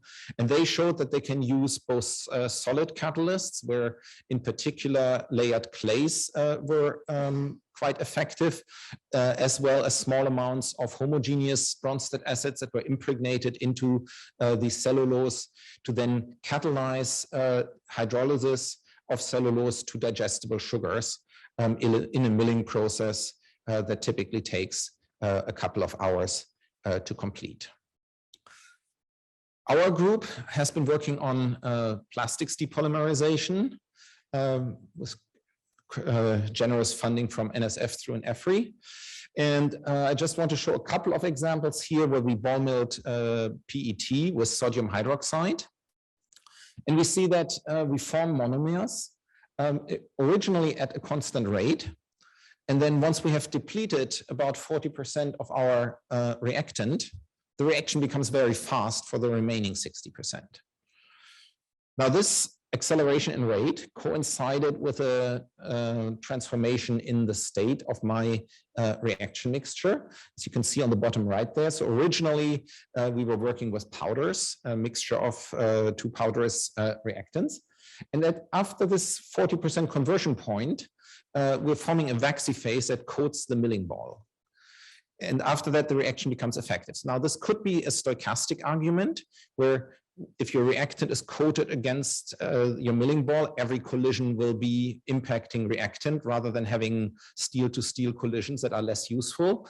This could also have something to do with the wax being flattened out a little bit and you're distributing the energy over a wider area and thus leading to a more effective reaction, which I like to call broader impact. So then what seems to be happening here is basically that we form these activated areas where the energy is supplied and my reactants are mixed. And kinetically, the result is something very close to a shrinking core model, except that in this case, it's not mass transfer that's the limiting factor, but rather the energy intake through collisions. So then in the preparation of this talk, I was asked to talk a little bit about economic viability and scalability of this process. I think my intro slide showed that this process in principle is scalable, but the question is at what cost? And so I have great colleagues in the EFRI team who do techno-economic analysis and modeling of ball mills, like Fanny Bukovala's group does discrete element modeling, where she can model ball mills with like 100 balls in it, where she has vectors for each ball at any point in time, and we can calculate forces in collisions and energy transfers. And based on these models, as well as economic models for associated separation units that you would need for the process to ultimately convert the disodium terephthalate that we're forming back into terephthalic acid that could then be recycled. We come to a conclusion that, in fact, the process as it is should be scalable at an economically viable point. So here we see the net present value as a function of the cost of the waste PET. So this is collection, separation, sorting, and so on. And at $250 a ton, which is roughly the price of waste PET in 2020, we come out with a small profit margin as it is. Now, there is potential for improvement, of course, in this process, and we have to decide to what extent we have a vested interest in making the feedstock cheaper for a process where we really take waste out of landfills to do something productive with it. So I hope that in the last 20 minutes, I was able to show you that collisions in ball mills can create reactive environments that are quite unique and that allow me to do innovative chemistry and chemical processes.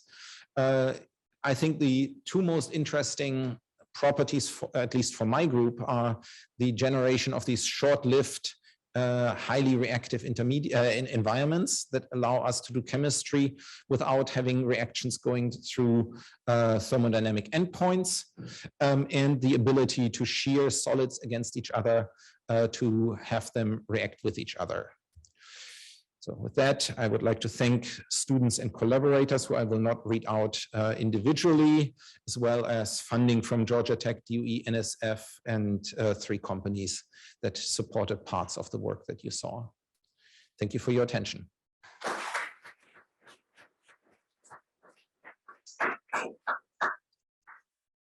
Thank you. And we'll start with a question in the room. Thank you, Carsten. Could you talk about energy efficiency? In other words, based on the mechanical energy that you added, you do it work. What kind of efficiency is that, and how would that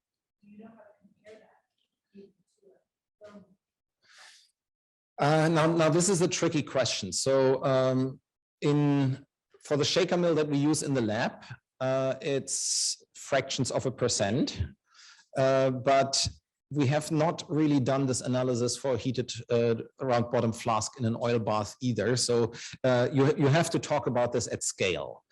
There are massive improvements, like Richard Blair showed that for his cellulose process, that if you go to an attrition mill at I want to say this was 100 kilogram scale, this comes down or the energy requirement for the process to occur comes down by several orders of magnitude. And yeah, so we're not quite at the point yet that we have a complete answer what energy efficiency we would expect for one of those cement mills that ultimately for a large process would probably be the starting point for process design.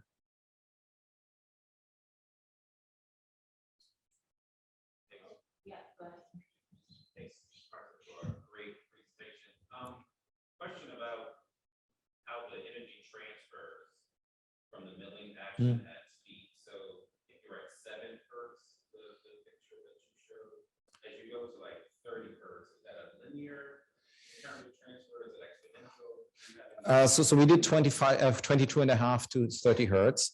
The rate versus milling frequency is exponential function. In case of PET, where the activation energy is lower and the reaction is more forgiving, we see that conversion scales with energy dose. And in that case, we see that my rate is a function to velocity or frequency to the power of 3, because you get a proportional contribution from the number of collisions, and then a square distribution because your kinetic energy is 1/2 mv square. And so in that case, the efficiency is constant. With the calcium carbonate, there's a huge activation barrier to overcome because the reaction is endothermic with, I believe, about 500 kilojoules per mole. So in that case, we only use the top end of the energy from the collision. And so there's a more exponential curve.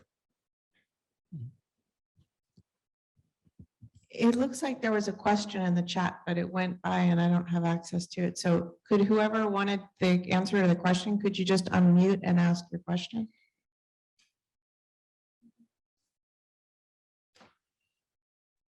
Sure, yeah, I'll ask a quick question. So yeah, it was a very interesting talk. I was just curious, how important are the mechanical properties of your milling particles? I'm thinking about surface roughness, thermal conductivity, density, things like that. All the above. We had a lunch conversation about under which conditions hotspots are a justified assumption or not. And I mean, when I talk about 800-degree hotspots, this applies to things like calcium carbonate that are like brittle inorganic solids. Even a polymer is more malleable, like squishy, and that would buffer the impact and be excited in different ways. There would still be an excitement, but you won't reach those types of temperatures. And so we are moving in directions where we will make conscious efforts to really scale or measure the intensity of heat formation and hopefully other forms of excitement as a function of material properties in the future. Thank you, Matt. Now let's move on to another question from the room. So maybe this is a little bit of a kind of technical question.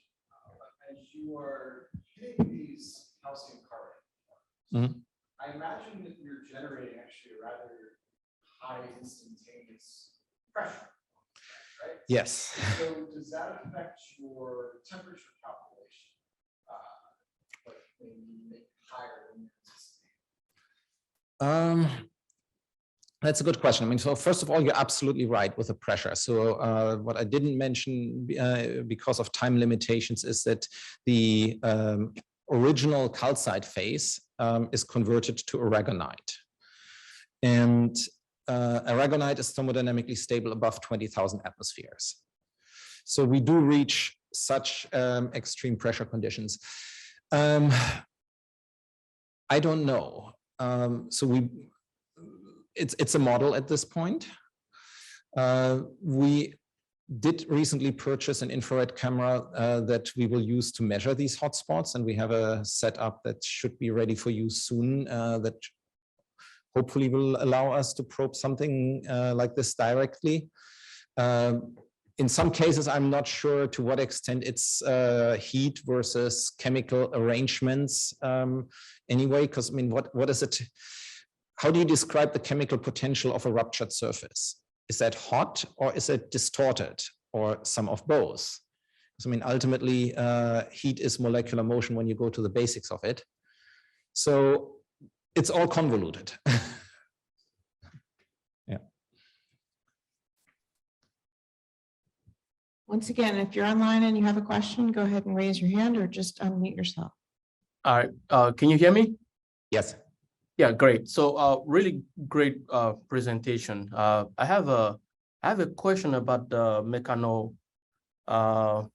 catalytic ammonia synthesis that you showed through the MVK mechanism. So can you comment on the regeneration of the catalyst, your titanium nitride? So I'm guessing based on the schematic, that would be your rate determined step. So can you comment on that? I mean, so the titanium nitride was made by milling titanium metal with nitrogen. And so you gradually form an active phase. We do see that it becomes more active with sustained milling. So you need to have, I think the active phase are domains where you have nitride incorporated in that titanium nitride phase in a way that it's not in a perfectly crystalline lattice location, and that those nitrides are the active ones that we can hydrogenate. Now, if you lose one of those, we know that the system can absorb nitrogen.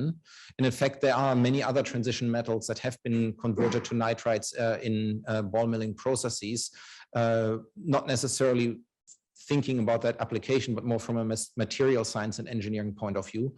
But yeah, you will basically just activate the next N2 molecule and replace that. Okay, thank you.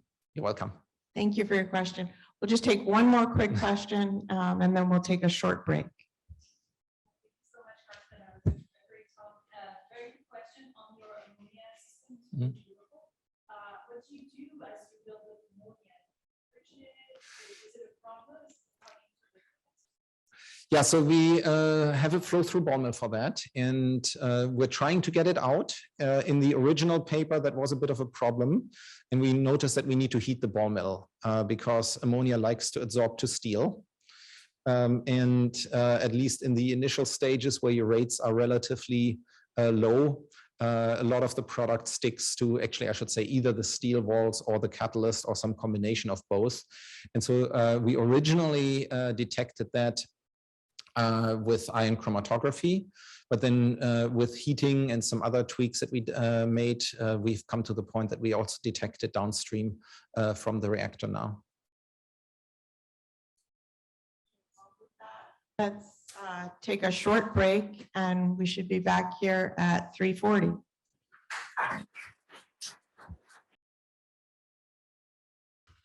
So welcome back from the break. Maybe you can hear me from here as well. So please find a seat.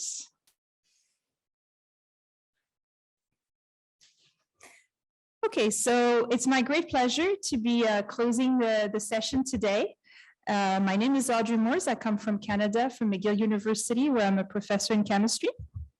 And I'm also an associate editor for ACS Sustainable Chemistry and Engineering. Now we're going to continue with the second part of our afternoon session. Our next speaker is Dr. Ramesh Giri. Dr. Giri is a professor of chemistry at Pennsylvania State University. His research is focused on developing sustainable catalytic organic transformations, alkene difunctionalization in particular, with earth-bonded metal. So Ramesh, the floor is yours. All right. Thank you, Audrey, for the nice introduction. And thank you for the organizing committee for the kind invitation. Yeah, that's right. So, yeah, so I really enjoyed today's, a lot of great talks. I think they gave me a different perspective on catalysis that I would have never thought if I wasn't here today. So I really thank you for the kind invitation. So today I'm gonna give you a little bit the insight into alkene difunctionalization, in particular dicarbofunctionalization that we've been doing and a lot of groups around the world have been doing in the last few years. But I'm gonna sell it as a sustainable approach to organic synthesis. And so here, I'm starting out with some of the drug molecules that are very familiar to us. And so, all of us know that these molecules are made in even in the industry, it's an organic lab, right? So, and they usually take, multi-step processes to make them, I don't know, maybe anywhere between 8 to 20 synthetic steps, depending on the complexity of the molecules, right? So to me and people working in our community is that's really unsustainable for the long-term, development of drugs, any pharmaceutical bioactive molecules, or even materials, right? So it would be really nice to synthesize them in short synthetic route. So that's what I'm going to focus on today, how we're going to make this process really sustainable in terms of how we approach this organic synthesis. So I guess the development of the drug is a long and tedious process, right? In addition to all the things that go into the discovery and development, that begins in the research lab. And if we have the clinical trial candidate goes through the preclinical trial, clinical research FDA approval, and also the post-marketing safety, test, right? So that's also costs a lot of money. But all of those things basically start at discovery and development phase, right? So that discovery and development phase goes to in a component collection, right? So these molecules, small molecules, large molecules that go through the primary and secondary acids that feed through the lead compounds through structure activity relationship, and eventually go to make drug molecules. And all of them are actually synthesized in a need chemical synthesis, right?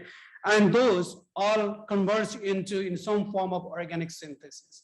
So that means if we have, if you have to make hundreds of these molecules to make a drug that is, takes over 10 to $8 billion to make, that's going to be really unsustainable. So if we can reduce the number of synthetic steps, making each of those molecules, right? And eventually, I think we should be able to make the process really sustainable. So even after the drug is developed, right? So you still have to manufacture them, right? And in large quantities and sell around the world, right? And here is the cost distribution charts for making a drug molecule. So, but there are a lot of factors that go into cost sharing, but I want you to focus at the volume time output, VTO, right? Which basically means how large flask, the reactor they have to run, how many of those they need to run, and how long, right? So if you look at that, basically you can translate that more or less into how many synthetic steps you have to perform throughout the synthetic route to make that complex molecules or drug molecules. So that contributes to 40% of the drug cost. And again, so if you look at differently, that if you can reduce the number of synthetic steps, you will also be using fewer materials, right? That means you will be reducing the cost by another 15%. There will be less waste generation, the waste disposal under 10%, you will increase atom economy. And of course, rather than running the reaction for 20 steps, if you can make that complex molecule in 5 steps, you are also increasing the overall yield by another 5%. Altogether, if we can reduce the number of synthetic steps, we can impact the cost of the drug manufacturing, at 70% of its cost, right? So that's what we and our group in this area are thinking, that the large number of synthetic steps to synthesize those drug molecules are really not sustainable. And I think I've emphasized enough how that really impacts not only the drug molecules, but the bioactive molecules, complex molecules, or any material that we want to synthesize, right? So Here, I just want to give you a diagrammatic explanation of what we are really trying to do, right? So let's say we have to make this marketable drug molecule with 5 different components that needs to be put together. So with the traditional chemistry, what we typically do is we take this the starting material and go through multiple steps of priming it so that we can react with another component, the yellow triangle, and to make one intermediate, and we have to go through the same iteration again to prime that molecule so that we can react with the blue circle, and we have to do that for 2 more components in order to be able to synthesize that final drugs, right? It's a long, tedious process, typically done with 1 bond forming approach at a time. So what we and the community in our area thinking about is taking one intermediate, same or similar, right? And taking it through a couple of steps to prime it, and then adding 2 components, at least 2 components, trying to make it a 3-component reaction, right? So when you have like 1 + 1 = 2, here 1 + 2 doesn't actually mean 3, right? So you'll be reducing 10 steps down to 5. So here 1 + 2 means like 10 or 5, right? So, and then we're gonna do another couple of steps to prime that intermediate so that we can react with another 2 components so that we can get the target drug molecules rapidly. Those complex, the drug molecules rapidly, right? So that means that if we can cut those number of synthetic steps, not by 1 or 2, that it's typically done, at least in the total synthesis scenario, that we should be able to reduce by more than half. And then it will be less waste generation, that would be environmentally friendly, and of course it would be a sustainable process for long term, right? So in our group, we are trying to develop this reaction where we are forming 2 carbon-carbon bonds in 1 step by adding 2 carbon sources across an alkene in a regioselective manner.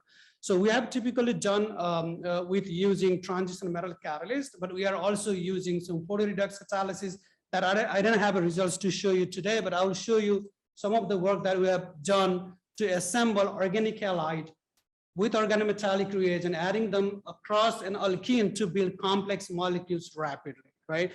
So just to try to explain what we are really trying to do, right, other than the schematic example there, I want to show you this real example here, right? This is a 5-lipoxygenase activating protein inhibitor, a potential inhibitor. For any organic people, this is a very simple molecule, right? There's one T-butyl group, which is really hard sometimes to put on, and there is one stereocenter, there is one quinoline and methylene oxy group there, right? Other than that, it's a very simple molecule, right?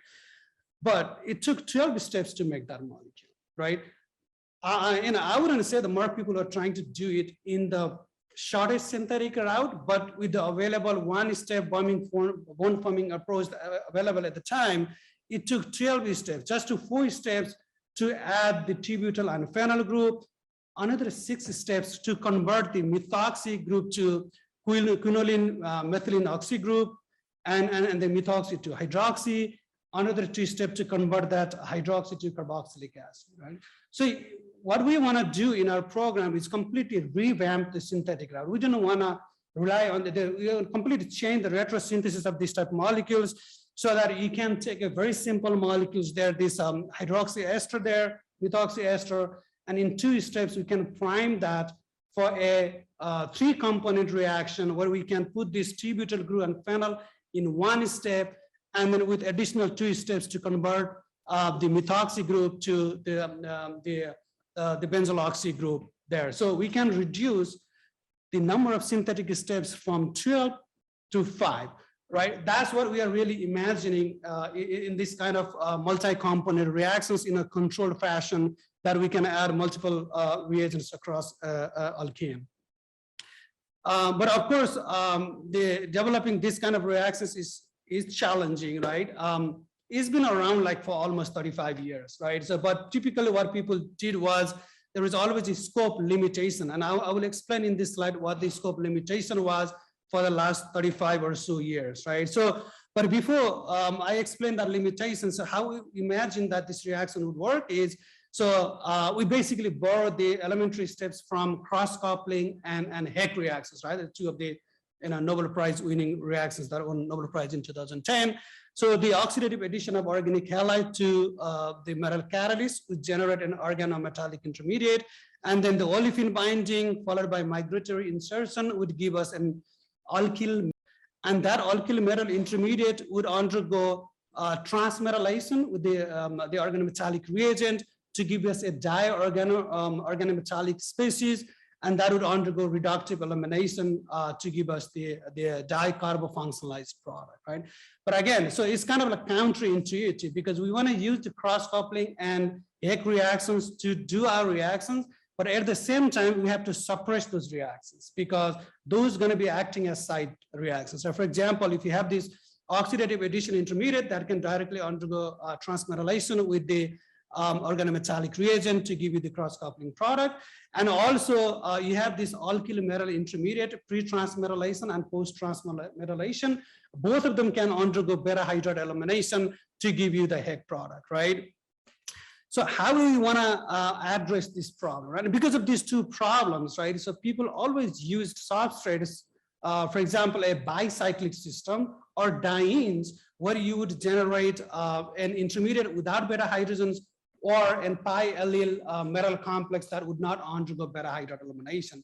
So in our program, what we when we started, if I say 6-7 years ago, so we thought maybe we could use a coordinating group because a coordinating group is readily available. Either you can install on the molecule or you can simply use some functional groups that are already in the pharmaceuticals or drug molecules, right? Or natural products.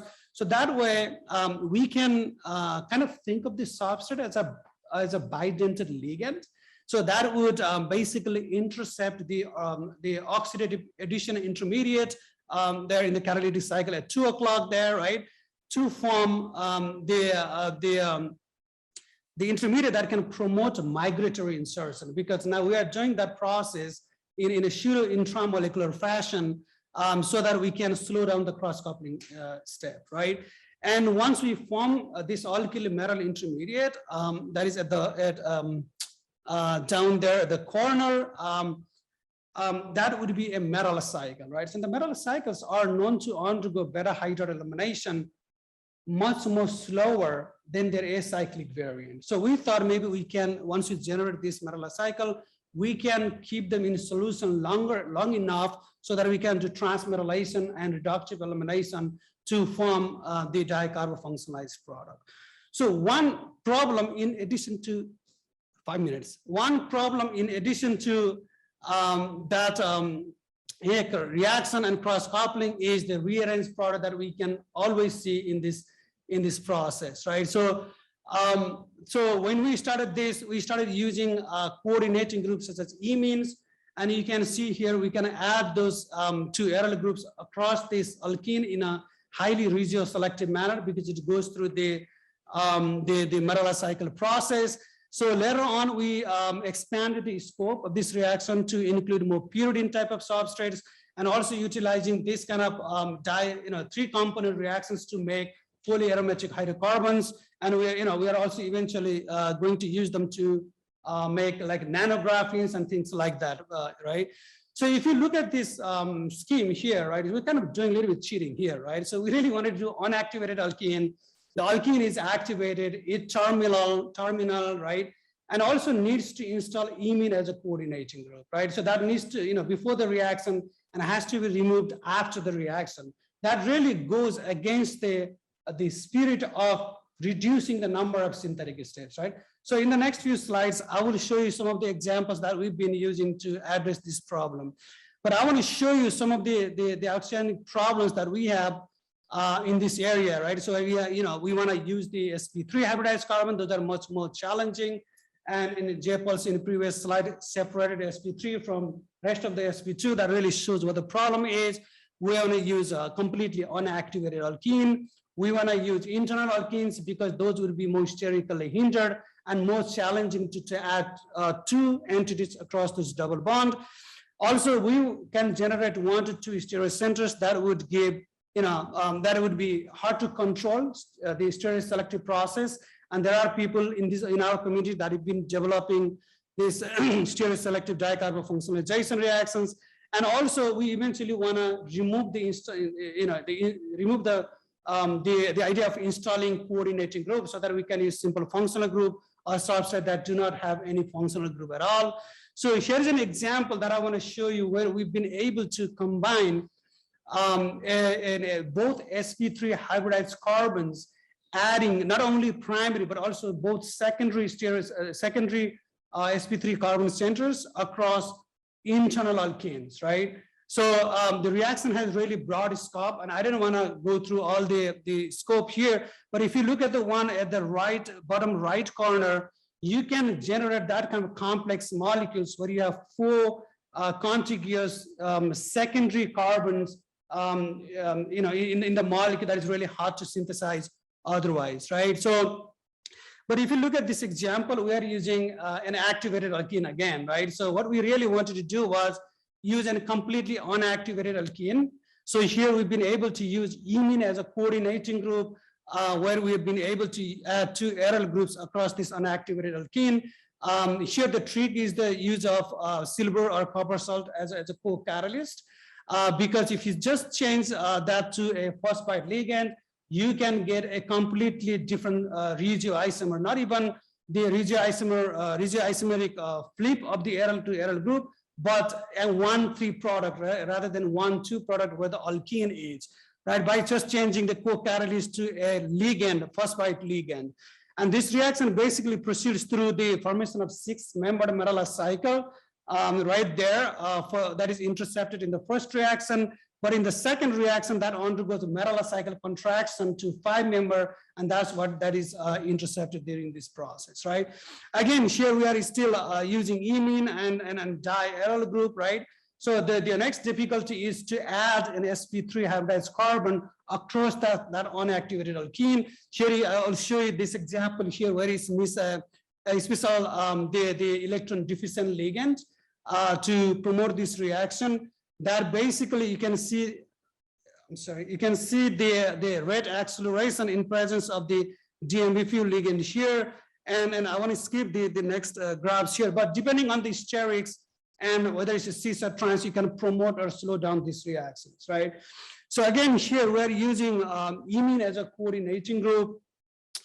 We eventually want to use just a simple functional groups as a coordinating group, but you can see here the difficulty of developing this kind of transformations, right? Because imine and pyridines coordinate to metals really tightly, but the carbonyl groups not so tightly, right? So they can always come off and form the linear products and give you the dicarbofunctional, not the head product typically. But to cut the long story short, my students spent 5 years to develop this reaction, where we are eventually be able to do this aryl alkylation reaction in a decent yield. So the other area that we've been working on is just using alkenes without having any coordinating group. And I want to quickly skip through this slide due to time limitation. But this is the second example that I showed you that we are able to use for making the flap inhibitor here. We do the mechanistic work, trying to understand the reactions. You can see how complex this reaction can get. And well, we are not the only one doing this kind of alkene difunctionalization. We've seen throughout history the aldol reaction, epoxidation, cyclopropanation, dihydroxylation reactions. There are more specific reactions, but also providing opportunity to present, to add 2 completely different components so that you can really diversify these kind of reactions. Again, for future, I think the application is the main key issue there, that we need to find people who can make complex molecules, be able to use this kind of the complex systems. And with that, I want to thank my group who does all the work. I just do the talking, and the funding agency for providing money for this work. And thank you for your kind attention. And I would be happy to take questions.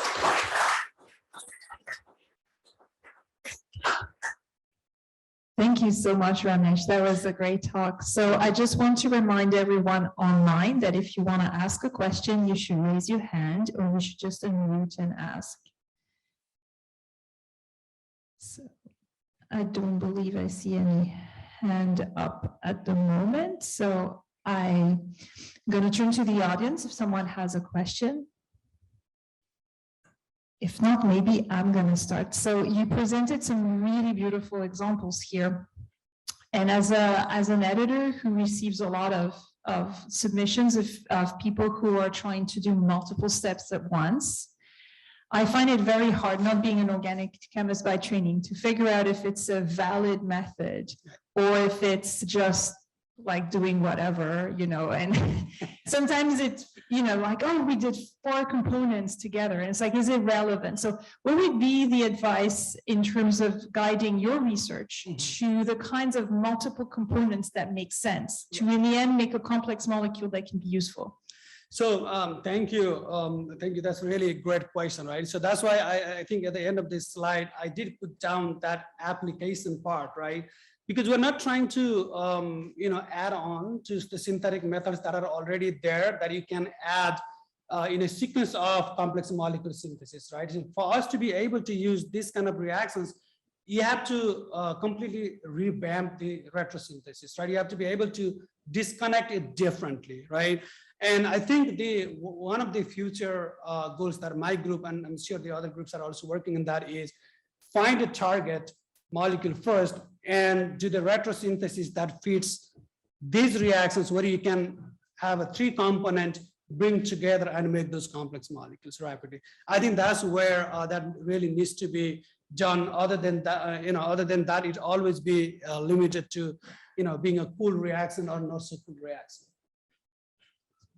So we had Eric raise his hand online. Oh, you tested it. Do you want to ask a question? Just wanted to give you the option. So Ramesh, just following up on this, we had another question for you, which is what are to you the new exciting developments in catalysis that are important towards sustainable total synthesis? So I think, you know, we don't do total synthesis, but I think the COVID taught us, right? So how fast sometimes we really need to get a handle on drug molecules, right? So that basically, you know, a lot of times comes down to how fast we can generate the intermediates, how fast we can get those through synthesis, right? If you have to go through multi-step process, it's always going to take, and people, you know, would be dying, not having to taste those things because we have to have this rapid turnover to get these drug molecules, right? And I think in catalysis, although there are different aspects of sustainability, right? We use nickel, you know, that's a, you know, cheap metal, it's a sustainable metal. I don't think we use the organic zinc is that's sustainable, right? But I think thinking the sustainability from the point of view of how fast we can make molecules. You can always, I mean, virtually we can make any molecule as organic synthesis these days. The question is how fast can you get to be practical, to be able to get handle on these bioactive molecules, for example, to do structure activity relationship that can deliver drugs faster. I think that's where I think the community needs to go. Great. Is there, yeah, well, do you want to ask a question? Yeah, let me ask you one more. If I were Barry Sharpless, he's the man of the day, I guess, or the chemist of the day, and I were thinking about alkene classes for a new methodology like this, I think you'd rule out a couple like the mono-substituted or the gem di-substituted because you're not getting that stereocenter, but you still got 4. So if you look at your method, how does it fare as you move from alkene across the alkene classes? I'm sorry, I'm trying to understand the question. How cis trans di-substituted, tri-substituted, tetra-substituted. Yeah, okay. Thank you. That's a great question, right? So I think most of these reactions, right, with some, you know, exceptions are typically done with the terminal alkene because adding across this internal alkene is always very difficult.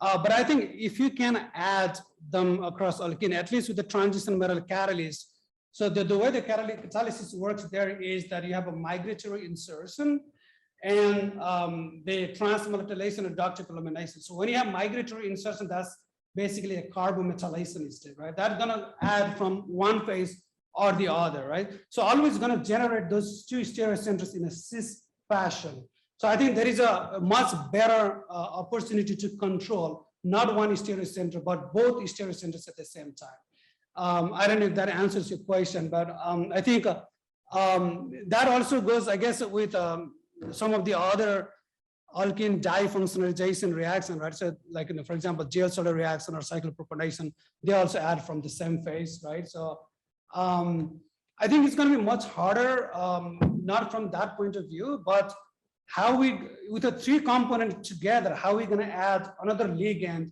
that typically needs to be a bidentate to be able to attach to the metal and to control that the stereoselective process. I think that's going to be the most difficult compared to the other, for example, dihydroxylation reaction. For example, you brought up Sharpless example there. So. Great. Thank you so much, Ramesh, for the great discussion. Let me join you in thanking Ramesh. So our next speaker is Dr. James Mack. Dr. Mack is a professor of chemistry at the University of Cincinnati, and his research interests are in the development of environmentally benign chemical reactions. I think I need you there, James. So thank you so much, James. And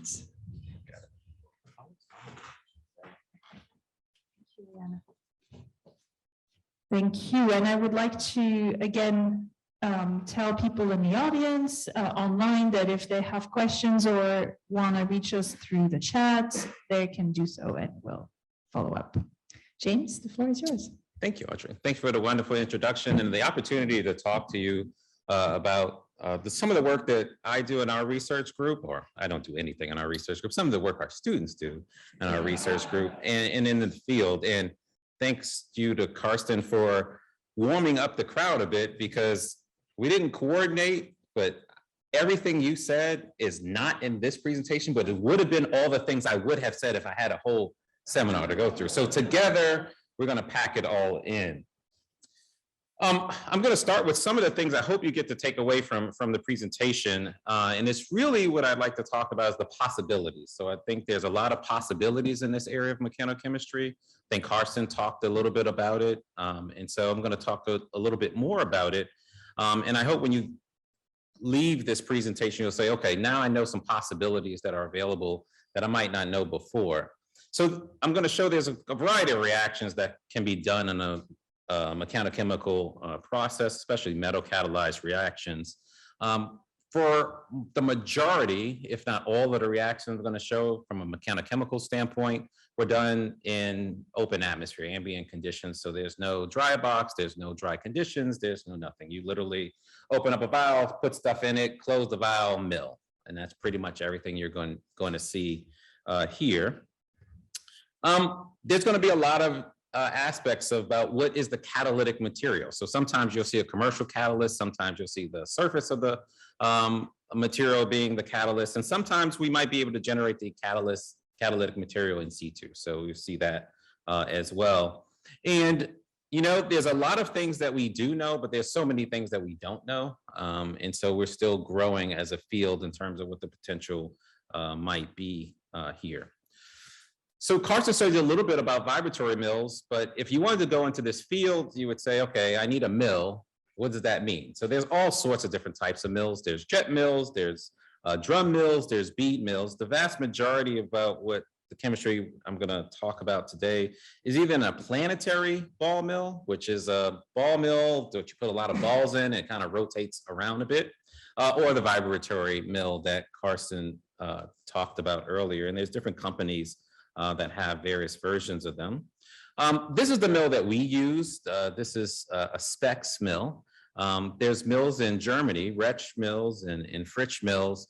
We used the New Jersey one only because what Carsten didn't say is, like a car, these things break from time to time and you need to be able to fix it from time to time. You don't know when it's going to break. So we felt it's a lot easier to get parts from New Jersey than Germany. And so that's what we do. And the motion of our mill is a little bit different. And so you just put everything into the mill and then you shake it. We also make vials out of different materials. And so that's where the catalytic process comes in. We have commercial vials that we get, but we also make a lot of our own vials. And so a lot of the material that we use is stainless steel, but we also have nickel and copper and some other things. And so it depends on what kind of catalytic chemistry you want to do.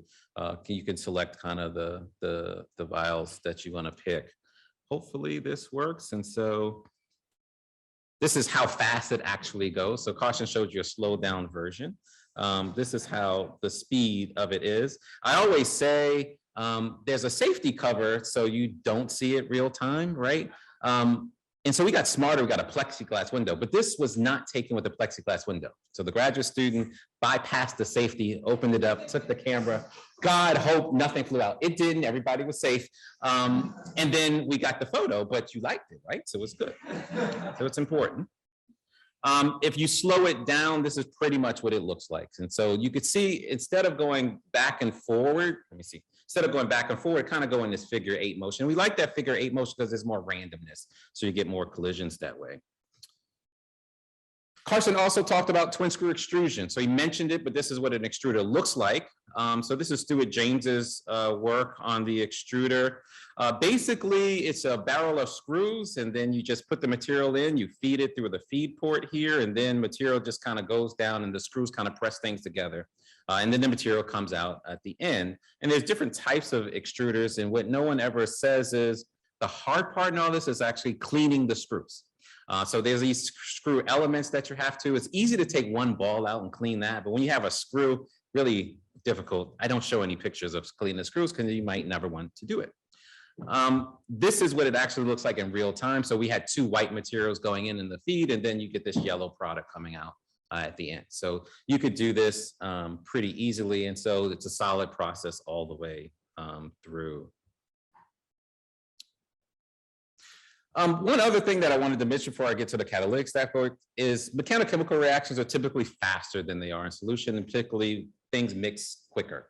And so this is a reaction. This is an SNER reaction, and it's just demonstrating comparison in DMF versus being in mechanochemical conditions. And so you can look at the rates much faster. So you can go for something that might take about, few hours to do to something that might take only a couple of hours to do. You can cut the time down, typically about 9 times faster if we did the math on that. The other aspect of it is in organic chemistry, we categorize everything by reaction classification, Diels-Alders in one class, and substitution nucleophilic reactions in other classes, so on and so forth. It's important to note that in a mechanochemical reaction, the rheology of the material can control the rate. So that's just because you have the same class of reaction, you use a different material, the rates can change. And that's what that differentiation that you see is how quickly things mix together is not all well understood. And so a lot of things that we're able to manipulate is that A term, that frequency factor term is what we're manipulating. We get to control that term, right? So you could go through and you say a reaction that if we put into the vial and we don't shake it, there's no mixing to occur. So there's no rate. We can increase the temperature and so on and so forth, but there's no rate. But now we get to adjust how quickly they interact with each other. So that's a significant aspect of control, which is separate than we typically have in solution. Okay, so now how do you convert a catalytic process that you know about into a mechanochemical one?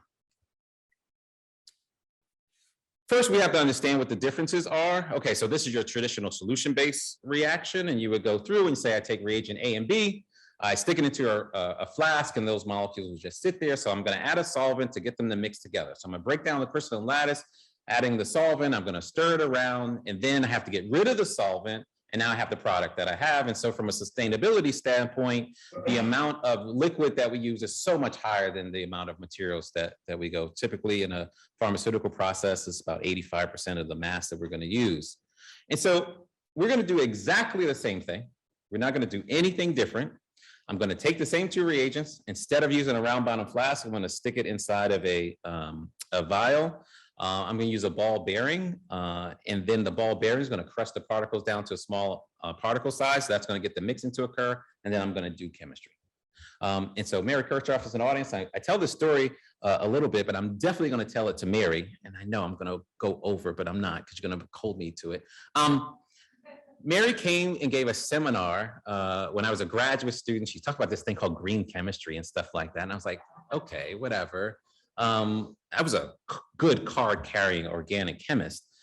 And I said, Mary, you're trying to change the way we do chemistry. I don't know about that, and so on and so forth. She said, well, you're the kind of person that we need, because if you're skeptical about it, then you come up with a better idea. So when I came across this mechanochemistry thing, I was like, wow, you mean to tell me the only thing I need to do is, instead of using a flash, use a vial and no liquid? I'm sold. That is why I was like, this is something that might actually work, because people might actually do it. And so it is easier typically, and I'll show you a slide on it. Okay, now I digress. Oh no, that should be 40 degrees, not question mark. So here's a traditional Suzuki reaction. It doesn't matter what the reaction is. And so this is just showing an example. I need a palladium catalyst, some base, toluene, hour, 40 degrees to get quantitative yield of the Suzuki. So how would I convert that into a mechanochemical process? So Axelson looked at this in 2000 and said, we'll just do everything that we typically would do in solution, and we just won't lose the solution, and then I'll do a Suzuki reaction, and ta-da, we can do a Suzuki reaction. They used sodium chloride in this case as an active auxiliary. They wanted to make it powdery. I guess they didn't think the materials were powdery enough. They did it in 40 minutes. Those little 3 balls mean mechanochemistry. I think Carsten had it on the slide too, but that's what that means. And they were able to get really good conditions. This was done at a planetary mill, and the problem that they didn't understand, and we're starting to understand, is that different mills have different energetics. And so when Stoley and coworkers looked at this a few years later, they noticed depending upon how fast you was going changes the rate and changes what happens. So you get to a certain amount of speed, and then you can get high yields in the process. They didn't understand why or anything like that. If you look at a separate work by Takas, he started looking at how fast you go and what the temperatures differences are in terms of, as you increase speed, does that change the temperature? And if you look, the conditions, and these two were done separately, but if you look at the conditions that Stoley looked at for this Suzuki reaction, and you compare it to what Takas measured in terms of temperature, you get to about 150 degrees, and that's what you needed to get to, but they didn't understand it at that time. Lars Borchardt also looked at this, and he looked at a palladium ball instead of using a catalyst in this case. And that gives you the idea that surface catalysis can happen. And again, it was dependent upon how fast you go. So the faster you went, he had to get to about 35 hertz in this mixer mill for that reaction to ultimately go through. So there was a correlation between how much energy in the system to actually get this reaction to go.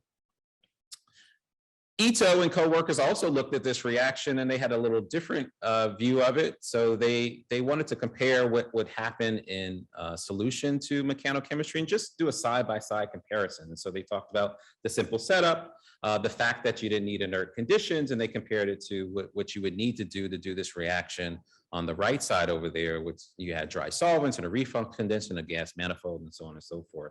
And so this reaction has been looked at for a long period of time, but people still didn't understand the energetics aspects of it. And so one of the things that they also saw was that, even if they went really, really fast, they need to have an external heat source. And so what their plan was to use a heat gun. So they took a heat gun and they put it on the orthogonal to the milling, and then they would mill it up, but then you don't know what temperature you're actually at. So keep the 150 degree in mind, because the heat gun was at 200 degrees, but who knows how much the temperature of the mill was. So we started looking at this process too recently. And so if you take a Suzuki reaction, we have that mixer mill that goes in this figure 8 motion, and you mill it for like 17 hours. You only get like 51% yield, but if you heat it up, that should be 150 degrees. If you heat up to 150 degrees for 30 minutes, you get 95% yield if you just use the regular catalyst. And just like what Borchardt saw, that if you just take palladium metal, so we just use palladium powder in the system and we do it for 30 minutes, we get 95% yield of that product. And so you can do this for a whole host of different reactions. So what else can you do with Suzuki reaction? If you have temperature control, then now you can start controlling the temperature. So how do you control the temperature in this process? Well, Our group has done this, but other people around the world has done this as well. So there's a couple of ways you could do it now. So this is a nickel catalyzed Suzuki reaction. If you do it at room temperature or milling temperature, there is really no room temperature in this case. Or you can add heat, so you can use a heat gun to do it. Or you can innovate and have a jacketed heating sleeve. And that's what a lot of people do now, is have these jacketed heating sleeves. And so at the bottom there, you're seeing their little setup of the jacketed heating sleeve, and then you can dial up whatever temperature you want, which is a very powerful methodology. So now you know exactly what the temperature is, and it's consistent throughout the process. And so you can see the change of the reaction rates as it depends on how you heat the reaction. So an A is just regular milling temperature, what they call is room temperature. You can see the yields aren't really high. And then you can either start to use a heat gun or a jar heater. You can see the yields start to increase a little bit more. But then that's not all, right? So if you go on the left side at the bottom left-hand corner over there, if you immediately shoot up to the temperature you wanted to be at, then you get about 82% yield. However, if you use a stepwise growth and kind of gradually heat it, you almost get the quantitative yield. Or you kind of gradually increase it, then you go to 79% yield. So there's a lot of rheology aspects, I think, that's going on in this process that's going to be different for every molecule reaction that you see. So the next thing that they wanted to do was, now that they have this process, they wanted to take it and say, you can scale up the process to R&D scale. So how does the conditions that we use in the milling process translate to a larger scale system? Can we scale this up in the extruder? And so they took all the information that they got from small scale, or what I'm calling R&D in this case. I'm going to say I'm going to translate this to this extruder. And so this is exactly what they did. They was able to take all the materials, even this catalytic material, in the same process, and they were able to scale up, and they could get to grams per hour in this process with their extruder. They're a much bigger extruder, so extruders can be industrial in that way. Uh-oh, that's the threaded, yeah. There's a lot of things that you can do, and so that translates all the way through. And so we think this is a good process that you can start at the milling process, get all the R&D that you need, no differently you do in a company at the bench top, and then give it to your process chemist that can do extrusion, and then you would go commercial that way. So we went and then said, okay, so that's what happens in Suzuki chemistry. What about another reaction? Is this unique? What about Mechanochemistry? So this is just a regular Mechanochemistry reaction. This second one was done in a planetary ball mill. And so, yeah, you could use DAPCO as a catalyst, and you could plate in catalyst 20 minutes, and you can get that process. That was planetary milling. And then we looked at it, and it took much longer. And this is when we didn't have heat associated with our mill. It took about 17 hours to get the same way. So then we started looking at it and says, well, maybe do we even need ligands or anything? Maybe we just need the palladium metal since it worked with Suzuki. Maybe we don't need it in Mechanochemistry. So we started looking at that and did that. Nope, you totally need something else. It doesn't work that way. But like, oh, well, maybe we just need some heat. Yeah, it still doesn't work out. So even if you go for a long period of time, that doesn't go. But what you can do is you can get a lot of different conditions, right? So we figured out conditions that if you take palladium and add 2 equivalents of triphenylphosphine, you meet everything together, use a copper vial as your copper catalyst part, and then you can get Mechanochemistry to happen in about 90 degrees in 3 hours. And so temperature does matter, and we think the ligands actually help in this case. That was for iodides. Bromides are much more sluggish under this system, and so doesn't react as fast. Even if you increase to 120 degrees, it doesn't go. But if you change the ligand, it does go a little bit better. So if you, instead of using triphenylphosphine, you use T-butylphosphine, it goes a little bit better, and it goes much better if you let it go for a longer period of time. And so what that allows you to do is say, okay, well, what if I have a bromo iodobenzene?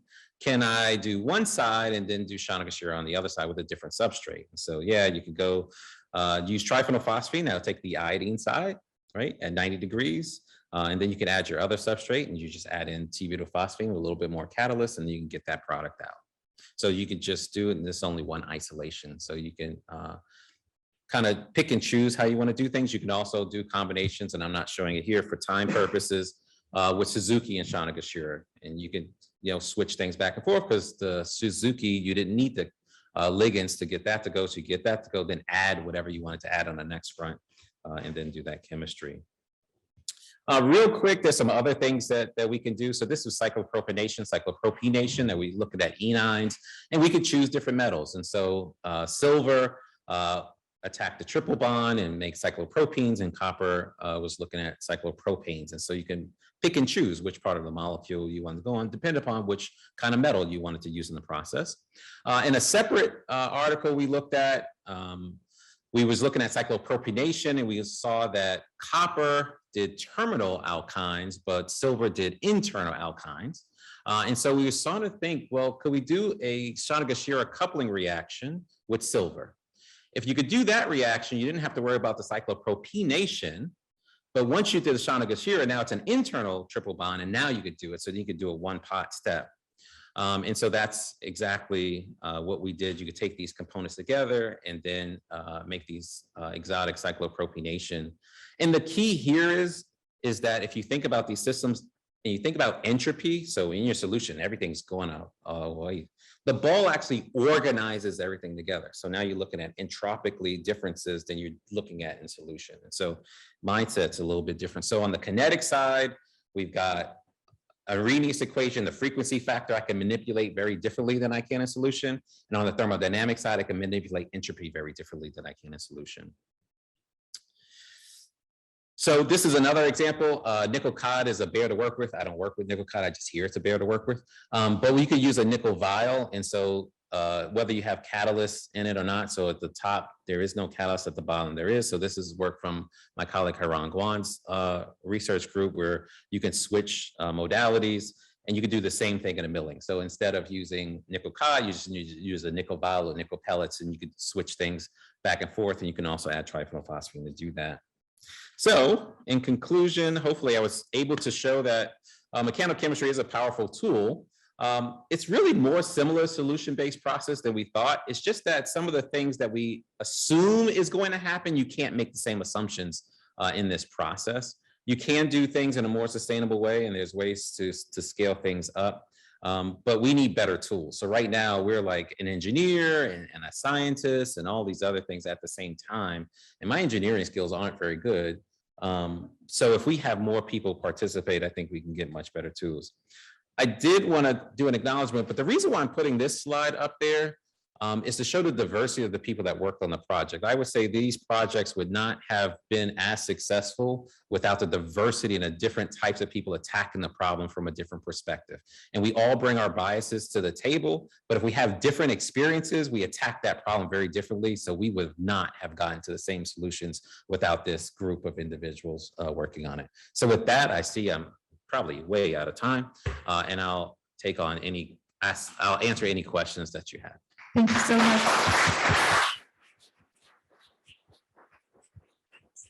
Actually, you're not that bad, 21 minutes. So you didn't do that bad. So I see lots of people up. So Karen, yeah.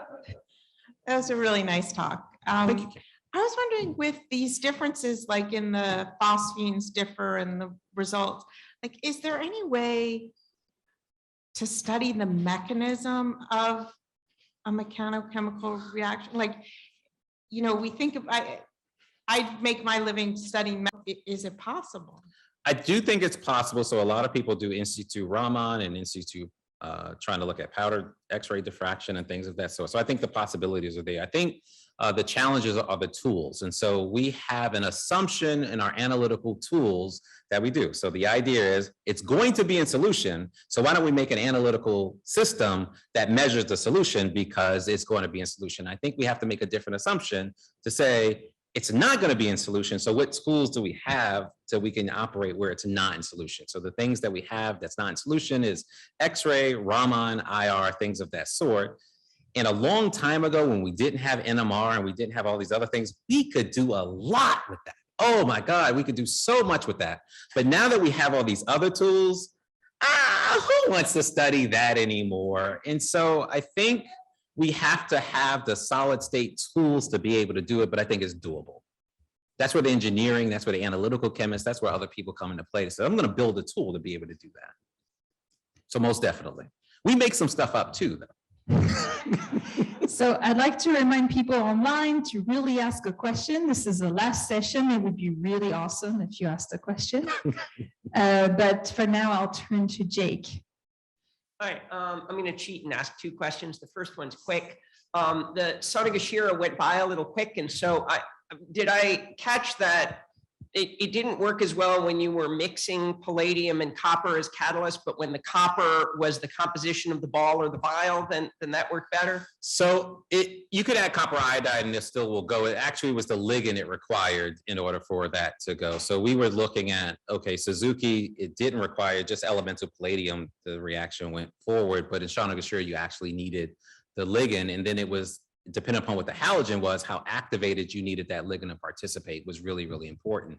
And you only needed 2 equivalents of it because that's what the active species, that was the idea, that the active species only has 2 equivalents of palladium on it with the other components. And so our thought process is, if we can make the active species and organize all the things on the palladium that needed to be, the ball can do that work for us. Got it. Okay. And then my second question gets back to what Karen was asking, because there are these folks who do sonication of polymers, and they call that mechanochemistry too. And I ask a lot of people this question: you all should get together, and people say it hasn't happened yet. So what's keeping that from happening, and maybe finding some synergy amongst those 2 communities? So I'll go back to something that Susannah talked about earlier today is the scientists and the social scientists and behavioral scientists need to get together because they figured out how to get together and do all these different things. And so we get so siloed in, well, wait a second, you're a tribochemist. I'm not sure if that's the same mechanism as what I'm doing and so on and so forth. And so we do that so often such that we just simply don't get together. And I think there's some efforts to try to bring this community together in centers and in conferences and things of that sort. So I wish I understood all the behavioral social scientist aspects of what make people go into isolation. But if we can overcome that, Jake, we got something there. Great, thanks, James. This is Aaron Moment. I have a couple of just comments. You probably know this, these extruders, you can add solvents to them, and in a lot of drug companies, have a lot of engineering behind these extruders, but primarily in the formulation space for these very low solubility compounds. So there's a lot of expertise in how to get polymers and other things up front where you have a solution and you cool it down. And I'm sure you're exploring that. I just wanted to kind of add that in because you can add a lot of solvents and polymers up front and run your reaction in what ostensibly is a solution, then cool it. So I'm curious what you may have done in that area or what's going on there. So that's absolutely true. I think that the challenge that we've been having with people who do that work is residence time. So when you're in the materials world and you're working with a extruder, the goal is I need to get the material out as fast as possible. So I want to go fast screw speeds. I want to get things in and out. So throughput is what I want. When you're in a chemical reaction, throughput is good, but it might not be done in time. So then you're going through and says, I need a screw configuration that could be there as long as I need it to be such that it can go out. And they look at you like, why in the hell would you ever want to do that?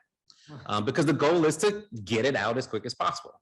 And so we're trying to figure out, and there's a lot of companies that I'm working with where we're looking at the individuals who do the extrusion process, say, can you change your screw configuration? And it does take a lot of work to clean these screws and so on and so forth. And so I didn't hear.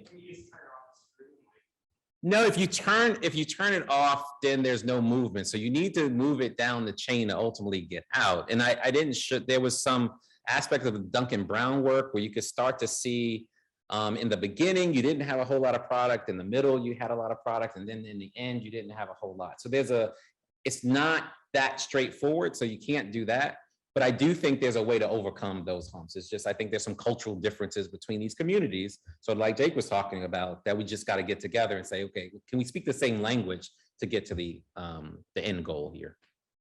So just a little nudge for the online people to ask questions. We have two more people here. So that's really, really your last chance.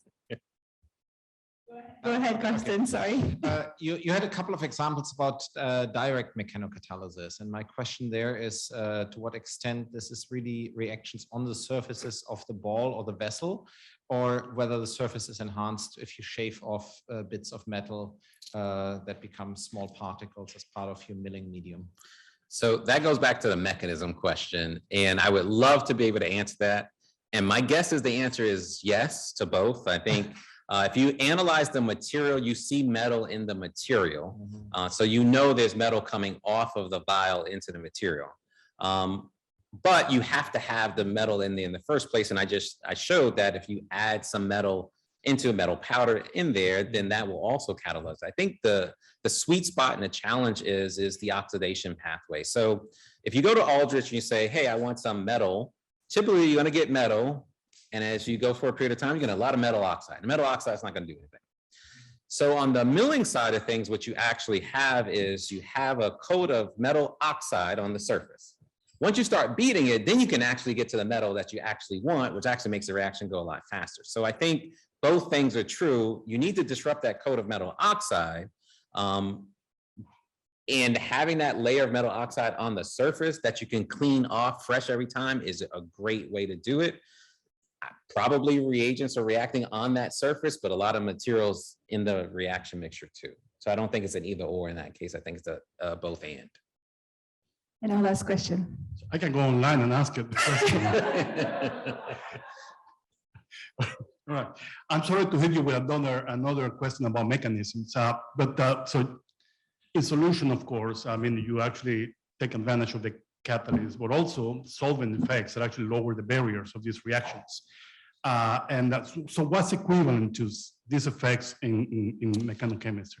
It's the same effect. It's just as you have to think about it that normally when you switch solvents, you think about solvent polarities, you think about the energetics of the solvent. So now you have to think about when you don't have a solvent. And that's effective too, right? So if you go through, and this is, so I didn't show this, if you think about basicity, when something dissolves in something, and we know that there's difference of basic activity or pKa based on what solvent you're in. So you have to break free from that solvent cage and then do whatever chemistry that you have.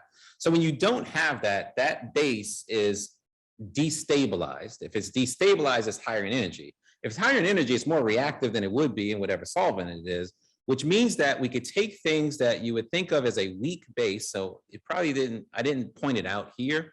Potassium carbonate was the base that we use on a number of different things. People would never use potassium carbonate. It's a weak base. Well, it's only weak in whatever solvent system that you're in. If you destabilize it, and then you start looking at the ion pairing between the oxygen and the potassium, or you saw an example of oxygen and cesium, that tight ion pair, there's no solvent to solvate it out of the way. So the pKa is not just based on the base itself, but it's also dependent upon what it's bound to. Lithium carbonate is dormant. It doesn't do anything in this system because the oxygen and lithium is like, I'm a tight ion pair. I don't want to do anything. I'm good right now. If you have a solvent system, it's broken free, so the oxygen is doing things. If you have cesium and oxygen, I hate you. I want to get away from you as fast as possible. And so it's a very reactive base to do things under these conditions, but in solution, it's still solvated out of the way, so it has the same pKa as it would have had. So you can start playing these games, and so it's not different. That's why I tell people, it's not a different way to do chemistry per se. The rules are still the same. It's how you manipulate those rules. You got a different way to manipulate those rules than you typically would have in solution. Well, James, thank you so much for your presentation. Join me in thanking James for a great presentation.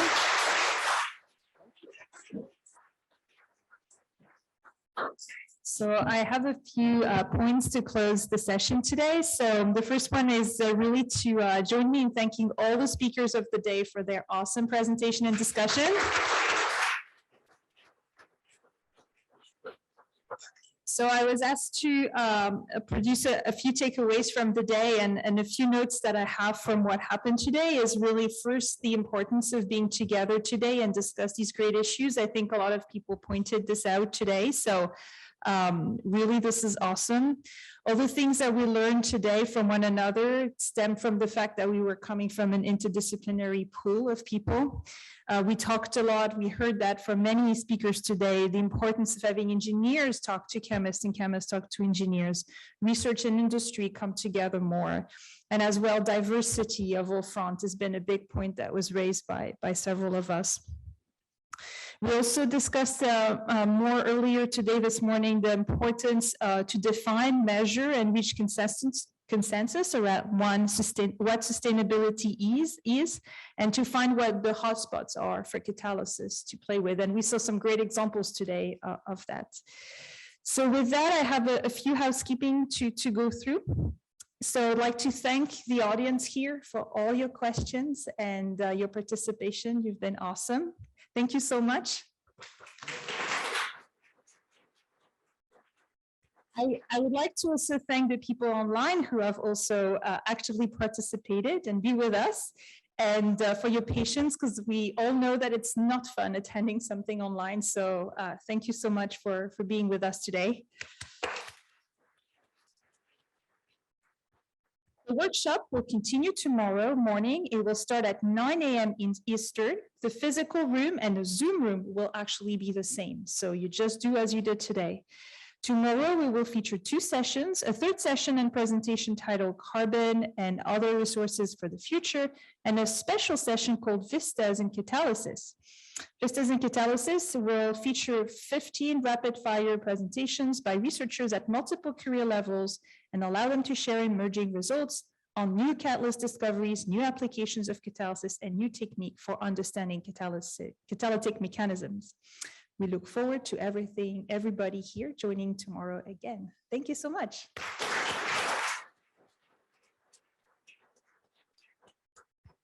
And to add something, I just would like to say a couple of words about the wonderful people who organized everything. So I would like to really thank Linda, Ayana, Jessica, David, and I'm sure I'm forgetting other people.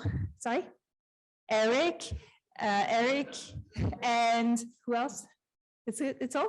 Okay, so just a huge round of applause for them. They've been awesome.